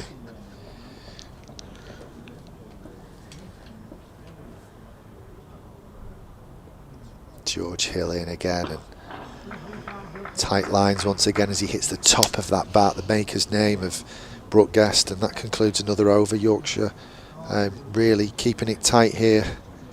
Derbyshire 56 for 3. Madsen 14, Guest 23, doing a rebuilding job for Derbyshire. We've seen Matthew Fisher and Ben Code make early inroads for Yorkshire. Code 1 for 22 from his 8. Fisher 2 for 7 from his 6. Change bowlers Hill and Thompson just kind of getting into their rhythm now. So Jordan Thompson comes in for his 3rd over then. Another great drive down the ground by Madsen. They'll pick up a single there. It's fielded by Ben Cole with a tumbling stop to his left hand side, but they go through for 1. Typical of Thompson's overs so far. Very straight on the wickets. Pushed up the pitch there for a single. 56 for 3. In the 21st over, still 42 overs remaining in the day as we come up to 20 minutes to 4. Yeah, a long way to go today. Lots of overs to bowl. Thompson runs away from us then with 3 slips in place. As you mentioned, James, those slips are tight, aren't they? They're close together down there at that far end. Seen 2 great catches today by Finley Bean, particularly the second one was a great grab. Yeah, and you know, Thompson's gone for a few runs, but he has been hit through the slips a couple of times, hasn't he? He's induced edges. I was trying to think, where could they take a fielder from the offside into that mid-wicket region to just reinforce it? Thompson's in outside the off stump. That's probably where he needs his line to be, just there, a little bit further, just outside that off stump. But if you take it from the cordon where he has induced the edge, it just feels a little bit sacrilegious. But he's very clear he wants to keep the stumps in play, and he's almost aiming more at top of middle, isn't he, rather than top of off. Yeah, you wouldn't want to lose a slip from the cordon at this stage, with Derbyshire on 57 for 3 and Yorkshire with 450 on the board. Thompson, that's good delivery from Jordan Thompson in this over. Feels as though he's found his line now. Good bowling from him. Slips very much in play. Joe Root, Adam Lyth, Finley Bean waiting there, keeping the hands warm.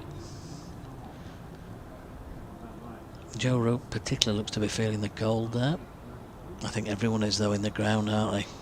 Cool day again, back end of April, but dry. Action at Headingley, which is great to see. That's played away through mid-wicket. Just strain again, just a touch too straight. Jordan Thompson and Brook Guest, just with no hesitation, just clips that away through mid-wicket. Superbly well-timed shot, and it's another boundary to him. So 5-4s already for Guest here as he moves on to 27. Madsen on 15 at the other end, and Derbyshire 61 for 3. Yeah, Thompson puffed his cheeks out and looked to the sky then. He frustrated with himself, just straying a little bit too straight onto those pads. Guest and Madsen are very, very nicely balanced and elegant through that onside. So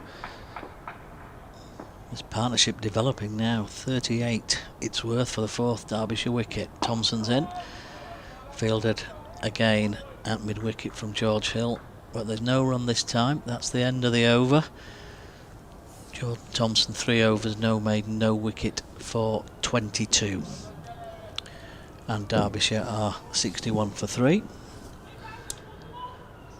That's the end of another Yorkshire over then, so that's 21 overs bowled, and we're about to see George Hill at the Howard stand end, who will start the next Yorkshire over. Light, pretty decent. It's a little gloomy. That cloud cover that's been there all day remains as George Hill comes in again. Pushed out towards mid-wicket again by Madsen this time, who despite his difficulties with that injured right hand continues to look solid in behind that one. No addition to the score. yeah, he's looked steady, hasn't he, George Hill? Just the 10 runs from his 4.1 overs so far. 3 maidens in that. Back to the end of his mark again. Hill in, and he's offered a bit of width this time, and Madsen's been able to get this one through. He's not quite got the contact he'd like, and he's chased down. Are they going to get back for 3?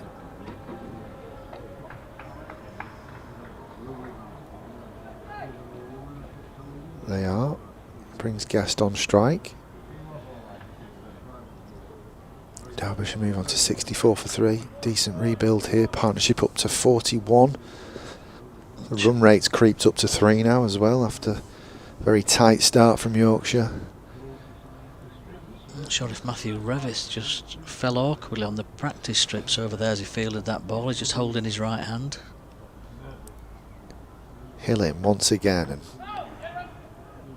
hits Guest on the thigh pad. It bobbles out to a vacant square leg and they'll get through for a leg bye. Yeah, the squares now especially at the international grounds, they just run the width of the ground, don't they? So you get great value square of the wicket if you can get it through there, and it's a nightmare to chase down. We played at the Oval last year with the Diamonds. Yeah. It literally goes to the very, very edge of where the seats are. Hill's in once again and he's full and straight, and Madsen plays another checked on drive. No runs, but another elegant shot.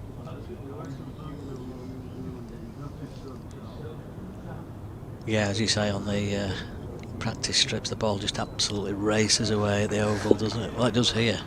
Exactly the same. Not like club wickets where there's a kids' football pitch and a rugby pitch either side and grass a foot long. Hill in once again. Bit of width again and back foot punch from Madsen. It's well fielded by extra cover and there's no run. I used to play years ago, and there was a rugby ground on one side on the cricket outfield. And in April and May, you know, if somebody drove one at you on the ground, you're expecting it coming up and taking one round the chops, you know, every time you fielded it. George Hill on his way. In again and hits the maker's name of Madsen, who shows the full face of the bat. No run, another overdone. Derbyshire 65 for 3.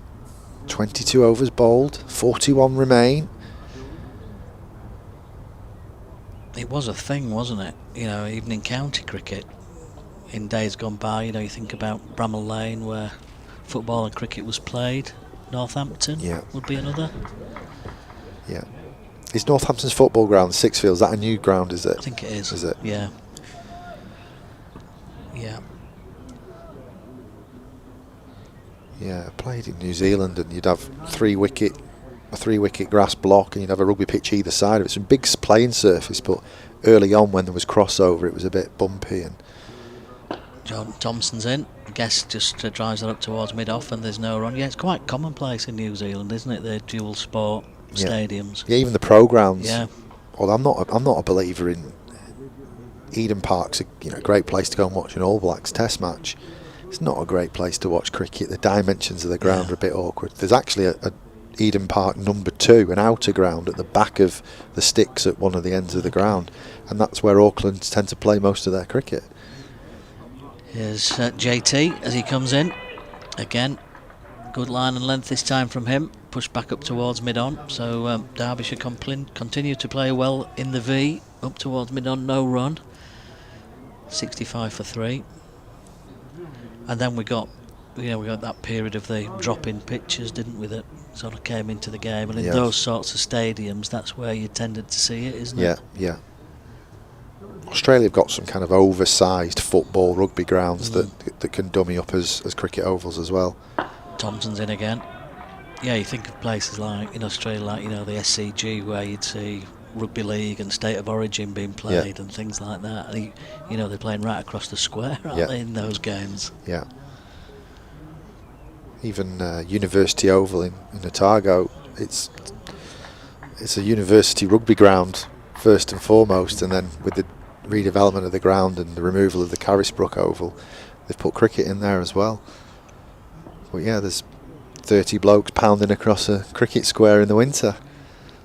Jordan Thompson in again. Solid defence, fielding that extra cover area, and there's no run. Yeah, it takes you back to the your days as a kid where you turn up at your local club and there'd be a sign there saying no football on the outfield under any circumstances. How things have changed. But I do wonder whether, Wembley's a newish stadium, so they're not going to do it there. If another stadium ever got built or redeveloped, whether they do something where they could drop a pitch in and you know, play maybe big T20 games there, World Cup matches, India versus Pakistan type. Jordan Thompson's in, played again, back up towards mid-on, and there's no run. I seem to remember I think it was Yorkshire, many years ago, playing a game on a mat at Elland Road. Which, going back a long, long time. Like an exhibition type thing. Yeah, like an exhibition thing. They did that at the Millennium Stadium in Cardiff. They did like a charity come All-Stars thing there, and they had like an artificial on an angle, and if you went in the top tier you got X amount of runs, and if you hit the roof you were out, and things like that. Power cricket, I think they called it. Jordan Thompson, again, good line from him. Good defence as well from Guest, good straight back. And as we said before, the partnership building here for the 4th wicket, it's worth 42 now, and Derbyshire are responding and making some kind of a comeback here at 65 for 3, having been 23 for 3.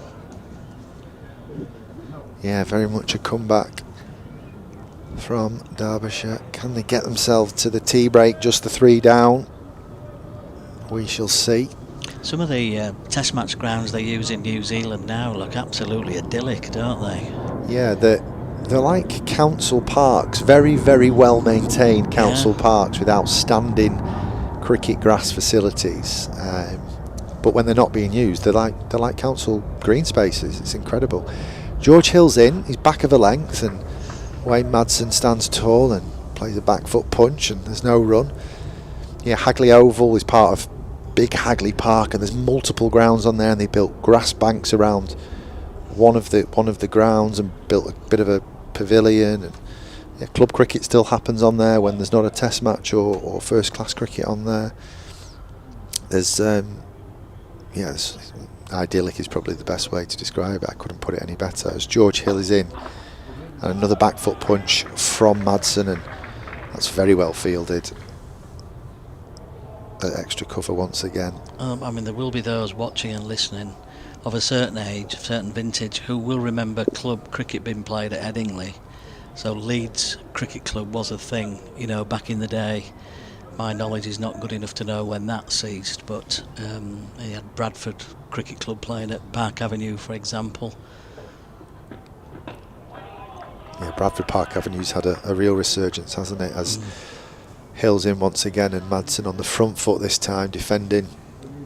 Ball squirms out to backward point where Matthew Revis feels, and there's no run. Yeah, the Bradford Park Avenue ladies section is huge now, and I think several clubs are engaged in playing various formats of cricket every night of the week. And the development of the indoor dome they've built. Hill in once again, and Madsen shuffles down the pitch, and he kind of bunts this into the leg side, kind of half a drive, half a pull, if there's such a thing. And well, I think it's going to be given as 4 in front of the east stand. We'll see the reaction of the fielder now. Yeah, I think so.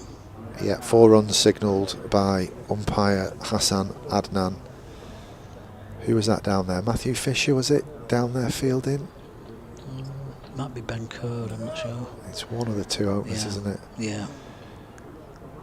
He dove over the boundary rope, whether he had in contact with the ball, but it's been given as 4.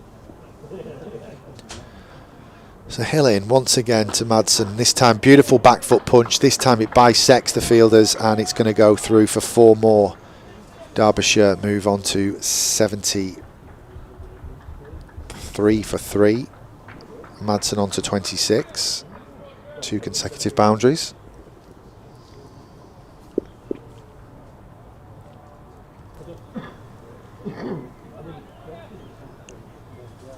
Just missed his length the last couple of balls, George Hill.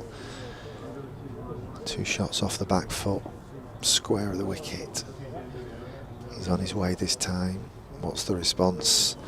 Back on the money, hits the top of the splice of the bat, and Madsen's equal in defence, no run. Derbyshire 73 for 3.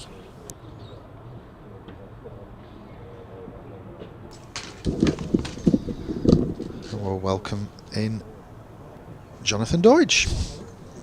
Thank you. Sorry, I just had to do another Radio Leeds update for half-time in the football. So Jordan Thompson going to continue at the Kirkstall Lane end. Been an interesting last 3/4 of an hour or so watching on from the side. Obviously the Yorkshire openers both taking wickets and bowled a really good spell collectively, but the runs have started to come since then. Can JT get in among the wickets? Lovely punch by Brook Guest, timed that really well, but good diving stop there in the covers, prevents any runs. So 3 slips now, the cordon reduced to. It was Harry Brook who's in at cover, doing the fielding there. Finley being out at point at the moment, by the looks of things. Or is it? No, Matthew Revis in fact out at point. Finley's at 3rd slip. As Jordan's in, and that is flicked off the legs this time by Guest to Fisher, coming round from long leg. They'll pick up 2. Nicely played by a nice looking player as well. Got Brook Guest, quite wristy. Yeah, Thompson's he's just been a bit full and straight so far and been worked away on the onside a few times by both batters.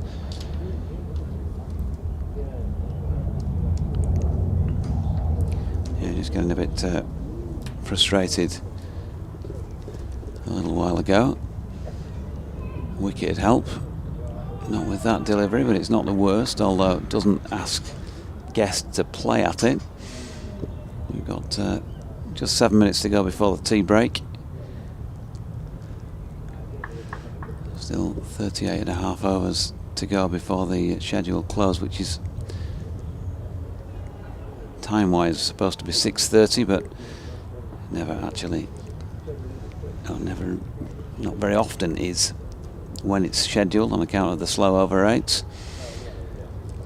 Thompson in and bowling again here, and once more just straying to leg stumpish. Brook Guest timed it well again, but this time so well that it ended up racing out to Matthew Fisher and just getting 1 from that. So Guest the first of this pair to 30. Madsen just 4 behind him. And Wayne Madsen has been out there for an hour and a quarter or so. Must be pretty painful for him. If it is, it's certainly not really showing any signs of that since he's been out there in the middle. 3 4s and the 6 that he hit towards the foot of the Howard stand off George Hill a little bit earlier on. Jordan Thompson then in again, and that's smothered by Madsen. No run, so I think it proved to be a pretty good move to declare at 450 and pick up a bowling point fairly quickly, having to work harder to set about starting taking the second bowling point. But I think, as I said plenty of times yesterday and again today, good pitches here.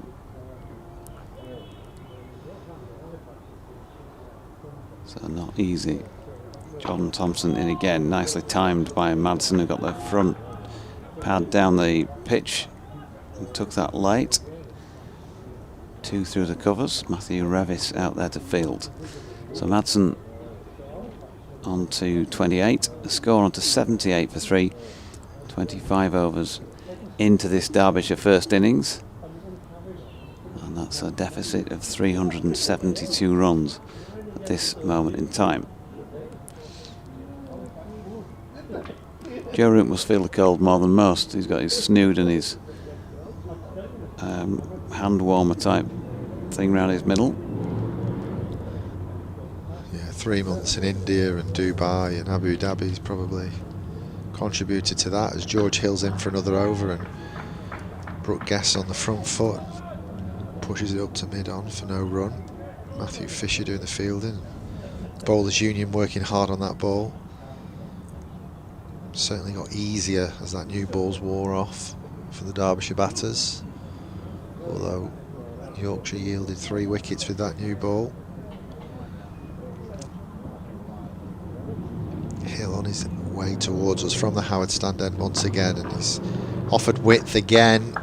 He's started to lose his radar a little bit, George Hill, and Brook Guest plays a lovely back foot drive through cover, and it bobbles over that boundary rope for 4 more runs. Derbyshire into the 80s, 82 for 3 as we approach the tea interval. 3:56 on the clock. We might get another over after this, depending on how tight George Hill bowls. Guest on to 34 now. His partnership worth 59. Derbyshire trail by 368 runs. A lot of cricket left today, and a lot of cricket left in this game. 37.4 overs left today as Hill's in once again, and he's back on the money this time. Guest playing a forward defensive, and it's a dot ball fielded by extra cover.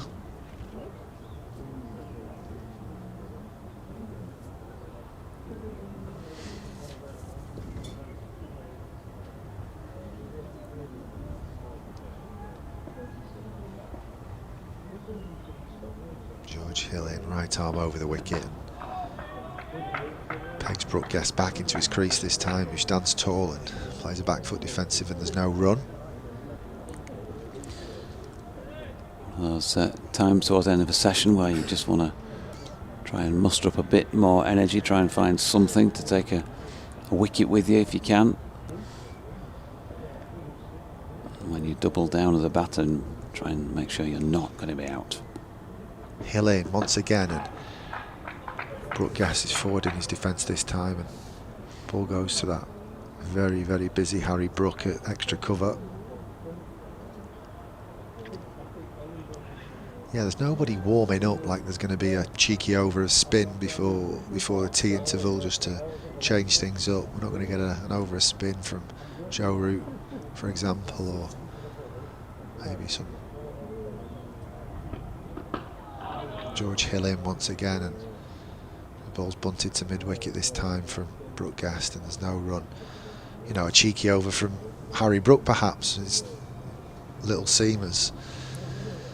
I think you may be getting a cheeky over from Joe Root, actually. Well, he spoke too soon. I did speak too soon. He didn't give anything away. That's well, it was just after you said it, he took his cap off, and I thought, okay, he's taking his cap off. There's a possibility he might bowl, and he ruffled his fingers through his hair, and I thought maybe he might be bowling, or he might be getting himself psyched up for a bit of a photo shoot at the tea break. And here he is bowling. What a treat. Century this morning, and now we're going to see a bit of the former England captain having a bowl. The token over of spin before a break. Who knows, might take one with him. There's a leg slip as well as Adam Lyth at slip to try and help him do that. A point, man backward of square leg, a sweeper out on mid-wicket. George Hill is in at straight mid-wicket. Jordan Thompson mid-on, Shan Masood mid-off, and Harry Brook in the covers. So here's Root, right arm round the wicket, wide on the crease. That ball solidly blocked. We saw Alex Thompson turn a few yesterday. Tall off spinner for Derbyshire. Root in again, flatter this time, and Madsen over the top of it, pushes back to the bowler and his follow through.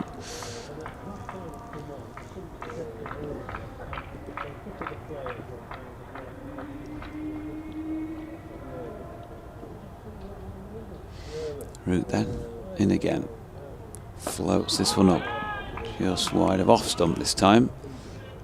Madsen just loses his balance slightly, but he was balanced enough at the point of contact with the ball to keep it down. 82 for 3. Root in again, there's evidence of some turn, and it's helped on its way square on the leg side for Revis to field. Madsen will be hoping perhaps that's the last he'll see of it in this session. 2 balls remaining. He's 29, 83 for 3.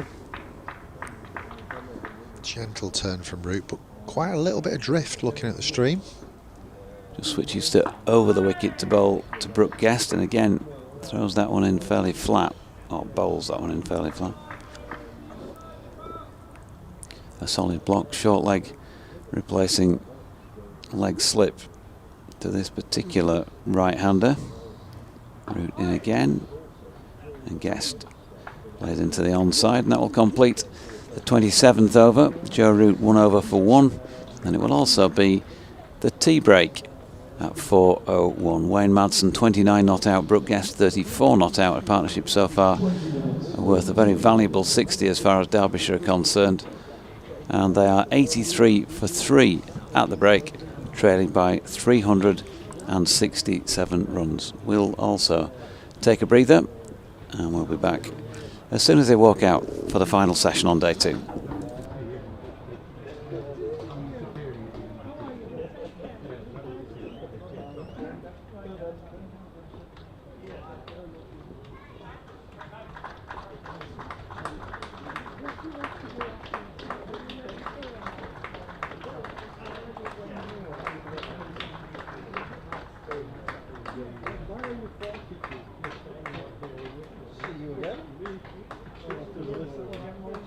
Well, indeed, yes.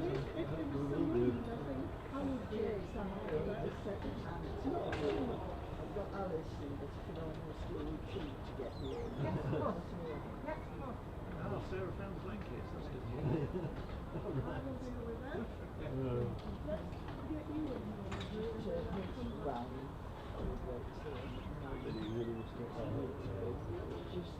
That's good. Steps with where we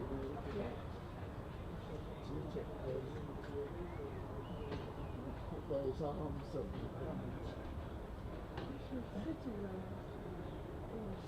I'll bring you back. Oh, sorry, let me check them back out. You got it on. I'll bring you in.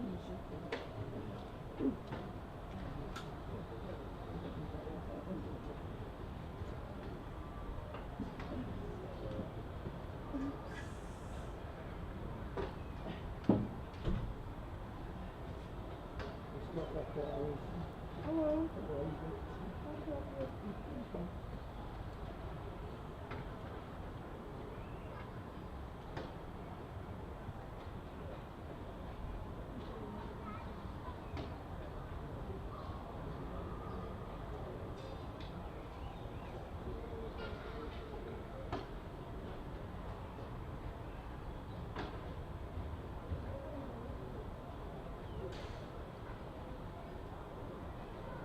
Just a reminder that you can keep up to date with everything going on in Yorkshire by following the team on X, Facebook and Instagram via @YorkshireCCC and on TikTok via @Yorkshire_CCC. You can also keep up to date with the Northern Diamonds on X, Facebook and Instagram via @North_Diamonds. Fans are encouraged to share their photos and get in touch by using the hashtags Yorkshire Family and the Northern Wire. And finally, Yorkshire Cricket would like to thank all of our sponsors and partners for their valued support, namely Cookery, Sodexo, Carlsberg Masters, Virtue Motors, NRC Group Services, Seat Unique, Almoran, Uber Eats, CNC Insurance Brokers, CNC Healthcare, and Home. Your support is massively appreciated.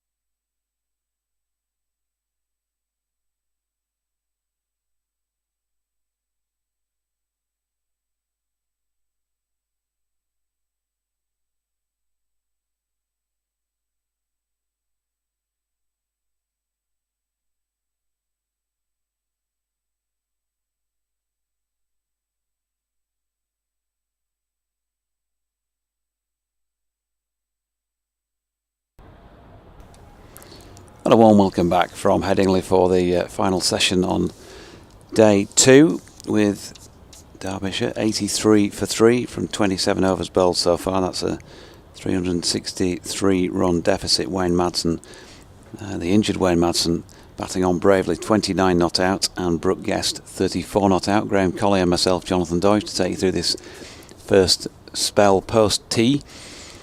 The Northern Diamonds, by the way, we've been keeping tracks on how they've been going as we cover them on BBC Radio. These will be, that's Graham and myself, will be at Scarborough on Wednesday for their Rachel Hayhoe Flint Trophy match against the Blaze, who've been struggling today themselves. But so have the Diamonds, 7 down at the moment and looking very much up against it in trying to win down at the Southern Vipers.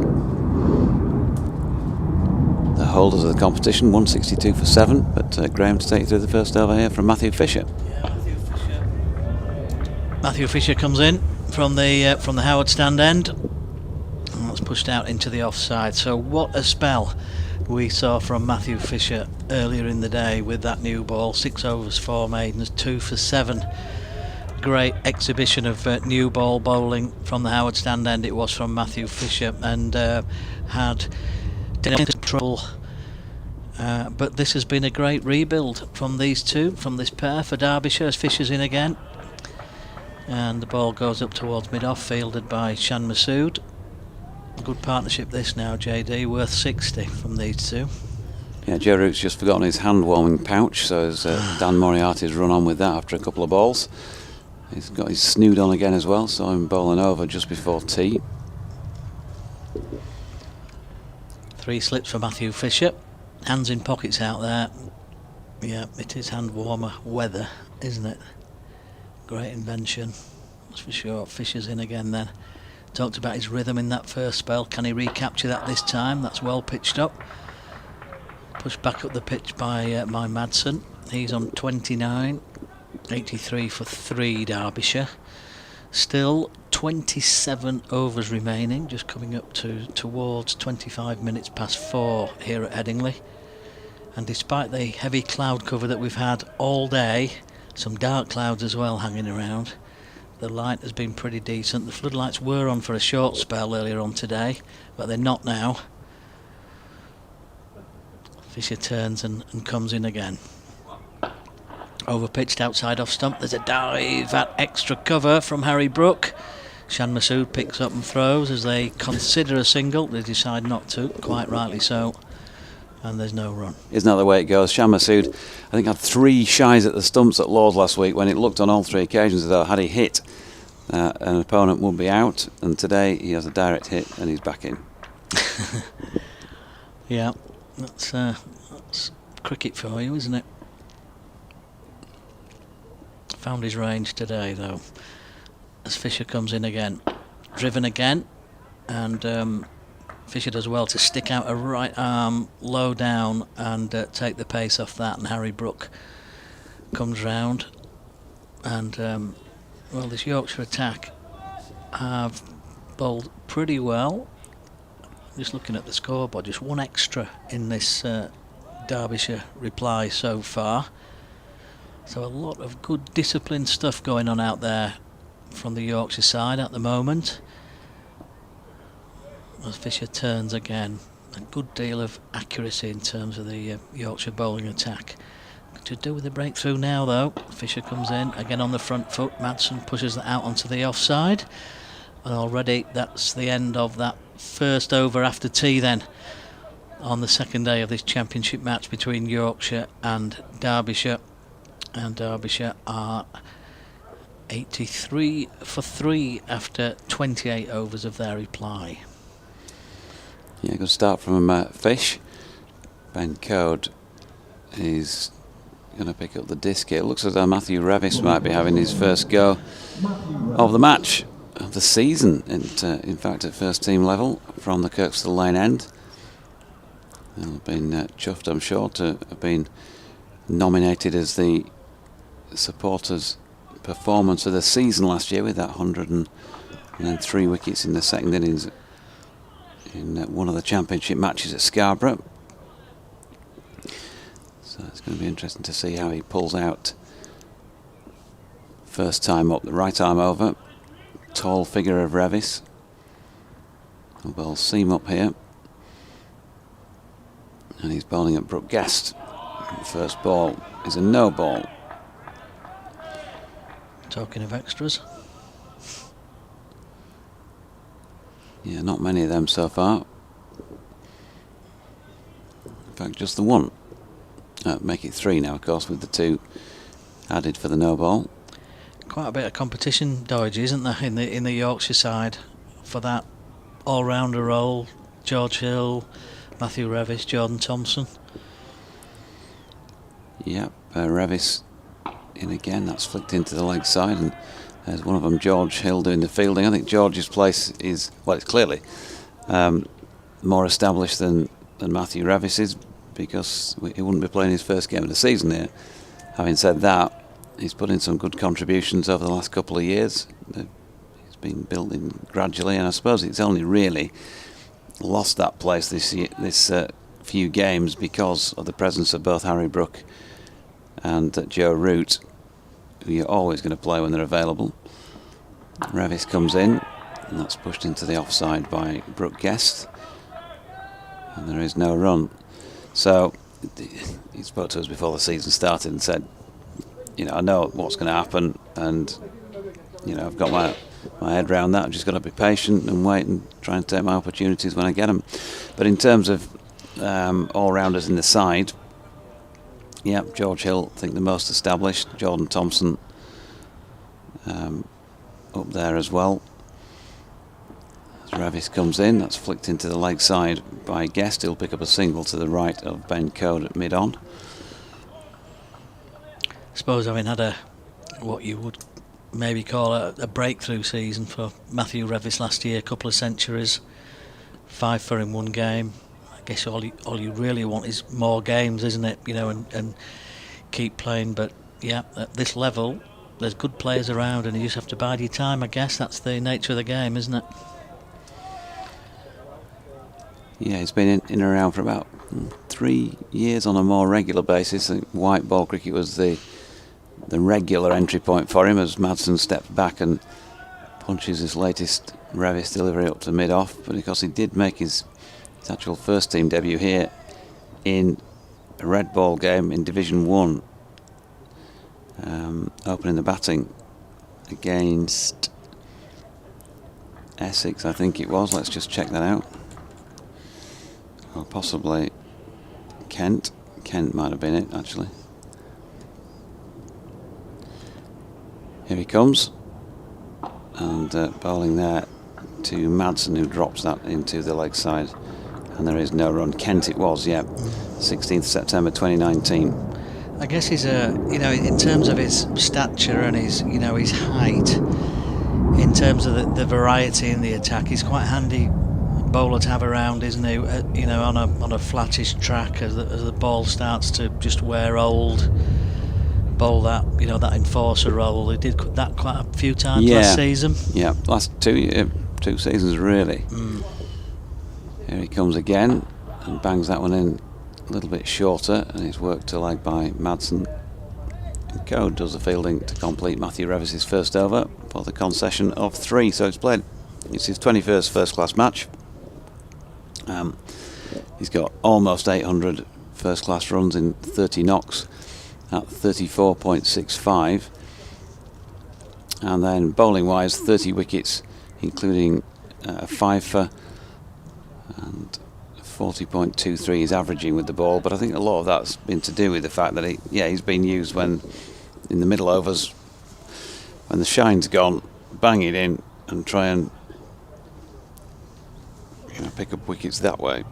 Matthew Fisher comes in again, driven up towards mid-off. They're going to take a single to Shah Massoud this time. Massoud has a shy at the stumps. I think that the Derbyshire batsman would have been home there, Wayne Madsen. And the throw just goes wide of the stumps, but they were comfortably in there for a single. Yorkshire looking for a breakthrough, needing a breakthrough, you could say. Partnership moving on to 63. plenty of time to get one. Still 34 overs remaining, as we've been saying. A lot of time left in the day's cricket. If the light holds up, here comes Fisher again. Outside off stump, good line from Matthew Fisher. That just seemed to just nip back a touch off the pitch on that occasion. Taken by Johnny Tattersall. And there's no addition to the score. 3 slips. All hands in pockets, not surprisingly trying to keep those hands warm. Joe Root, Adam Lyth, Finlay Bean. 3 in the circle on the offside. 2 on the on for Matthew Fisher. Man down at fine leg. Fisher comes in. Intriguing part of the game this now. Fisher's in. Again, up towards Masood. He's been kept busy since tea. Shan Masood up there at mid-off. And a good pick-up from him. And no addition to the score. Quickly round to his left by the Yorkshire skipper. 450 for 5 declared, Yorkshire earlier on today. And what a wonderful exhibition of batting we saw from Joe Root and Harry Brook. Matthew Fisher, who's kept up the momentum with the ball, that's for sure, taking 2 of the 3 to fall. This one's pushed out into the offside. Yorkshire have got numbers out there on the offside, and there's no way through on this occasion. So Fisher now into his 8th over. Miserly in terms of runs conceded, just 8 so far. 5 of the 7 that he's bowled so far have been maidens as well. So what a spell this has been so far. A bit shorter this time, and there is an attempted pull, and Johnny Tattersall gets gloves on that but doesn't hold on, and Joe Root seems to be suggesting it came off the thigh. Well, there was a stifled appeal as if there might have been some glove potentially on that. And at the minute we're just trying to get some replays. Hopefully we'll see one, but that's gone through to Johnny Tattersall, who couldn't hold on. But I think Joe Root was clearly indicating there he's really well placed at first slip to know that came off the thigh. Here comes Fisher again then. Fisher right on line, right on length, and pushed back up the track by Wayne Madsen. And there's no addition to the score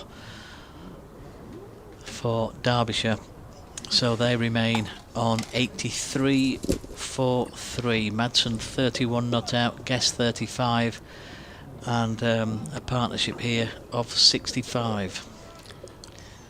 End of another Fisher over. The big screen in here says it's initialising, so I'm not quite sure why it went off in the first place. Actually, it's not something I'd noticed because we hadn't been looking for any replays. So Revis for his 2nd over, and Madsen just pulling that one to the onside of straight. Ben Code doing the fielding. Matthew Revis, that performance at Scarborough last year that won him the Supporters Association performance of the season, was 1 and 106 against the current opposition, and then 2 for 38 and 3 for 66 across the 2 innings. He just got his first 5 for against Glamorgan in the previous match at Cardiff. In comes Revis, and solidly behind it. Madsen pushes this one to Ben Code. So yeah, he's building his career, and he's kind of almost been made into an all-rounder really, because first of all, an out-and-out batter, I would have said. Yep, go on. GC, there's a pen on the bottom of the screen there, so when we do get the screen back, and I'm looking forward to seeing some of your magic, tactical analysis with some circles being drawn on the screen. Madsen driving elbow up here into the onside. Oh dear, Shan Masood's made a real meal of that, and that will be 4. Should be 4. He flicked it back, but his foot definitely touched the rope.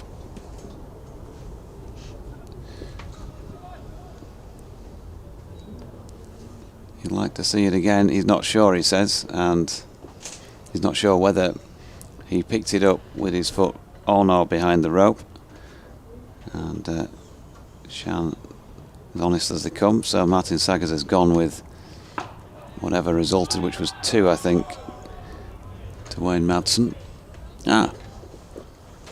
Sam Gascoigne has made an appearance. He does occasionally listen to the broadcast then, Graham. Yeah, I've got some proper expertise on the job now. I'm looking like I know what I'm doing with a handset, mate. I have no idea, to be honest. I thought it was a blackboard rubber you were looking at there for a minute. 90 for 3. Revis in short. Now then, he's got away with one there. Wayne Madsen top-edged it. Could have gone anywhere and ends up in no man's land between batter and Tattersall with the gloves. You still have blackboard rubbers, are they still a thing in school? Can't remember. I just remember ducking when the teacher threw them at me. Dodge. Yeah, that or the chalk, wasn't it? Yeah. See you after this lesson, boy. Here's Revis in, bangs it in again. Madsen has to leave that. So really good start by Yorkshire with the ball. Derbyshire 23 for 3 while it was still fizzing around and new. That was inside 13 overs. But since then, it's been harder work because, as we said on numerous occasions when Yorkshire were batting, it is a good pitch. And these two have been pretty patient. We thought Wayne Madsen was going to start getting the bugle out at one stage, but he hasn't been advancing down the pitch and taking players on like we've sometimes seen him, and he's got himself to a nice enough 33. And he's Brook Guest on strike to face Matthew Fisher. Yeah, he's batted really well. Here's Fisher. Guest in behind that one. Yeah, Guest been really tidy, really organised, good in defence. And they've both played really well down the ground as well. We've seen some great stroke play straight, particularly from Madsen. Bearing in mind he's got this hand injury to his right hand as well.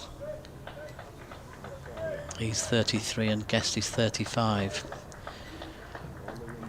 Matthew Fisher brought back into the attack for this second spell and hoping he can just make this breakthrough, break this partnership up as he comes in again now. And another good line, another good length. It's a leave by Guest. But it's a dangerous leave in a way, Dodgy. It's not far away from that off stump. No. We've seen that 2, 3 more times so far in this innings. Fisher's been close, hasn't he? Yeah. If he can just get it spot on, you'll see the wickets tumbling. Clearly just a little bit either marginally too short and going over the top. Harry Kane benefited from one of those, or marginally too wide. Fisher comes in again. Oh, and there's another really close one again.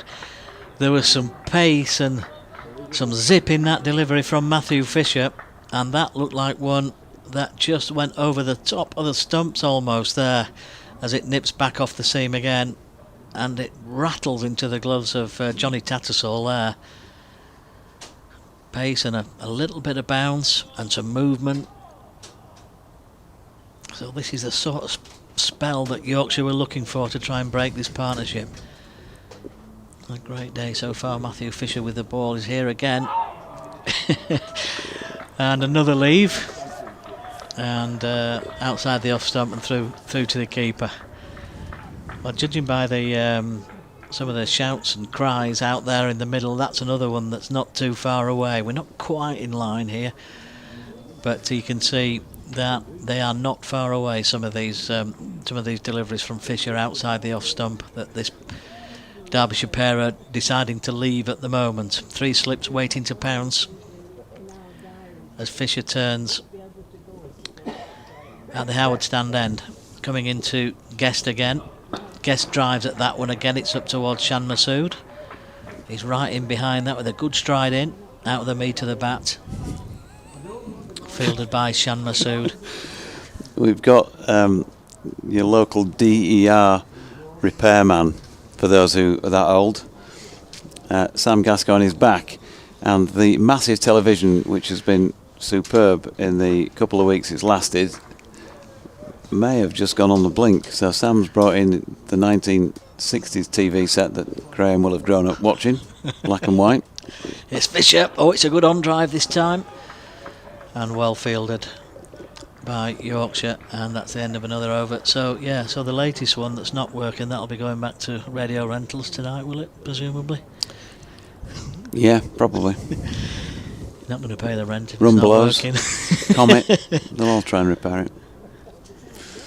Remember the days of gathered round, was it Rumbelows' shop window in Leeds City Centre looking for the football results about this time on a Saturday? I was only telling Viv Richards the other night when I was sitting next to him that when England played in the West Indies on the tour where they drew, that was the only series he didn't win as captain. I said, I remember standing in a local suburb in Horsforth, for those of us who know it, watching that match through the window of Comet, as that's driven by Wayne Madsen for resulting in a dot. Shan Massoud doing the fielding. So yeah, I said I was standing there. It was the first time that we'd seen coverage of an away tour live, hadn't we? You know, we got the highlights of Ashes series, didn't we, for about half an hour on an evening on BBC Two or something. But satellite television went out and covered that. We didn't have satellite television, and I was off down to the local. And Revis is in. That's top of the bounce and nicely punched off the back foot by Wayne Madsen, who's going to get what he deserves there. That's 4 runs. Lovely shot. Just a little too short this time from Matthew Revis. And yeah, I just thought I'll set off early. I'll just go see how they're doing, because you're keeping up to date with it on the radio, on TMS.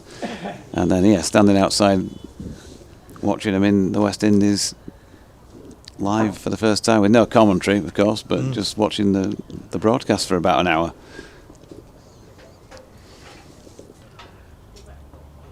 Dreaming of being able to watch it in my own comfort of my own home. Revis is in, and that's pushed into the onside by Madsen. Ben Code doing the fielding.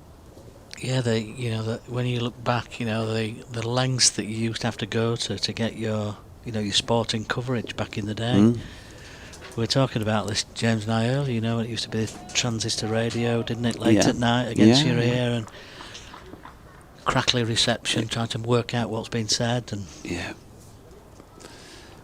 Here's Revis bowling to Madsen, who draws the bat right back round behind his body to get out of the way of playing that, and there's no run. Yeah, all of that. I remember listening to the football broadcasts back in the day on a Wednesday night. You can still hear the theme tune in your head on Radio 2, the Brian Butlers and the Peter Joneses. On those dark winter nights, and I'd go in the dining room back at home.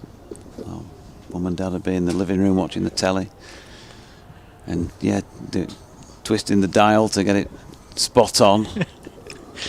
And that noise, that frequency noise when you got it slightly wrong, or Revis in again, and his opposite number, 77, Madsen, again draws the bat well back. Quite a bit of bounce there through to the gloves of Johnny Tattersall. So Revis generating some pace here, really putting his back into this now. The volume would be up quite loud as well, and you didn't have headphones or earphones or AirPods. No, none of that. Or anything of that description. So you'd be in trouble with the rest of the household because the you volume was too loud. Turn that down. I can't hear Coronation Street. Wednesday night, yeah, obviously. Revis in. Ooh, Madsen just pulling that one back straight when he was trying to cut it. Got away with it.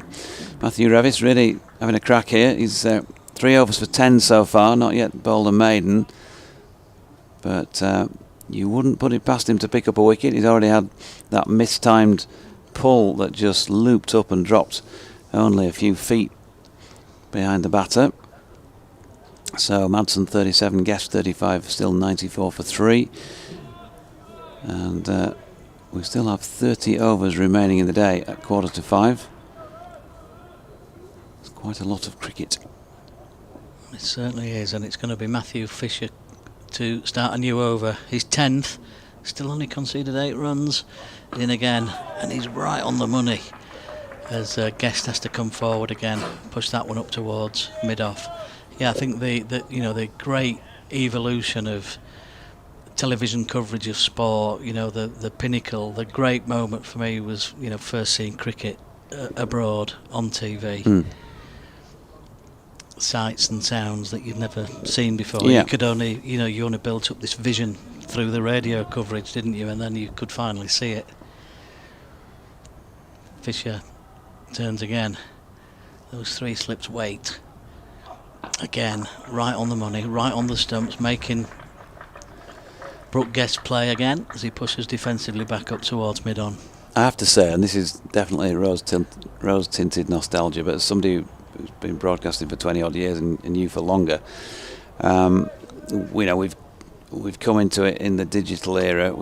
We're here with ISDN mixer kits to put out our broadcasts, which are just about to go out of fashion anyway. We know that. New equipment coming in, but I wish I could have commentated on a game of sport somewhere. Fisher's into Guest, no run. Where you could have been like in the old football commentaries, in the 70s, and you've got that muffled sound because it's not crystal clear digital line. It's like a telephone line.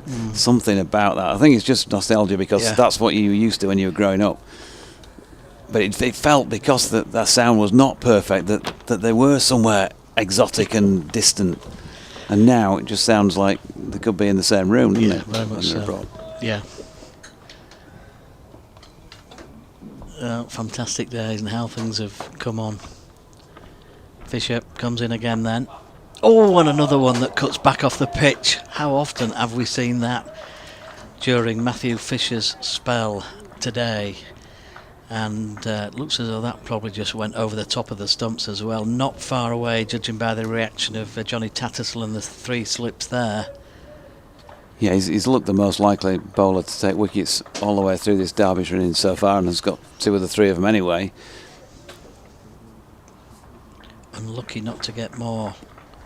Matthew Fisher, as he comes in with great rhythm in his stride here. Shorter in length this time. There's a pull shot there by Guest. Doesn't quite get there. There's a chase for Jordan Thompson, I think it is, out there, who sticks out a big right boot, but he can't quite hook the ball back, and it goes over the rope for another boundary to Derbyshire. So Fisher just trying something a little bit different there. We talked about how his line and length has been so immaculate. This time he drops one a bit shorter to test the batsman, and Guest was up to the job and picks up a 4. So the TV engineers have done a fantastic Magnificent job. He's got a career in that, as Sam. Might be more successful than his current one.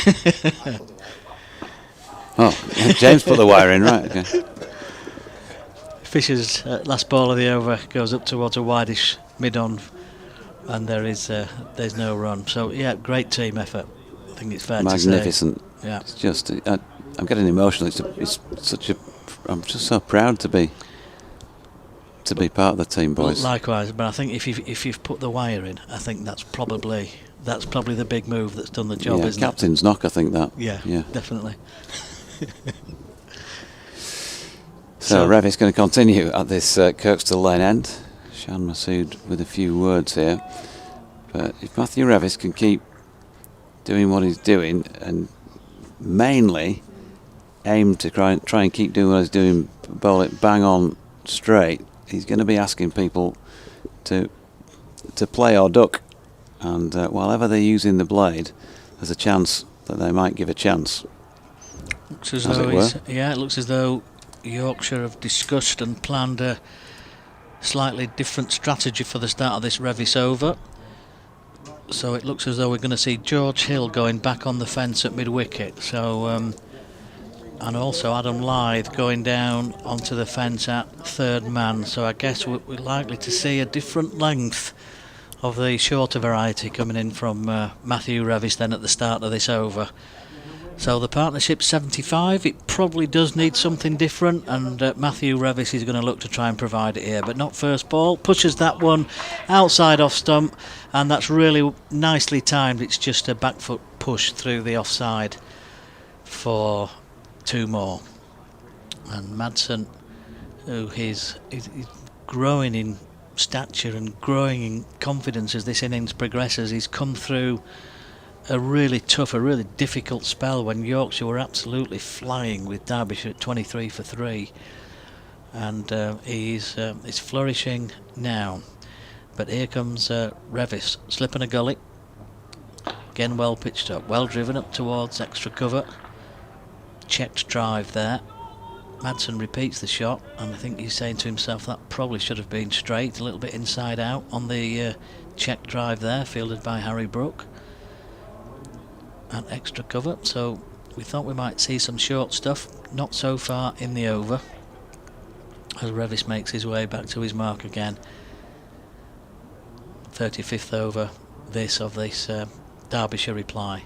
Here's Revis. That's one slightly shorter, that one's pulled, and that one is 4. George Hill didn't pick that up, but it didn't matter because he's about 30 yards or so away from it as it crosses the boundary in front of the western terrace. Sweetly struck off the middle of the bat, and I think, in all honesty, that was probably asking for it from Matthew Revis. 4 more to Derbyshire. On this day in 1974, Leeds United, already crowned champions, beat QPR 1-0 at Loftus Road in the final match of the season. How things change 50 years on and a day. 50 years. I think it was Alan Clark got the winner that day. He did. Yeah. Here's Revis. George Hill on the edge. At square on the leg side. That's pushed into the offside. They're going to run a quick single. Masood's round quickly to his left. Right-handed throw coming into the keeper's end, but they go through for a well-taken single. And Derbyshire just tick along nicely. They continue to recover their position. 3 and over their run rate. But the partnership is 82 now. Any thoughts that Yorkshire might have had of rattling through this Derbyshire team are not happening at the moment. They need a breakthrough. Here's Revis. Oh, and a streaky, sort of thickish heads out onto the leg side. They've gone through for 1. Will they come back for 2? Yes, they will. Comfortable 2 in the end. George Hill's got a long way to come to collect that one. Picks up right-handed and throws really nicely over the top of the stumps. But it's a couple of more to guess, and he's into the 40s now. He's on to 41. 107 for 3. Yorkshire having to work really hard then for this 4th wicket. The day was entirely theirs at one point, but Derbyshire fighting back. Here comes Revis again, outside off. I think Guest feels as though he's missed out a bit there. Fielded by Harry Brook in the covers. Just throws his head back, looked disappointed. That's the end of the over from Matthew Revis. Well, we thought we might see some shorter length bowling. So one short ball that was dispatched through the mid-wicket area for a boundary. So that's the end of Matthew Revis's 4th over. 4 overs, no maidens, no wicket for 19. And talking about being dispatched, Graham take a breather, and James to come in once again.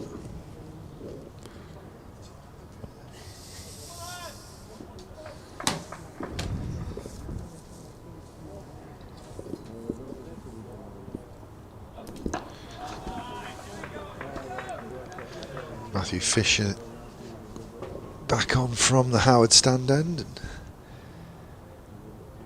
Madsen tall there and straight and late, and there's no run. Good break. Have you been doing a workout or something like that, no doubt? Not really, no. I went to A few laps around the pitch. media box, watched from the big glass box. Had a chat with Graham Hardcastle. He reminded me that Bolton Wanderers have made the playoffs and Wigan Athletic haven't. As Fisher is in, right arm over the wicket. This one's dug out, a bit fuller in length. Dug out by Madsen, and there's no run. Is that a bit of sort of Lancastrian banter, is it then? Yeah. Yeah. Yeah, the two towns are pretty close to each other, aren't they? And yes, that's their derby, Wigan versus Bolton. Yeah. Not that it's much quality when they do play each other, in recent years anyway. Families divided and all that. No, there's certainly, the people don't cross the town boundary to procreate, so the families don't really get divided in that respect.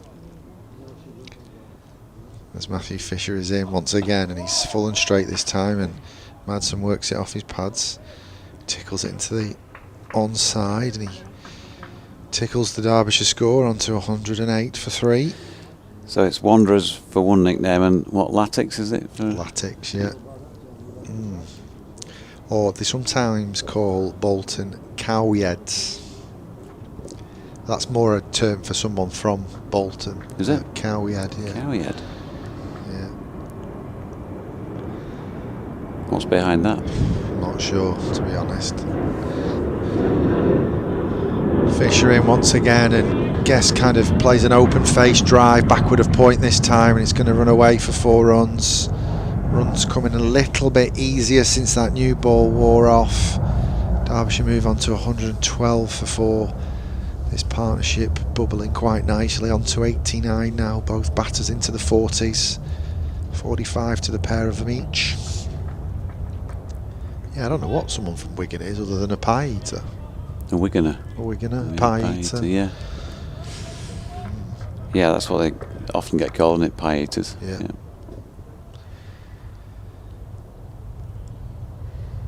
Guest on strike to the bowling of Matthew Fisher, and this time he shoulders arms to one, a little bit wider of off stump. Not sure what people from Wakefield get called, Graham. What you? All sorts of names, I should imagine.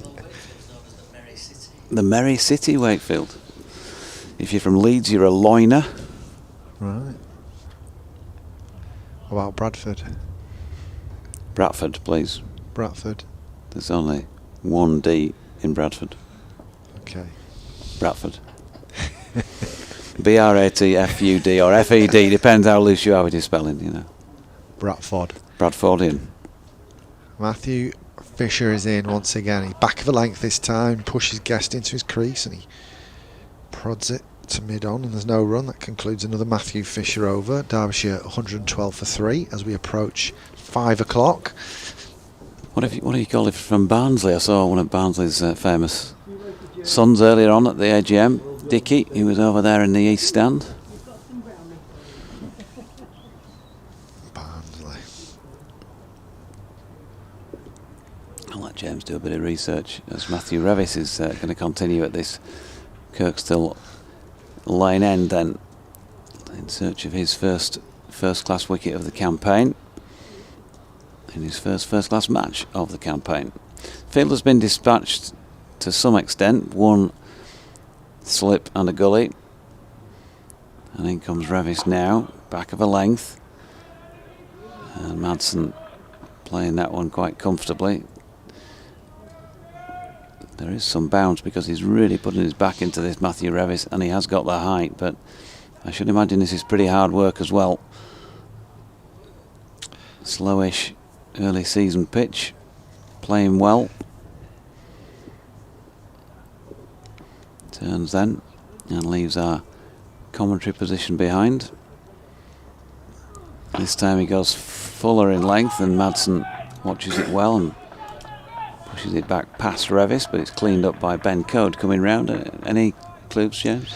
Well, I'm obviously uninitiated, so some of this is probably obvious to some people, but Google has brought back that people from Barnsley are Barnzolians. Barnzolians. Tykes or Colliers. Oh, of course, Tykes, yeah, of course.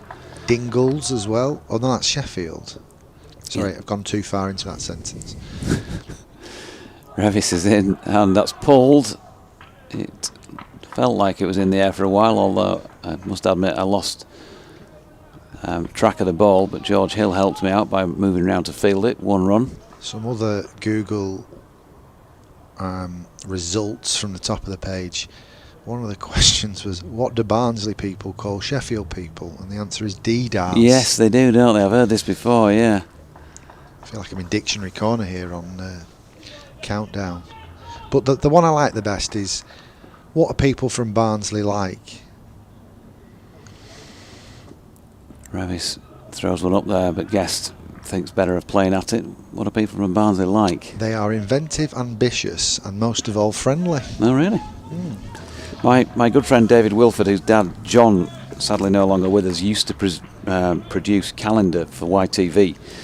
He sent me a video recently of programme that he'd produced back in those days where Brian Glover, ultimate Barnsley man, ultimate tyke, was taking you through, I guess it was like a flavour of what Barnsley's like. It started off, as you might expect, at Colliery back in the day.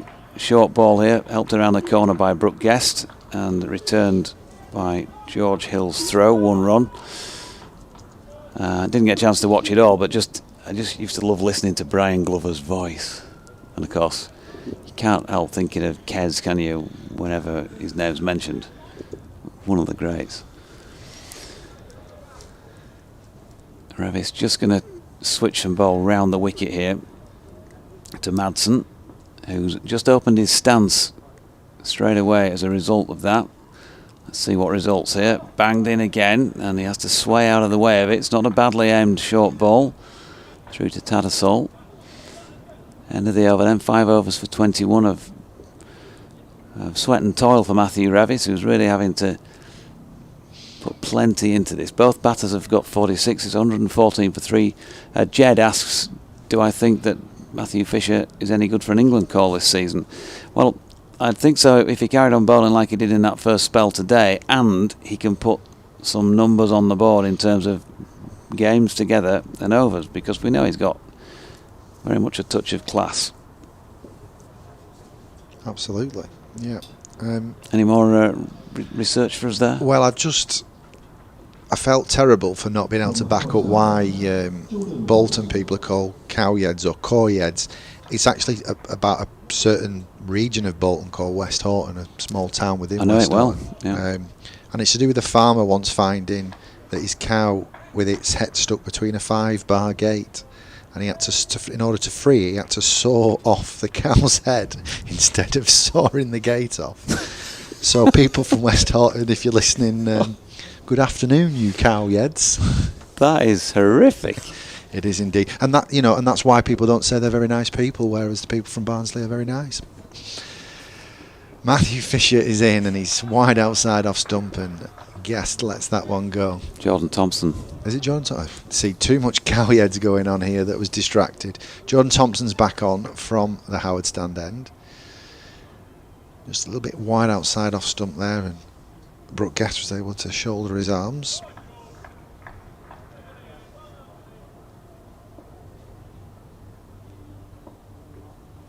Derbyshire 114 for 3.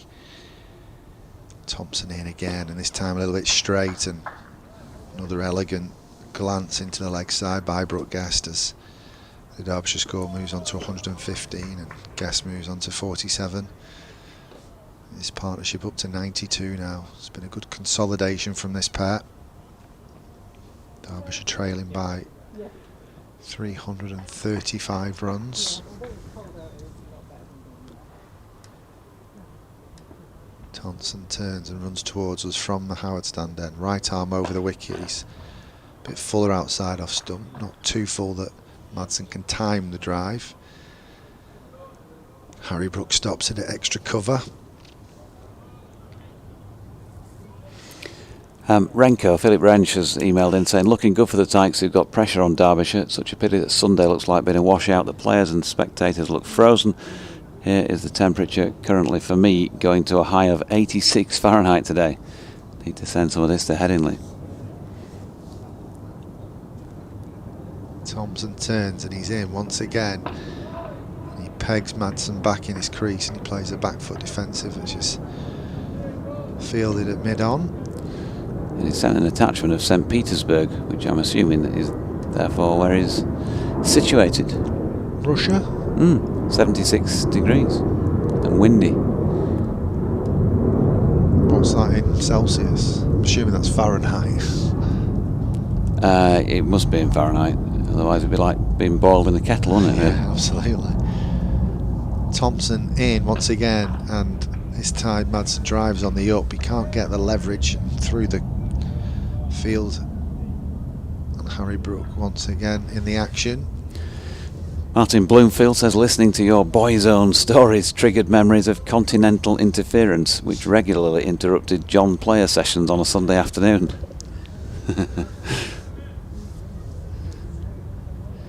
We'll pop a bit of Mary Hopkins, those were the days, on in between overs if you like. St. Petersburg, Florida. Oh. Ah. Thompson pushes off once again, and he's in. He's full and straight, and another nice check drive from Madsen, but no run, fielded by Thompson off his own bowling. That's the end of another over. Derbyshire 115 for 3. So it's gone a bit quiet and still out there. Not quite as many people in today as there was yesterday. Some club cricket starting today, so maybe that's stopped a few people coming in perhaps. Not every league's got going though, has it? No, I know in the Airwolf League, for example, where the mighty Rawdon are members, they're not playing today. Right. I think Otley are playing Collingham, but that seems to be about it.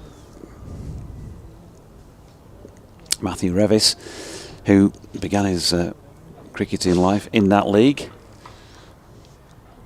he's going to bowl from this Kirkstall Lane end of the ground then. There's some changes being made to the field here. They're setting up it to be more leg side, so 5 on the leg side. Adam Lyth is just in front of square leg, not so far off umpire Hassan Adnan. They've sent Harry Brook out deeper at mid-wicket. Ooh, and Revis bowling to Brook Guest, who was through that shot before the ball had got there, and it wrapped him on the body.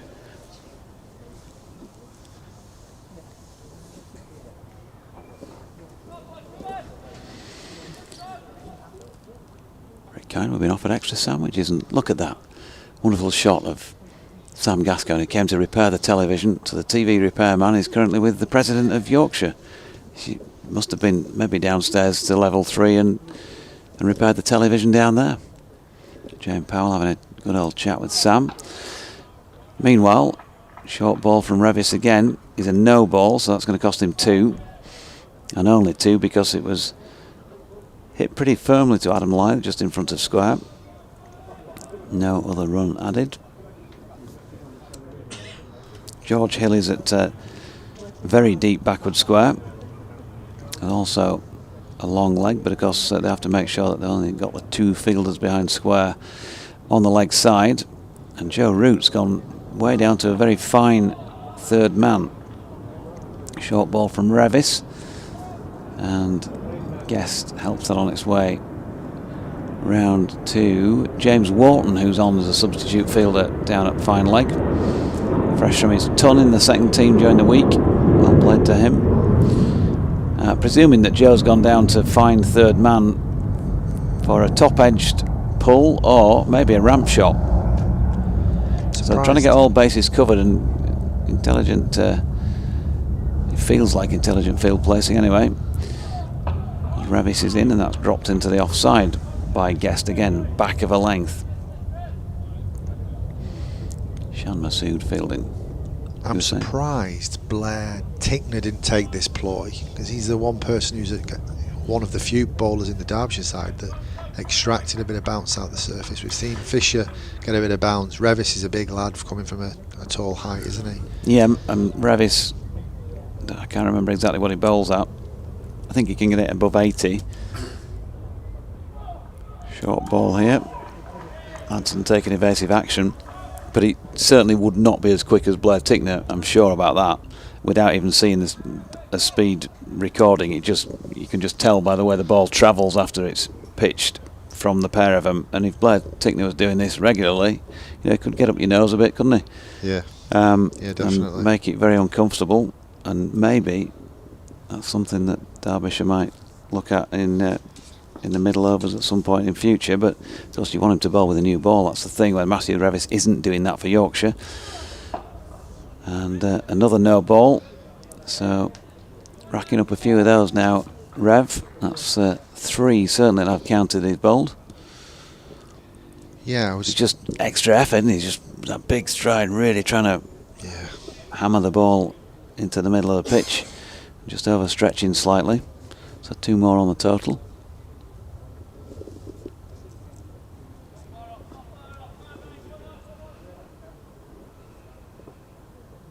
And he comes again. Wide open stance from Madsen, but at at the moment, in this over at least, it's feeling a bit more like wasting energy from Matthew Revis, because that was an easy leave for Madsen. But this is a job he's clearly been asked to do. Yeah, on the topic of bowling speeds, I was on with Fletch yesterday and mentioned the speed guns. They kind of, there's a handful of them that go round the traps from the ECB. They're centrally owned. Revis again bangs this one in, and Madsen down on one knee sways out of the way. End of the over, 6 overs for 26 now for Matthew Revis, 120 for 3. We still have 24 overs remaining at 12 minutes past 5, so at what they're usually bowling these at, we're probably going to be here till about 7, I reckon, and then the usual post-match stuff. It's going to be a late night, boys. It is indeed, but thankfully the weather so far has stayed away and we'll get the full amount of overs in. But I believe on the bowling speeds that the iHawk cameras that are strapped to the umpires now can read data around bowling speeds as well. As Jordan Thompson is in, he's a bit wide there, and it's squarely driven by Brook Guest, and that runs away to the Western Terrace for 4 more runs. It takes Guest to 52. Very, very well compiled half century by Brook Guest. Raises the bat and acknowledges the applause in the crowd. 106 minutes, 82 balls and 9 fours in that innings. Strike rate of 63. 7th first class 50 to go with 700s. He's looked very organised, hasn't he? And unruffled, really, considering the circumstances he walked in at. Yep. I think I said earlier, looks a nice, nice player, well organised player. Can't do it on his own here though. Madsen is going well with him. 101 partnership as well now. Thompson in once again and back on the money this time as Guest plays forward to a good length delivery and there's no run. So the pair of them have got Derbyshire out of a bit of a hole, haven't they, at 23 for 3. And it was tricky early on in particular, but I think they've managed to get the measure for a large part of the Yorkshire attack. There's not been too many near misses, apart from some of those deliveries Matthew Fisher has been sending down, and the one that Matthew Revis drew the mistimed pull from. Thompson in again, and Guest checks his drive once again, and Thompson fields off his own bowling, and there's no run. So it's going to be hard work from here, taking more wickets for Yorkshire, given that we're not even quite at the halfway point with the use of this ball. Yeah, the new ball's done loads for both teams, haven't they? And it's got a bit easier as the lacquer and the ball's aged. Thompson's in once again, and once again Guest is forward in defence, and there's no run.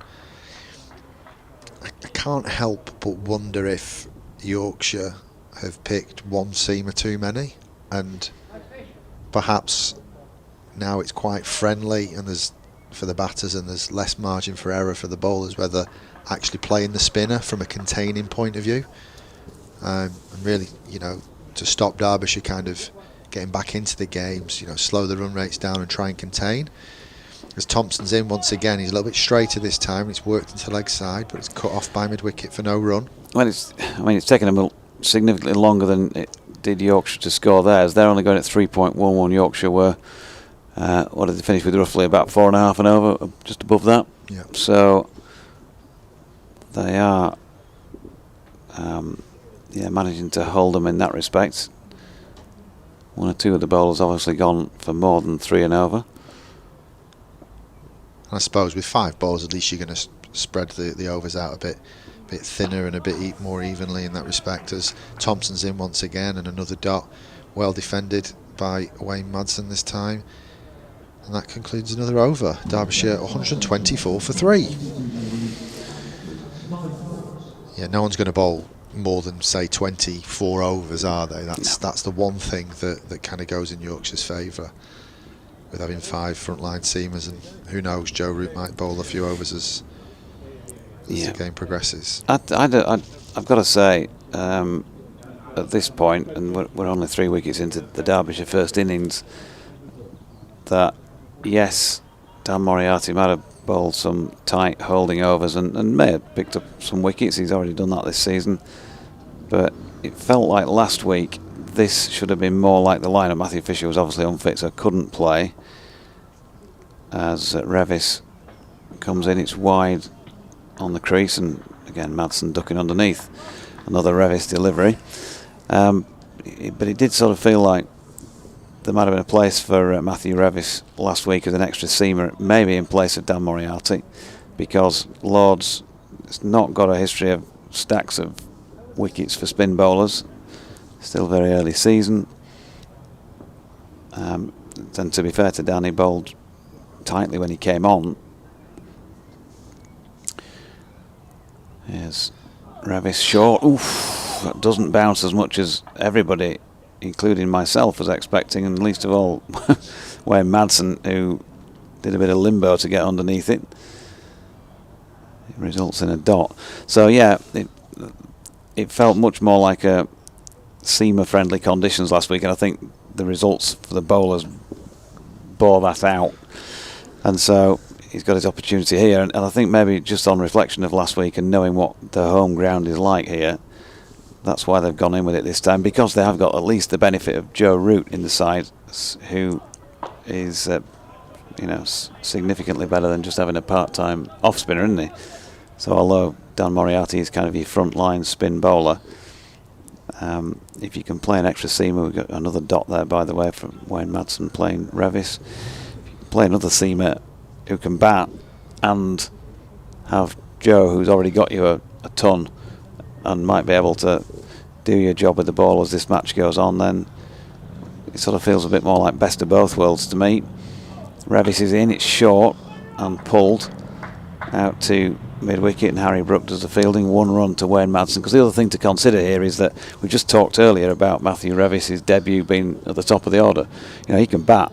He's got 2 first-class centuries, and no disrespect to Dan if he's listening, but he's not as good a batter as Rev. So you've got, for these conditions in this match, and they talk about selecting the right team for the right game.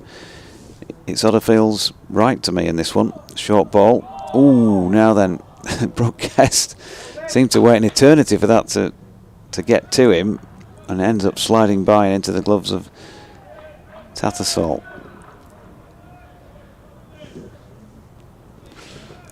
So 127 for 3. Brook Guest on 52. Partnership of 104 has been a really good one as far as the visitors are concerned. Got to give them plenty of credit here, because, as I said earlier, it was tough when they came together with Yorkshire's tails up. They've managed to weather that. And Revis now with a barrage of short stuff. We saw Messrs Roberts and Ambrose in the Howard stand the other night. Maybe he's been watching a few videos. Brook Guest just played a slow, controlled pull shot down into the ground that Adam Lyth fielded at square leg, and for some reason Hassan Adnan decided to go and stand at point here. It's a little bit different from Sabina Park though, isn't it? Kirtley and Courtney running in. Revis again, short again, and pulled again by Guest. This time he's got it away down to fine leg, where Matthew Fisher emerges from the deep, and they get 1 run. End of the over. Matthew Revis, 7 overs, no maidens, none for 30. He'll know he's had a bowl today, I think, with the amount he's been putting into that, because it feels like, energy-wise, he's probably bowled about 10 or 11, more than 7. 128 for 3. 22 overs remaining in the day. We're at 20 past 5 on day 2. And I think it's probably time I let Graham Colley come back in.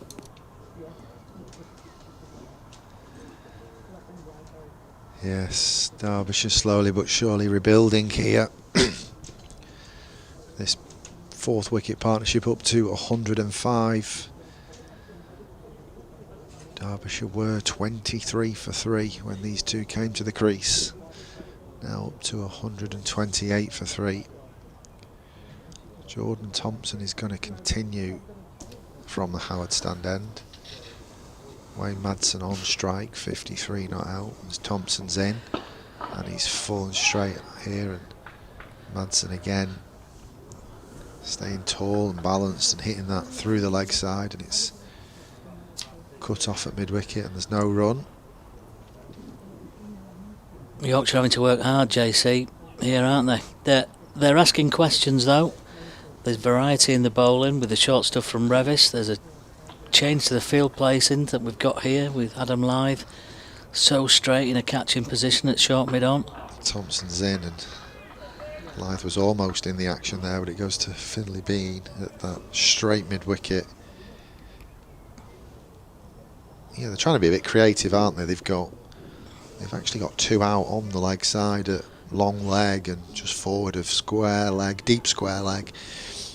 Very straight mid-wicket, a very straight, silly mid-on, and then between those 2 catches on the square there's like a regulation wide mid-on as Thompson's in again. He's zoning in on those pads, and Finley Bean once again has to do the fielding. I think this is a good ploy actually, because he went too straight from this end, didn't he, from the Kirkstall Lane end, and he didn't have the protection on the leg side. I think this is a better ploy now. The pitch is flattening off, the ball's getting a bit older and not moving around as much. It's that containing role that is required, especially given no spinner in the side for Yorkshire. Although JD defending that, and we'll soon see if that is the right ploy as Thompson's in once again, back for length this time, and Guest stands tall and punches it at extra cover for no run. Yeah, I think Yorkshire were ideally hoping that Matthew Fisher could make the breakthrough in his last spell, which was his second spell. Yeah. Probably, he's bowled brilliantly, hasn't he, today, and he's unlucky perhaps to only have 2 wickets to his name so far. And then Ben Code I've just seen warming up down here, so potentially we might see him back into the attack. Thompson in once again, and Guest forward and straight, and no run once again. Yeah, it's been a good rebuilding process by these 2. Really nice partnerships, some really good shots up the ground and on drives, shots through mid-wicket, making Yorkshire work hard for every wicket.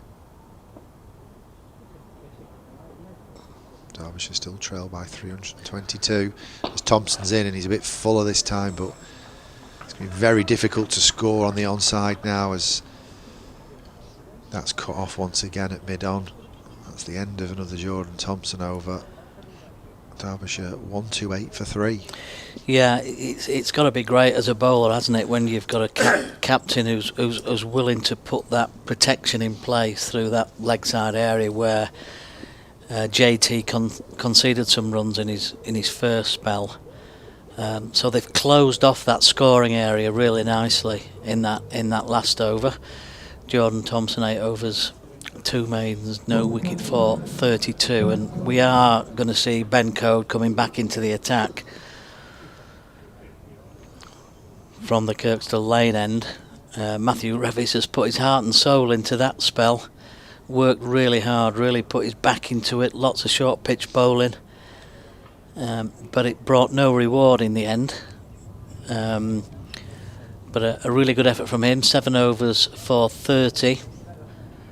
Joe Root just bowled a 1 over, otherwise the bowling predominantly done by the 5 seamers so far today. Yorkshire have bowled 42 overs, still 21 overs remaining, and this Derbyshire reply continues. So we've got, for Ben Code, we've got an interesting looking field as well, and so we've got Joe Root who's moved round to like a, what would you say, second, nearly third slip, and then we've got a short mid-wicket catching, we've got a short extra cover catching, and a short mid-off catching as well, as Ben Code comes in straight, right on the money as always, pushed up towards mid-off, and there's an orthodox mid-on and mid-off as well for Ben Code, who bowled a terrific first spell early on today, picked up a wicket, wonderful catch by Finley Bean, high up to his left in the slips,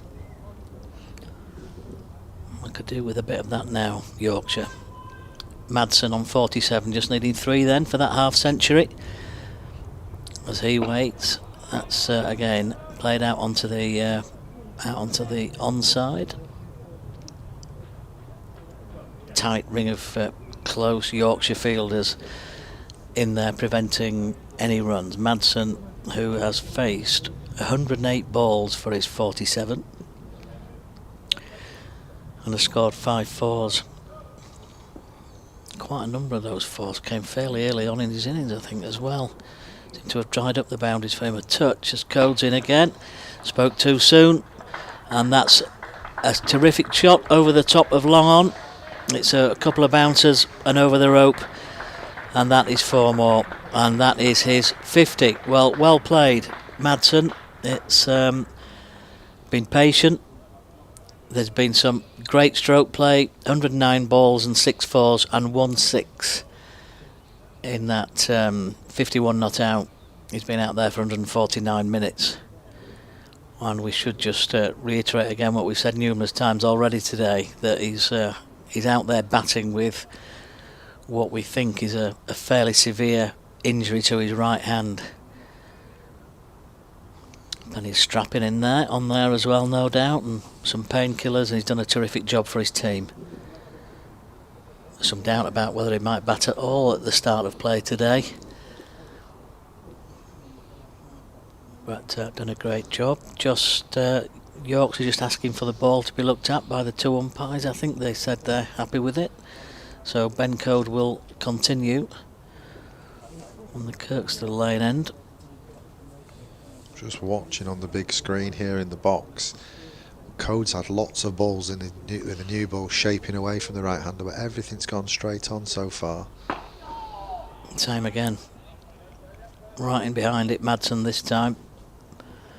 Lovely straight bat from him.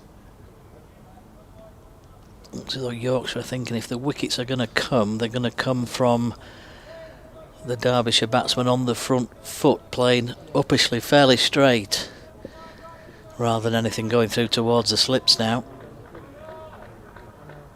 As Code again turns. Runs away from us, Ben Code. That's defended and fielded in that very short. But we've got a ring of 4 short catches there, haven't we now? That was George Hill fielding there. So yeah, a ring of 4 catches straight, fairly close to the bat. It's like an umbrella, isn't it, that's kind Yeah. of going across the pitch, 2 on either side of the wicket, and a regulation mid-on and mid-off through that kind of umbrella field. Code in again, just slightly down the leg side this time, and that goes down to deep backward square, and they go through for a single. I guess as a captain, when you've got Ben Code bowling, you can be fairly confident if you're asking him to bowl it straight that he'll do exactly that for you. He's not often straying wide either side of the wicket, Ben Code. Yeah, he bowls one length, doesn't he? And it's very difficult. But for the exception of that aggressive drive from Madsen, it's very hard to get out to him, isn't it? You've got to. I think that's what Madsen was trying to do, was come and knock him off his length. He's very immaculate with his line and length, is Ben Code. Joe Root and Matthew Fisher having a chat with Jordan Thompson before he starts this over. Getting some great advice there. Root donning the snood still. Yeah. He's gone into probably a 1.5 slip. He's the only catcher next to the wicketkeeper. As Thompson is in from the Howard stand end, and he's hit a good length there, full and straight, and just pushes Madsen into the crease, and he stands tall and plays that late. And there's no run. What would Fred Truman say? Snoods. Cricketers wearing snoods at Headingley.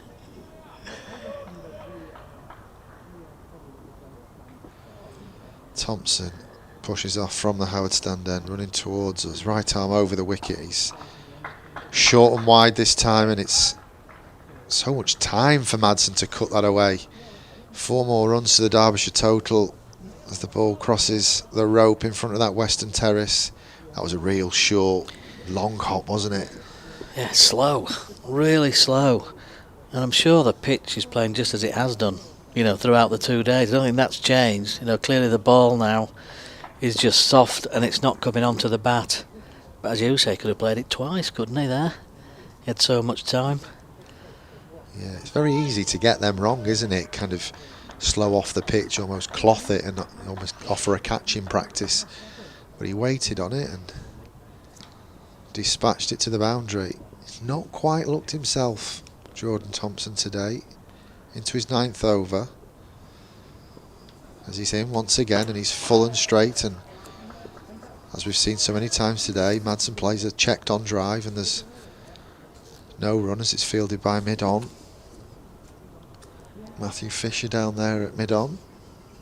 Yeah, and as we've been saying earlier on this afternoon, Derbyshire still chasing their first batting point of the season. So this partnership will give them a lot of encouragement after a really difficult start to their innings.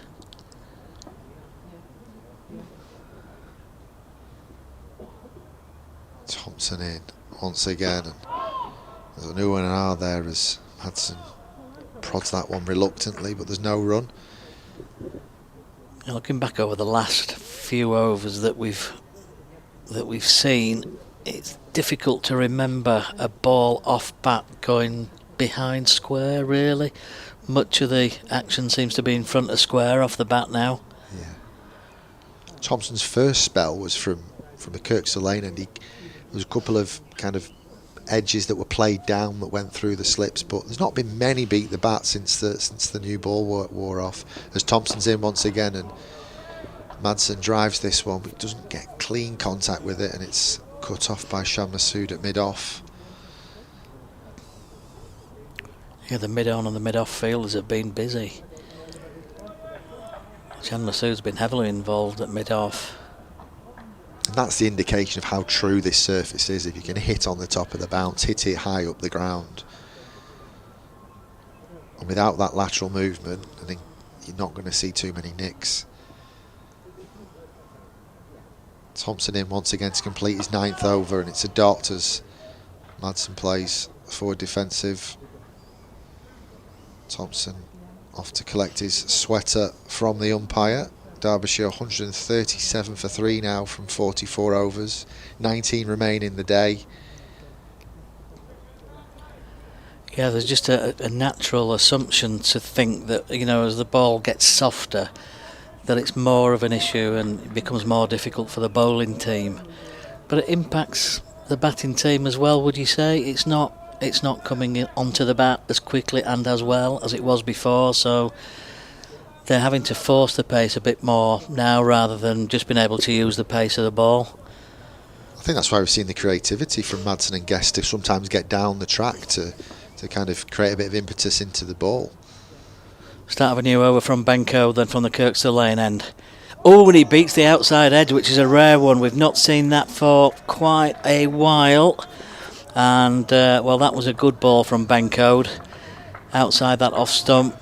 Good line there. Bit of pace in that delivery as well, as it goes through to Johnny Tattersall there.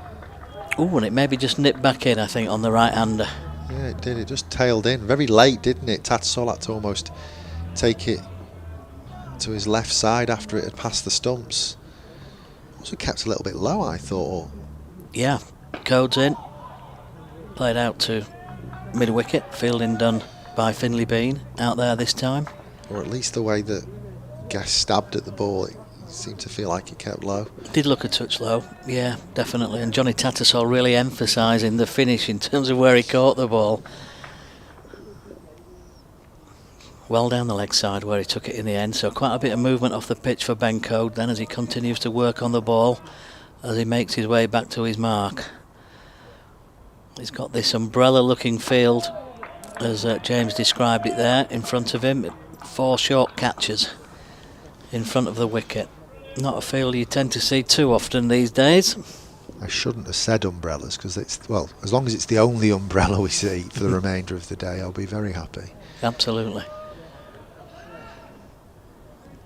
And the sky probably, overhead anyway, is looking as light in colour, the clouds, as we've seen for most of the day probably. Yeah, and they're very high in the sky, aren't they? Fingers crossed. Ben Code comes in again then, looking for this breakthrough. Forward, Guest again. The batsmen, when they are forward and they're not looking to force the pace, looking in the comfort zone almost now, aren't they, off the front foot defensively? The odd one, as we saw from Code a couple of balls ago, just nipping through, but generally speaking, the batsmen are fairly confident in their defensive play. Shan Masood just looking round at the field, having a discussion with Adam Lythe. But Ben Code continues with a similar field. That's down the leg side though, and that's going to be glanced away for 4. So he just strays there down the leg side slightly. Ben Code, we've not seen that from him today very often at all, but that's clipped away really well by Guest, and it absolutely flies up towards the Howard stand for 4 more. 141 for 3. Partnership is 118. And this is becoming a problem for Yorkshire now, this partnership, for sure. Yes, rare occasion that Code misses his radar. Field set with a long leg behind square on the leg side, so Guest was able to get that fine, and it was easy pickings for 4 more runs. The balls got lost again in the covers, so goodness knows what condition the balls come back in. Although I'm sure there wasn't too much moisture left on the covers. Ben Code comes in to complete the over then. That's the end of his 10th over. 1 for 31 with 1 maiden for Ben Code, 141 for 3. 18 overs remaining in the day. And a steady, very steady run rate of 3.13 for Derbyshire in their reply to Yorkshire's 450 for 5 declared earlier on today that we saw.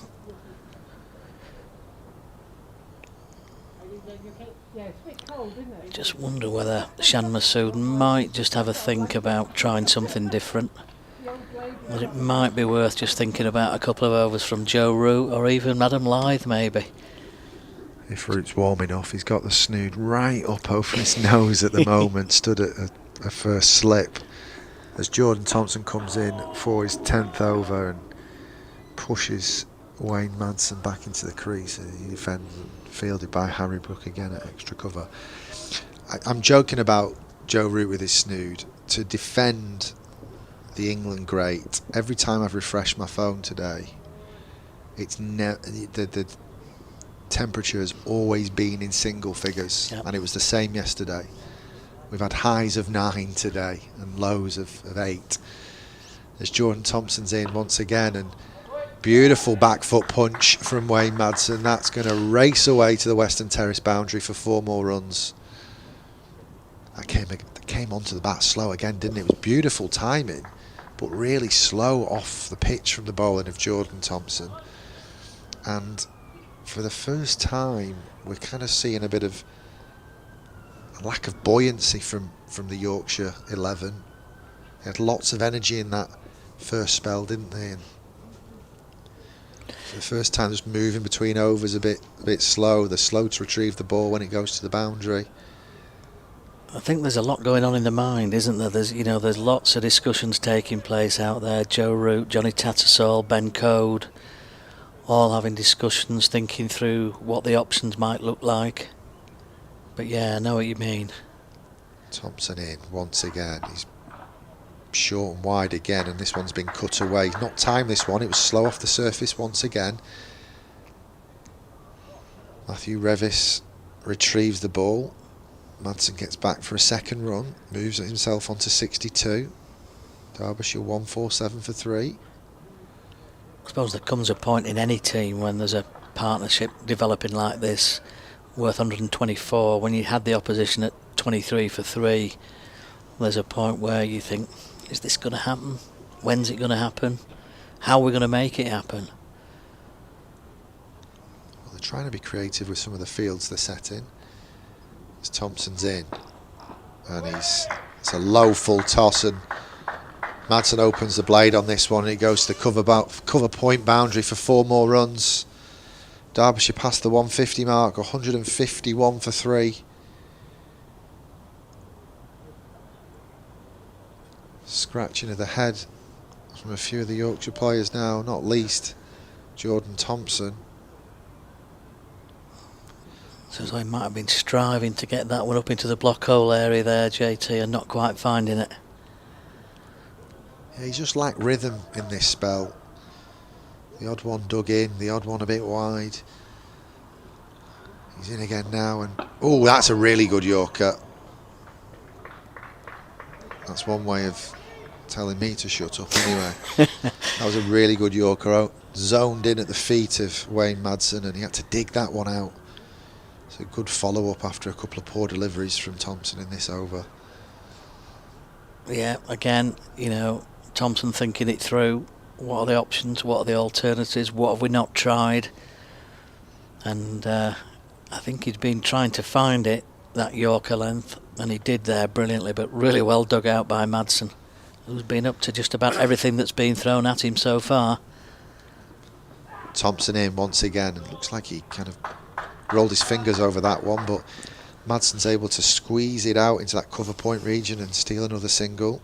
That's the end of another Jordan Thompson over. Not sure we'll see him again. We might see a change at the Howard stand end. Derbyshire 152 for 3 now. Still another 17 overs remain today. It's real attritional cricket now, isn't it? I've said it a few times, you know, it's a new ball wicket. It's a really good batting surface. It's a new ball wicket, and we've seen things happen with the new ball, but we've not really seen anything happen with the ball in both innings after the 30 over mark. Well, it's a true test of the longer form of the game in a way, isn't it? You know, these different phases that come along as conditions change and the ball changes. Another discussion, well, numerous discussions actually taking place out there. Shan Masood having a chat with Jonathan Tattersall up at the far end. There's been a discussion between, I think, Harry Brook, Joe Root, Ben Code at this end. So some great minds of the game. They're trying to work out what the solution might be to break the partnership. So they've got the minds to do it, no question about that. Can Ben Code create the breakthrough? Over number 11 for him. This time Madsen's reaching a little bit, playing forward, about well in front of the pad there as he played that one. He's on 67 from 125 deliveries. Guest 57 from 102. Some very cold people in the stands as the camera pans round. Benko back to his mark again. Madsen will wait again, straight back, push back up the pitch defensively, and no run. Yeah, there was quite a lot of people in the ground, I thought, today at 10:30, sat in their seats waiting for things to get underway, watching the warm-ups. I think quite a lot of people enjoy coming in and just watching the players warm up, batting in the nets, but a lot of them are still sat there. They've been sat there since 10:30 in these low temperatures. It's a great effort, isn't it? As Code again runs away from us. That one's got a bit of shape inwards from Ben Code this time, and Madsen's up to the task though, and pushes that up towards mid-on. And there's no run on this occasion. The big dog's back in the house. David Fletcher. Very well.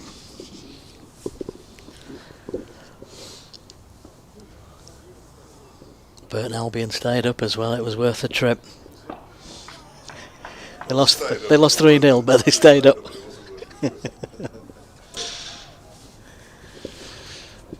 So Madsen doing a really good job for the team here. Still looking and holding that right hand. Batted really sensibly, really well. But he's got that damaged right hand, but doing so well in the circumstances.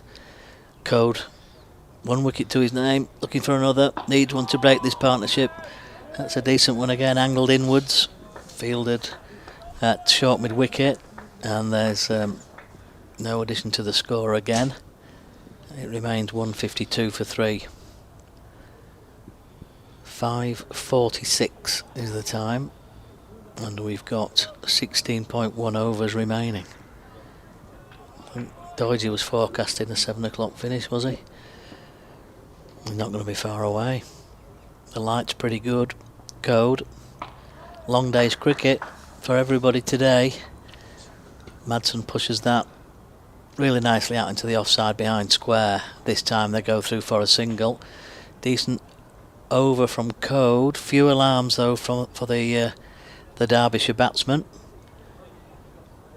Got Moriarty just coming onto the ground momentarily. I think it was like Adam Lythe who's just heading for the dressing rooms for now. But it's all gone, as you said, it's all just gone a bit quiet, hasn't it, at the moment? And Yorkshire not short of ideas, but in terms of making it happen, they haven't managed it so far. And it looks like, as you can hear in the background, George Hill's coming back into the attack. So I guess that's the idea, that's the plan, isn't it? Rotate the bowlers, try and look for something, keep things changing, ask questions of the batsman. Yorkshire are doing that. Yeah, 6 bowlers used so far, obviously 1 token over from Joe Root in those 6 used, but no bowlers bowled more than 11 overs. As George Hill to start a new spell, he's a little bit wide outside off stump and it's cut forward of square by Madsen, but it doesn't get through Harry Brook, who seems to be everywhere today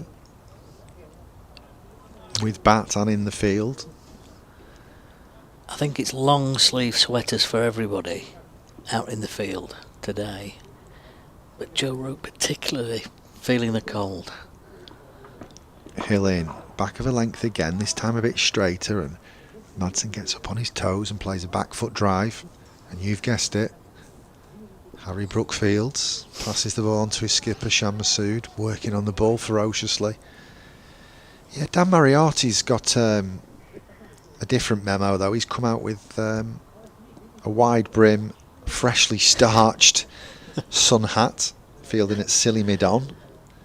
As George Hill is in and he's wide again. This one's back cut, but there is a fielder in Matthew Revis there to cut it off. So there's only 1 to the Derbyshire total. Brings Guest on strike. Yeah, it's difficult to understand the floppy, isn't it? Other than habit forming, just feels comfortable in it, always wears it. Perhaps, yeah. Perhaps. Bit of superstition maybe, some people. Hill in once again. It's fuller this time and Guest pushes that through cover and it's going to run away for 4. Runs so quickly along the square here at Headingley, as we mentioned earlier, and he just drove that with great ease. It was almost a little push, wasn't it? A little extension of a forward defensive, opens the blade a little bit, and that takes Guest into the 60s as well. 61 not out, non-striker Madsen 69 not out. Derbyshire total up to 158. 3 wickets down. The last wicket fell when the score was on 23. So his partnership up to 135. As Derbyshire trail by 292. George Hill's in and there's another drive this time. It's got through, very similar to the one before. Bobbled a little bit more and it runs away for 4 more runs. Matthew Revis had come up into regulation backward point and he couldn't cut that off. It bobbled a couple of times and it gathered pace, didn't it? And 2 boundaries in succession for Brook Guest.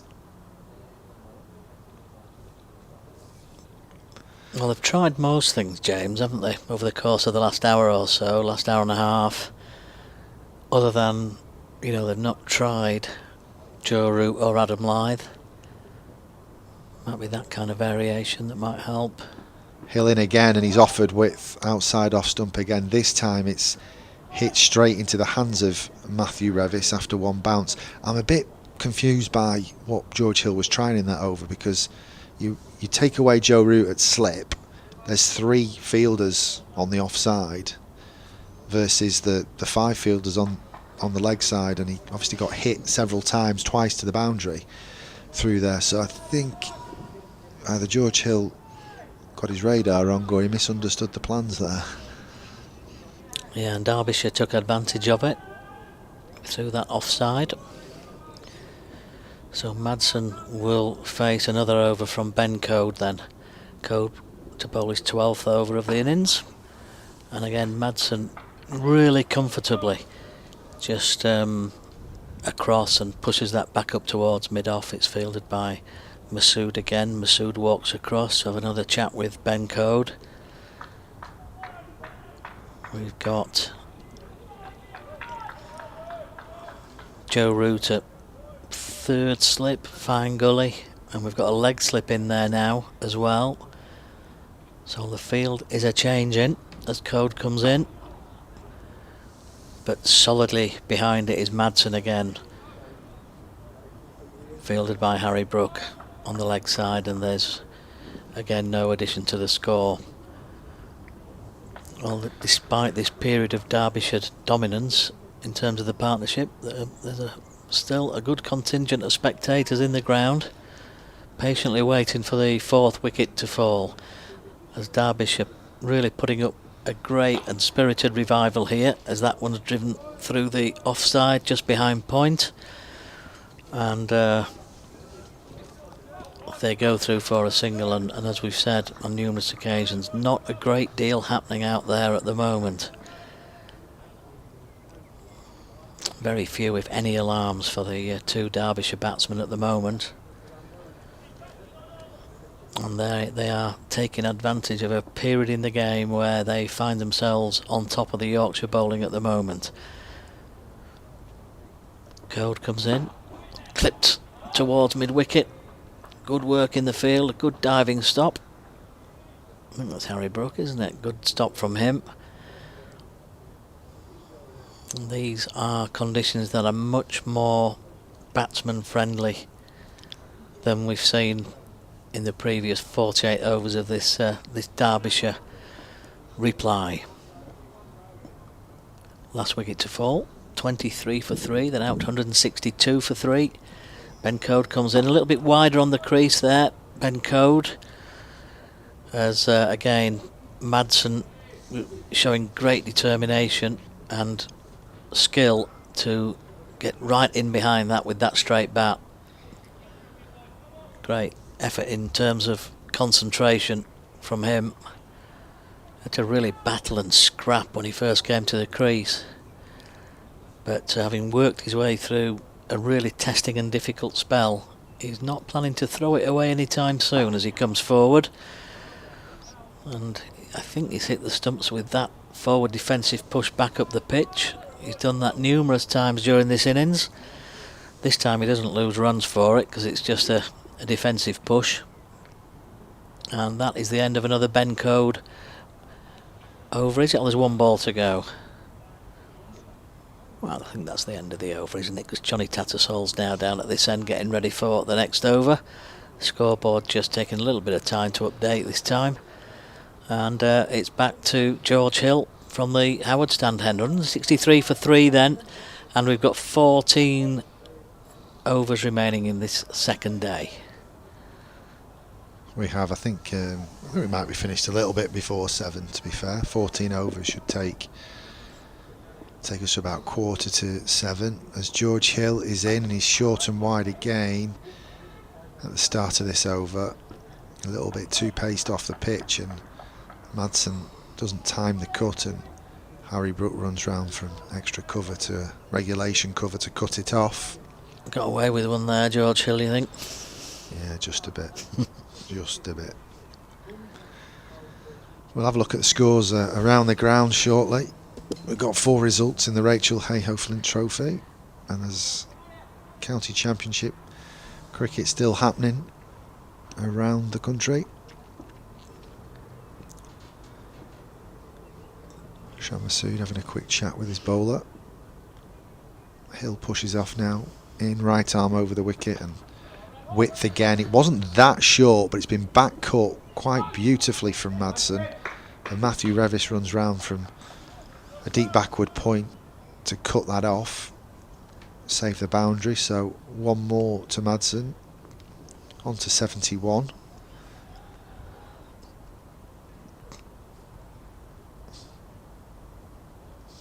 Hill probably wants to look to adjust his line here. The ball's not shaping in like it did in his first spell and like it did in the previous game here at Headingley. And he's wide again outside off stump, and this time Guest's on the front foot as he square drives this, and Matthew Revis is in pursuit, keeping himself very busy out there. They come back for a second run. On overtime, Matthew Revis, isn't he? He's got a massive area to cover there as well. After that spell as well, banging it into the middle of the pitch. There you go, son. Now go do some running around, lad, in the field for us. You young lads, you have to help. Heavy lifting. Get on with it. So Hill, once again, from the Howard stand end, in past the umpire, and this one's driven on the up. Keep him warm, James, won't it? It will keep him warm, yeah. Very cold. Just the 9 degrees here in LS6 today. I've never known it, really. Not so much the temperature, but never known it be so damp. Never known in 20 odd years of playing league cricket a full round of cricket be put back, as Hill is in once again, and he's on the money this time, and Guest respectfully plays a forward defensive to that. Yeah, I've never known in all the time I've played league cricket that they delay the season by a week, and in some cases around the country they delayed it by 2. Yeah, that's right. In the league that JD was talking about earlier, the Airedale and Wharfdale Cricket League, they cancelled the first round and they've cancelled the second, although they've said if clubs can get games on, they can play them. Hill in, and it's carbon copy of the ball before. He's found his radar this time, and Guest again plays a forward defensive. That's no run. That's another overdone with 13 left today. Derbyshire 166 for 3. There's some pictures of the crowd there, some 4 gents there, well wrapped up. Looking very cold. The flasks are empty as well, aren't they? Teas and coffee's all gone now. You might need something a bit stronger to warm them up. Whiskey in their tea, perhaps. I think so, without a doubt. Warm bath when they get in, maybe. So, what are we going to see here? We're going to see Ben Code continuing from the Kirkstall Lane end, but we're going to see Johnny Tattersall up behind the stumps this time. So, another variation. We've got Joe Root at that wideish, sort of secondish slip, third slip almost, and we've got, I think that's Harry Brook at leg slip. As Code comes in then, right on the stumps again, played out onto the onside. And fielded by Finley Bean out there at the short mid-wicket. I'll get onto the county championship round the ground shortly, but in the Rachel Hayhoe Flynn, 2 games have been ended prematurely, but they got results with DLS method. South East Stars have beaten Central Sparks by 71 runs, and Southern Vipers have got up against their arch rivals the Northern Diamonds by 70 runs. Code comes in again. That's a good delivery by Code. Again, that wonderful accuracy that we see from him so often is there again for all to see, pushed out onto the offside and no run. And the weather's cut both those games short, but they've got enough overs in to constitute a result, and the Sunrisers have beaten the Blaze by 7 wickets. The Blaze earlier bowled out for 87. Sunrisers finishing 91 for 3 in pursuit of that very small total. Code comes in, played out onto the onside. They've gone through for a single. Fielding done by Matthew Fisher this time, as we see the floodlights coming on. They've been on earlier on in the day, but we've had a period of pretty good light for the last hour, couple of hours or so, but there's some dark clouds ahead and the lights are just coming on. And the final fixture in the RHF T is Thunder getting beaten at home by the Western Storm. Thunder were in pursuit of 253, and they came up 66 runs short at 86 all out. Here's Code again. 3 close catches on the onside in front of the bat now. That one just hits the pad of Brook Guest, the Derbyshire wicketkeeper batsman, who's on 67, and the partnership currently stands at 144. 12 overs in the day remaining after this one. Stubborn partnership this by this Derbyshire pair as Code comes in again. Yorkshire will be desperate to break this partnership before the close of play on this day 2. Particularly bearing in mind, I haven't looked at the forecast for tomorrow for a short while now, probably a couple of hours, and it does change, doesn't it? But it was looking particularly horrendous for tomorrow, the weather forecast, with the prospect of potentially the loss of a full day's play tomorrow. So it leaves Yorkshire a lot to do on the last day as Code comes in.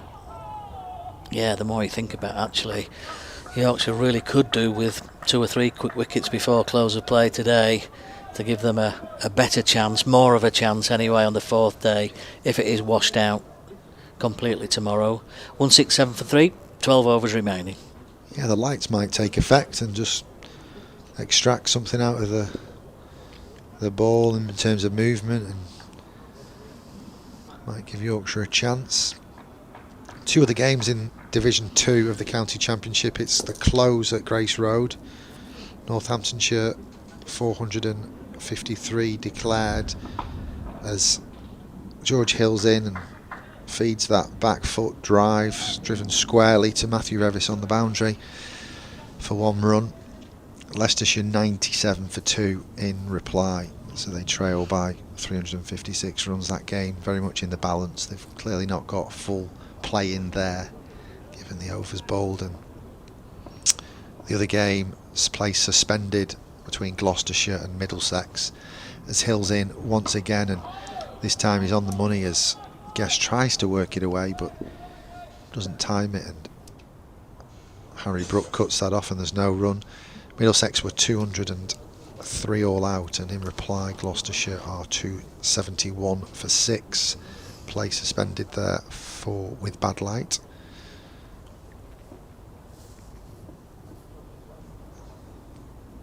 George Hill once again from the Howard stand end, right arm over the wicket, full just outside off stump there, and Guest prods forward at that one. Harry Brook cuts it off and it's another dot. And in Division 1, 3 have closed for the day. Hampshire into their second innings, third innings of the game, still trailing Surrey by another 177 runs with 8 wickets remain at 31 for 2. As Hill's in, but it's straighter this time. It's just dinked into the leg side and cut off by that short mid wicket, Finley Bean. And in reply to Nottinghamshire's 400 all out, where Ben Duckett got a double century, Warwickshire are 71 for 3, so they trail by another 329 runs, 7 wickets remaining there. And Worcestershire are 107 for 1 in reply to Somerset's 309 for 9 declared. Excuse me. Hill in once again, and big space, isn't there, at cover point, so Guest is able to nudge that one for another single. Matthew Revis in off that cover point boundary, hurling the ball back in. I beg your pardon, it was Madsen who took that single, which brings Guest on strike as Hill's in, and again it's the same result. The ball driven squarely through the point region. Matthew Revis cuts it off. Another single to the Derbyshire total. The end of another George Hill over. Derbyshire are 169 for 3. And just to conclude that wrap up, there is a game still going on live, which you can obviously hear on the BBC Sport app and the BBC Sport website. Durham are playing Essex up at Chester Street. Durham made 358 in their first innings, and Essex trail by 50 runs there, 308 for 3. Feroz Cushy earlier in the day making 107, and Nick Brown currently 90 not out. He's been joined at the crease with Jordan Cox. Start of a new over then for Ben Code as he's in again, right on line. Good straight delivery, fielded on the leg side by one of the short fielders in front of the bat there. and there's no way through as George Hill picks up. The score remains on 170 for 3. So this game's moving forward, considering there's only 2 games across both Div 1 and Div 2 domestically being played at the moment.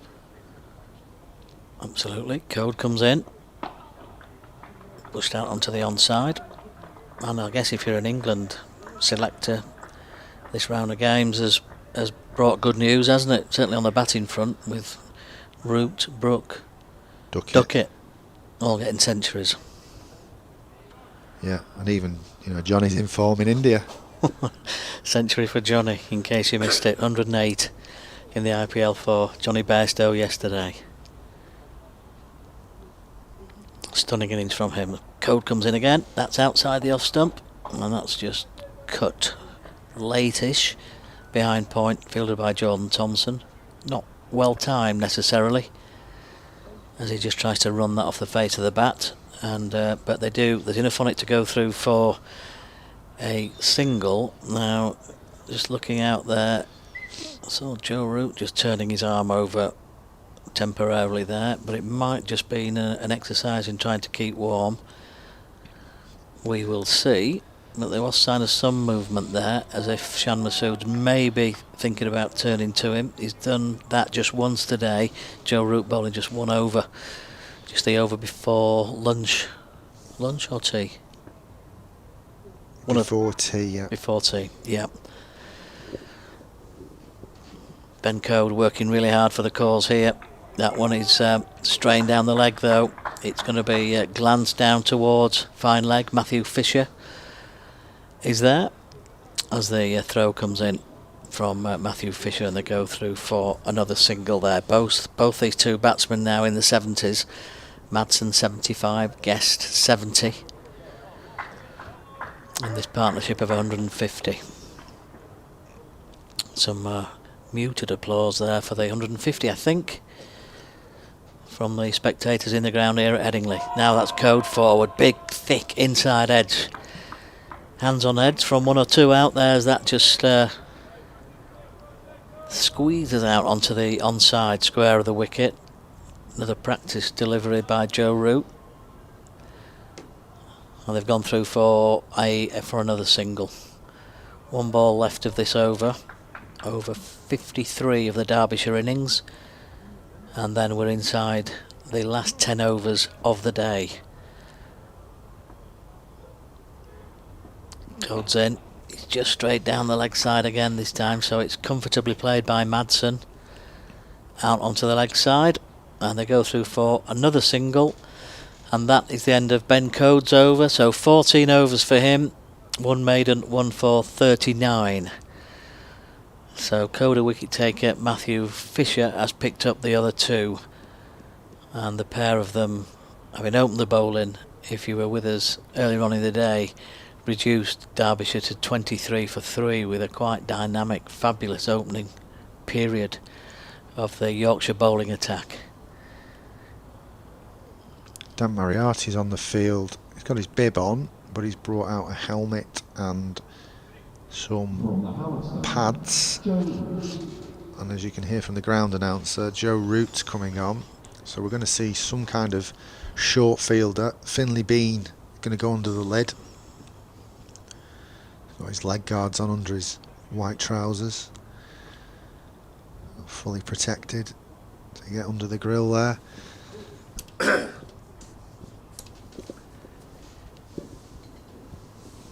So Joe Root's going to bowl from the Howard stand end this time. We saw him bowl from the Kirkstall Lane end previously. Sleeveless sweater on now, 66 on his back, snood round the neck, right arm over, and this one is slightly wide of off stump, a little bit of turn into the batter, but Madsen does try to late dab it. Goes to Harry Brook, who's now at a backward point, and there's no run.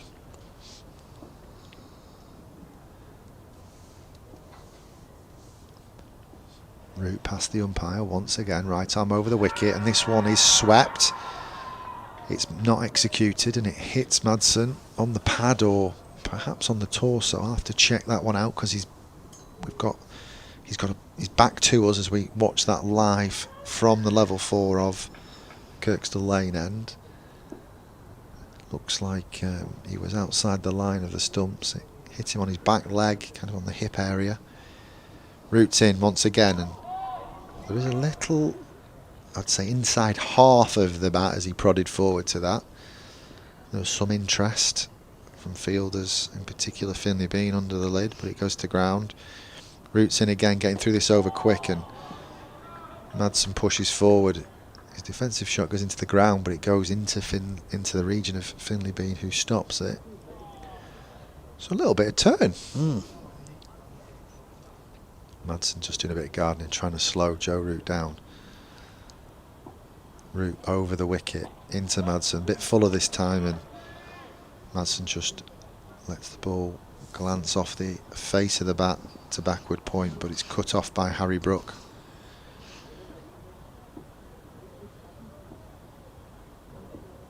Madsen right across his stumps, trying to get outside the line of the ball in his setup, and this time he sweeps it hard and square. There is a fielder out there at deep square leg in front of the east stand, so it'll just be one run to Wayne Madsen to end that over. Tidy over from Joe Root, just the one from it. Derbyshire are 176 for 3. Yeah, decent over from Joe Root. Bit of turn and, you know, some good variation in flight. The Derbyshire pair showing their willingness to sweep and been comfortable in doing so. Nearly got into trouble on one occasion, but the second one was nicely played. But I think we'll see Root continuing from the Howard stand end, but for now it's Ben Code at the Kirkstall Lane end. Floodlights shining brightly as Code comes in, played towards mid-wicket, and it's fielded there. Well, a slight misfield, a bit too soon on the fielder there. Finley Bean got enough on it though to ensure they didn't go through for a single. Still persevering with this wide sort of second slip and the leg slip as well. Johnny Tattersall now standing back, removes the helmet, puts the cap back on. Code comes in. Madsen on 77. Push through just in front of square on the leg side. Matthew Fisher patrolling the boundary out there comes in, and they go through for a comfortable single. I hadn't noticed it, so I apologise if we're repeating it. Have you noticed Shan Masood's got some kind of bum bag that blends into his white clothing, and he can put his hands into it, a bit like pockets on a hoodie? Do you know, I hadn't noticed that, but I thought Joe Root might have them as well. I thought I noticed Joe with something similar. They're almost like, as that ball's played out into the offside and no run, but they're almost like, you know, what you see some of the Deliveroo drivers on the pedal cycles have got the gloves onto the handlebars, haven't they? They're similar things, aren't they? Yeah, it's almost like a bum bag, the way it kind of, for those people that remember the 80s, that goes round the waist, but it's got pockets that you can put your hands in. It must be some kind of hand warming device. Codes in, played out onto the onside, fielded there by Matthew Revis, and there's no run. I thought I'd seen Joe Root with something similar earlier in the day, but looking at him now, I don't think so. Unless he's taken it off as when he came onto bowl and gave it to Shan Masood. Perhaps. Maybe. And some people might think, well, toughen up. But we saw Derbyshire drop catches with cold hands, so actually, if it creates an advantage from a performance point of view, why would you not? Why not? Absolutely. Codes in again. Again, it's played onto the onside, fielded by Revis. Yeah, absolutely. And we've seen all sorts of, you know, devices and contraptions in pockets to keep hands warm over the years, haven't we? But they look very snug and warm, I have to say. Things always continue to develop and innovate and change. New devices coming into the game all the time, but certainly during the month of April, keeping the hands warm is a prerequisite, really. As Codes in again, Johnny Tattersall back up behind the stumps, so he's varying that, isn't he? He's stood back, he's been up behind the stumps. Not sure if it's dependent upon which batter's facing, haven't quite worked that one out yet. But that is the end of another Ben Code over. That's 15 he's bowled now. Maybe getting to the point where Ben Code is ready for a change. We'll see. But he's bowled his 15 overs for 40. One maiden, one for 40. And we're about to see Joe Root bowl another over from the Howard stand end. Just having a chat with Matthew Fisher there, Joe Root, who's up there at long on. Probably what we're having for tea tonight, perhaps. Looks like Fisher might be just receiving a message from Root to warm up. Probably a message passed on from Shan Masood, you would think. Well, I was going to ask you about that, and I will do after this ball. It's, do they bring Fisher? I'm going to ask you now because there's been a bit of gardening done by Brook Guest. I will come back to it now. As Joe Root is in, right arm over the wicket. A little bit of width, so it's cut away forward to that deep extra cover. Off the back foot. Madsen takes the single, brings Brook Guest on strike. Do you bring, given the light, do you bring Matthew Fisher on, with, you know, to try and get yourself off the pitch perhaps? Joe Root in once again, and inside edge, and they're going to come through for a run as it evades the short leg. They've clearly got Joe Root on, you know, to get through a few quick overs. He can make something happen. He's very useful off spin. Do you bring a quick on now, either to get a wicket because the floodlights are taking over?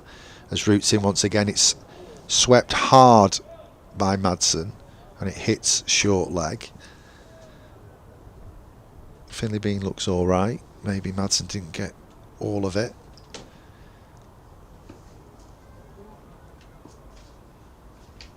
Root in once again, and Madsen turns it around the corner, one bounce, and it's fielded with one hand by Finley Bean. 7 overs to come after this one. Joe in once again, and this time it's pushed up the ground from Wayne Madsen. That's going to take him to 80, and Derbyshire to 180 for 3. One ball remaining in this over. Been very tight from Joe Root so far. Last ball of the over. Down the track, Guest. He just prods at it, keeps it out. Joe Root grabs his sweaters, and that's the end of another over. Derbyshire are 180 for 3, and I'm been rejoined by Jonathan Deutsch. Hey up. Yeah, interesting passage of play, but still no wickets for an age now. Last one that fell, 305, Lewis Rees. So given that we've only had a 20-minute break since then, about just shy of 3 hours this pair have been together for their 157 partnership, doing a grand job for Derbyshire. We're going to have a change at this Kirkstall Lane end, and for the first time in the match, Matthew Fisher will bowl from this end as opposed to the Howard stand end where we've seen him before. 11 overs, 6 maidens, 2 for 17, the most potent weapon in Yorkshire's attack in this match so far. Keeping it down to 1.55 and over, so keeping it tight as well as taking wickets. And they need something, don't they, Yorkshire? They've struggled to break the partnership.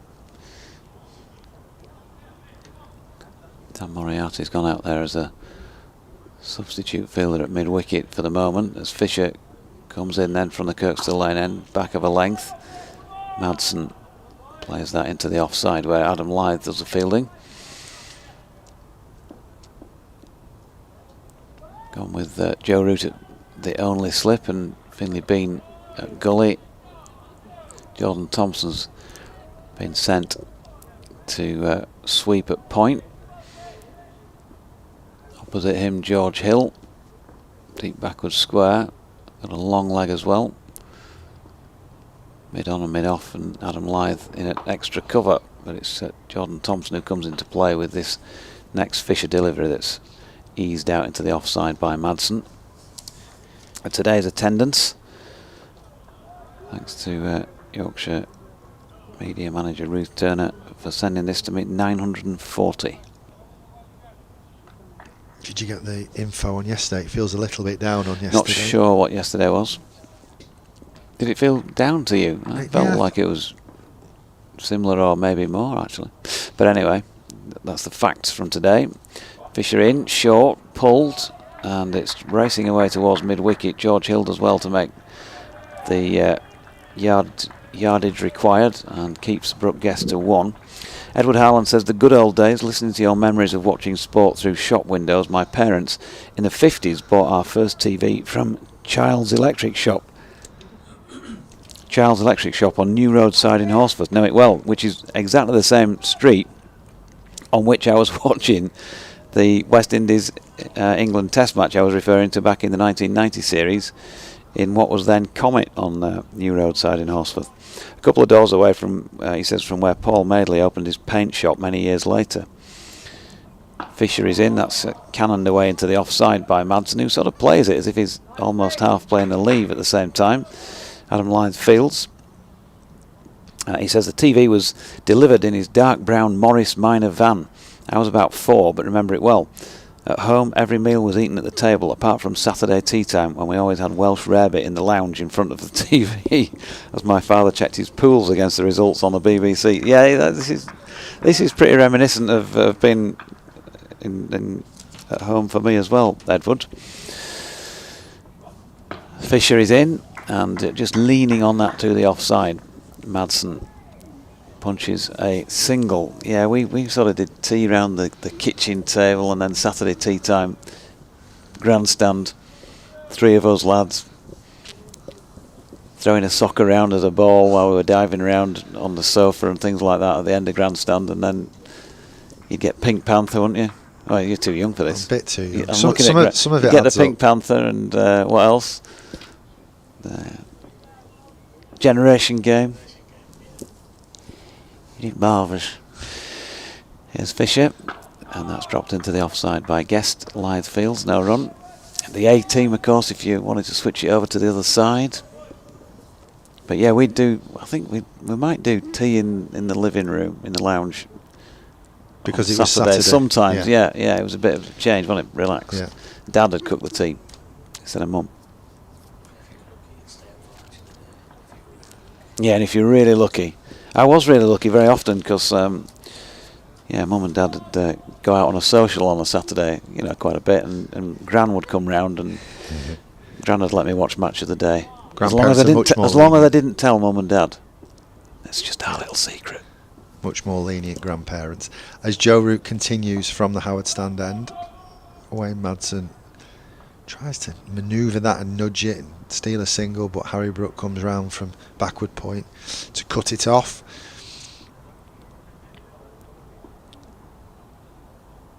Root in once again, this time on the front foot, Wayne Madsen, and into the same region there, just forward of point, but Harry Brook takes a 5-yard steps round to cut it off. Root once again, much straighter this time, and bunted up the ground from Madsen and cut off by mid-wicket. Root keeping it very tight, getting through these overs very quickly as he's in once again. This time a bit fuller, and Madsen pushes that to extra cover, and Root makes the ground up and cuts it off himself. 4 dots in this over so far from Joe Root as he's in, right arm over the wicket once again.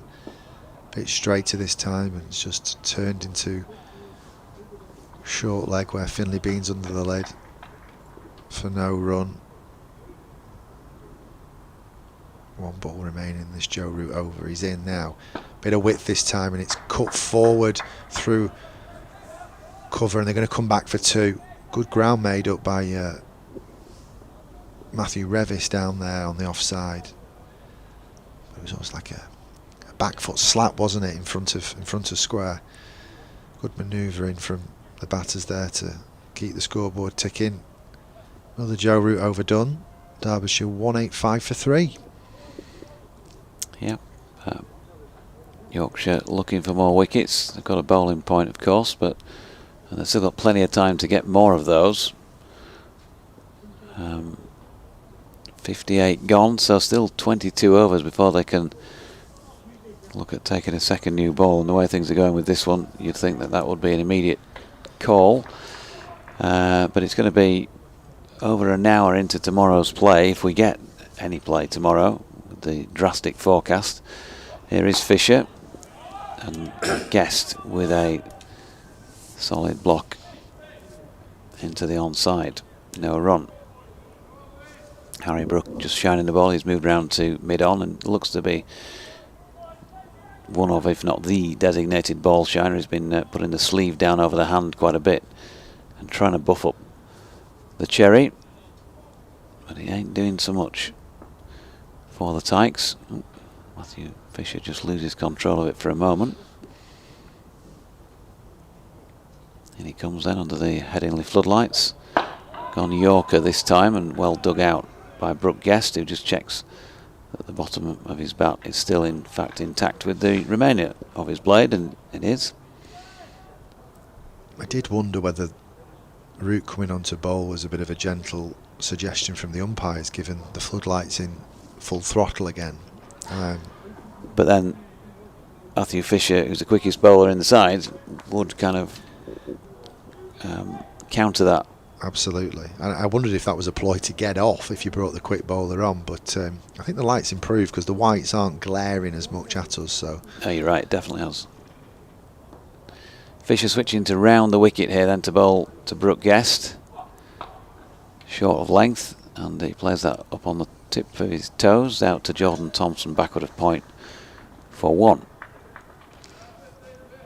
Definitely the time to bring Fisher back. He's been the most dangerous bowler. He's got an extra half yard of pace, hasn't he? And Shan Masood had rotated all his bowlers, so it's definitely the right ploy to bring Fisher into the attack and try and take 1 or 2 with them this evening. But the Derbyshire batters have been defiant so far. Here comes Fish, short ball. Ooh, not so far off what he's aiming for there, because he's got a man round behind square. Finlay Bean, he'd be about 10 yards, maybe slightly more backward of what would be square on, and he did bowl that short, Matthew Fisher, and Wayne Madsen did kind of take up the position that batters often do to flick it round that corner, but not quite nailed it.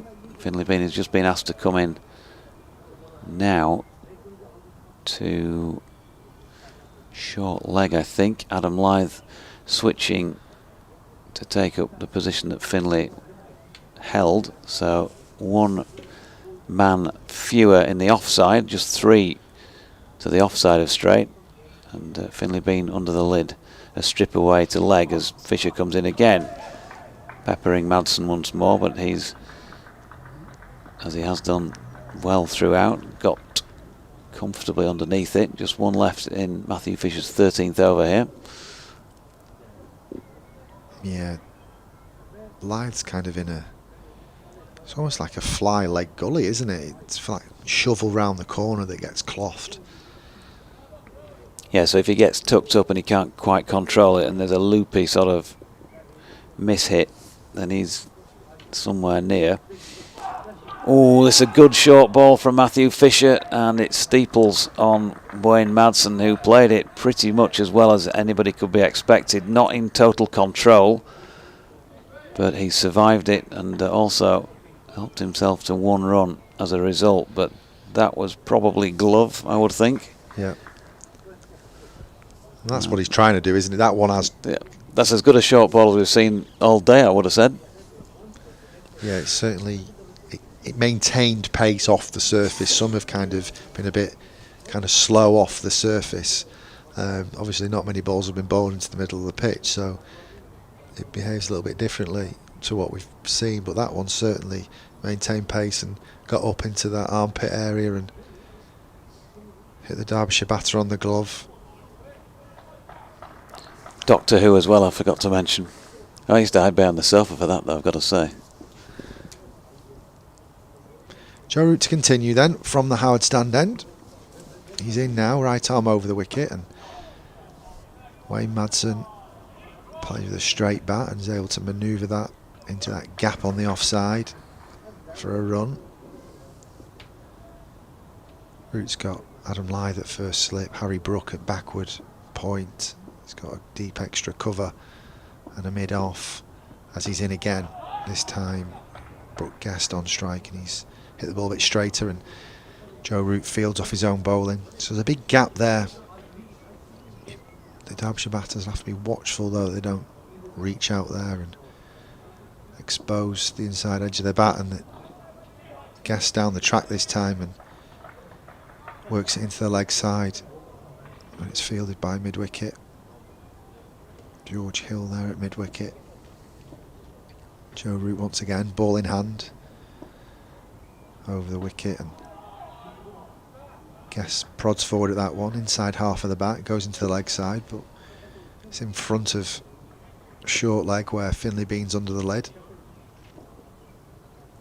Root getting through this over pretty quickly. He's in once again, and this is worked into the leg side. One bounce and then through Finlay Bean, and Guest was interested in a single there, but he was sent back by his partner Wayne Madsen. Eventually cut off by Ben Code. Root in to complete this over, and he's beat the outside edge this time, a little bit wider, maybe a bit of drift. That concludes another Joe Root over. Derbyshire are 188 for 3. Yeah, I suppose the benefit of this is that he's not giving either batter much time to think. He's getting through the overs more quickly, in the sense that there's probably no danger on the over rate count being in minus terms, because he's really speeding things up. It looked like we were going to be here till 7 actually playing, didn't it, at one stage? And it's going to be, well, with 2 Matthew Fisher overs plus 1 from Joe, probably more like another 10 minutes. So that has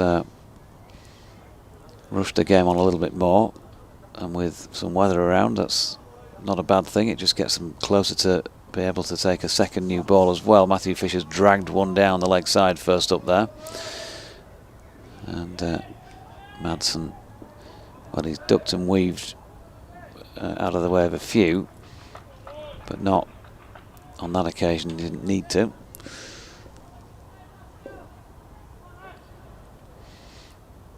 So 2 overs and 5 balls left on day 2, and then we'll see if we get any cricket to talk about tomorrow. Could be well compressed into a 3-day match here. Fisher in again, and Madsen once more, watchful and swaying out of the way of a short ball. It's not doing very much, if anything, through the air at all, which is the problem, isn't it, for the bowlers? If you've got at least that to work with, even if the pitch is pretty placid, then you have something.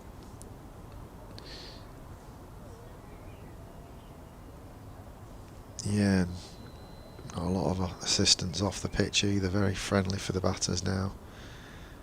Fisher in again, wide on the crease, and full face of the bat offered by Madsen, who pushes it to his former teammate Shan Masood. He's giving it a good shine now. Shan with the sort of pouch, the hand warmer pouch around his middle. Joe Root doesn't appear to have that on anymore. Maybe it's Joe's that Shan has borrowed for the moment.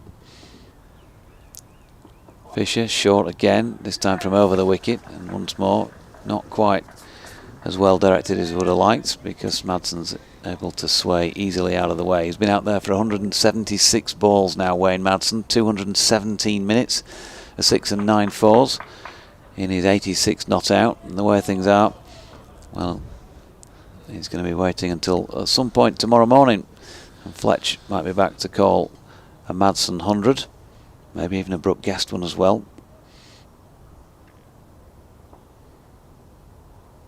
Fisher in again, and once more angled down the leg side, and no run. Well, you've answered our question or query before about this, what I called a bum bag strapped round Shan Masood. Yeah, it's a bit like that, isn't it? Yeah. We thought it might, well, Graham thought it might have been Joe Root, and he took it off given he was bowling, but Yeah, probably correct.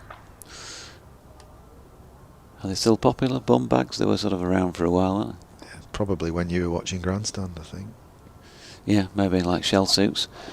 Short delivery from Fisher, and Madsen sways out of the way, and there is no run. 188 for 3, Madsen 86, Guest 79, and just 2 overs remaining in the day. Do you have a shell suit, Graham Colley? Never had a shell suit. James Carr, you'd have been too young for a shell suit. What's a shell suit? My mum would have. She was from Liverpool, so they still wear them there, probably.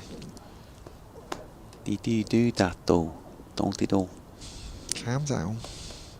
Joe Root to continue. This will be his last over of today from the Howard stand end. Right arm over the wicket. And Brook Guest plays straight and late, and Joe Root fields off his own bowling.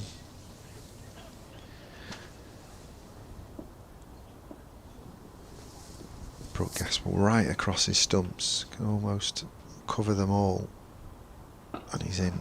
Joe Root, and Brook Guest is forward in defence, just outside off stump, trying to negate any spin, negate the LBW. And if it's there to be swept, as we've seen a couple of times, it's almost a free shot. Root in a bit straighter this time, a bit fuller, and it's dug out by Guest. Root fields off his own bowling once again.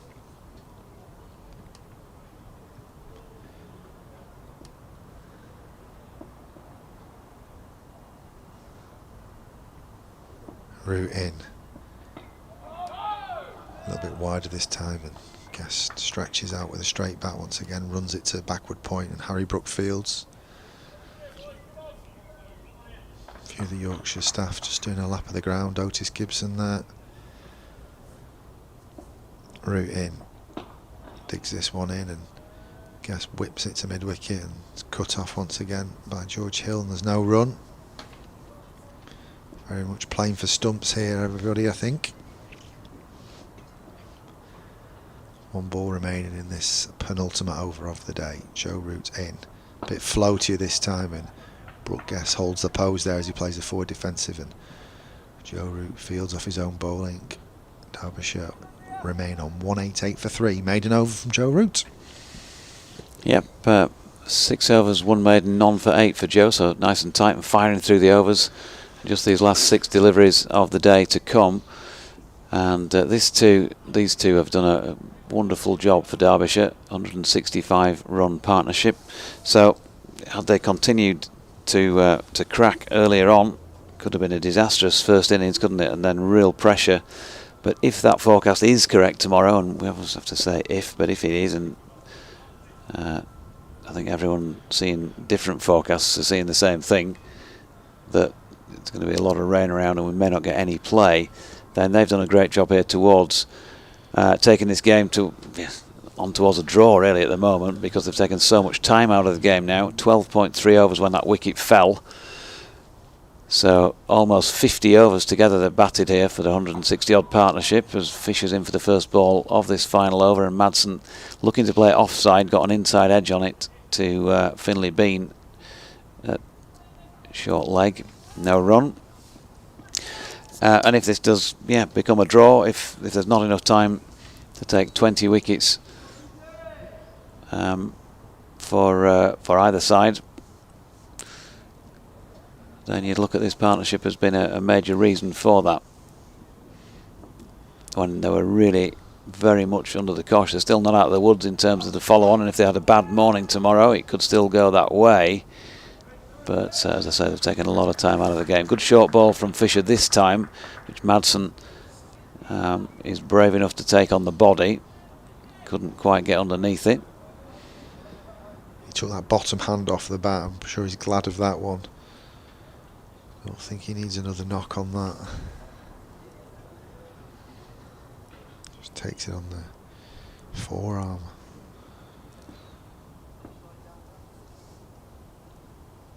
So Fisher turns, and he comes again. Just a bit of in swing offered there, and Madsen plays it straight. The other thing, I suppose, to throw into the pot here is that time will be vastly reduced, and when you've only got a day to play, if that's going to be the case, and you've still got 7 wickets in this innings to take and another 10, then your resolve in terms of getting through a final day is much stronger. But if the Yorkshire bowlers do get a day off tomorrow, they could, come back fresh on Monday. So you never know. It's cricket, I suppose, as Fisher is in and Madsen stepping across and making sure his body's completely out of the way of this one. Doesn't want another bruise before the day's out. He's been in the walls during this match, but he's still standing, Wayne Madsen. I suppose the caveat to all that is it's a day 2.5 pitch, isn't it, on day 4, given the time loss yesterday and what we think might be complete time loss tomorrow. So you're not going to get any of that, the wear and tear of a pitch and that variability in what seems to be a very batter-friendly surface so far. 2 to come, Fisher over the wickets, and Madsen is not done for the day yet. He's pushed one through the covers here. Jordan Thompson will field, but they'll get back for 2.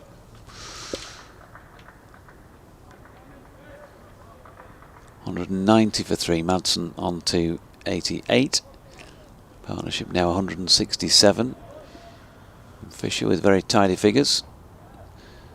2 for 24 with 1 ball remaining in the day. And as you might expect, there's going to be a bit of juggling in the field, so if they can come up with something a bit different to take a wicket. So Lythe's been brought in at leg slip. Root going back into slip. Harry Brook coming across to gully. Ben Code moving straighter at mid-wicket. Finlay Bean still under the helmet. Matthew Revis has been brought up about 20 yards from fine leg. Let's see what happens. Final ball of the day. Matthew Fisher passes umpire Martin Saggers, bangs it in short but down the leg side, and Wayne Madsen shoulders arm. So that is that for day 2. It's been an interesting day's cricket. We were treated this morning to some super stuff once again with the bat from both Joe Root with 119 and then an unbeaten 126 by Harry Brook from 135 deliveries. 2 wickets for Zach Chappell, 1 apiece for Blair Tickner, Anuj Dal and Lewis Rees in that Yorkshire declaration of 450 for 5. They picked up the maximum 5 batting points. Derbyshire 1 bowling point. And then Derbyshire in a spot of bother at 23 for 3 following the dismissals of Harry Kame, LBW to Fisher for 8.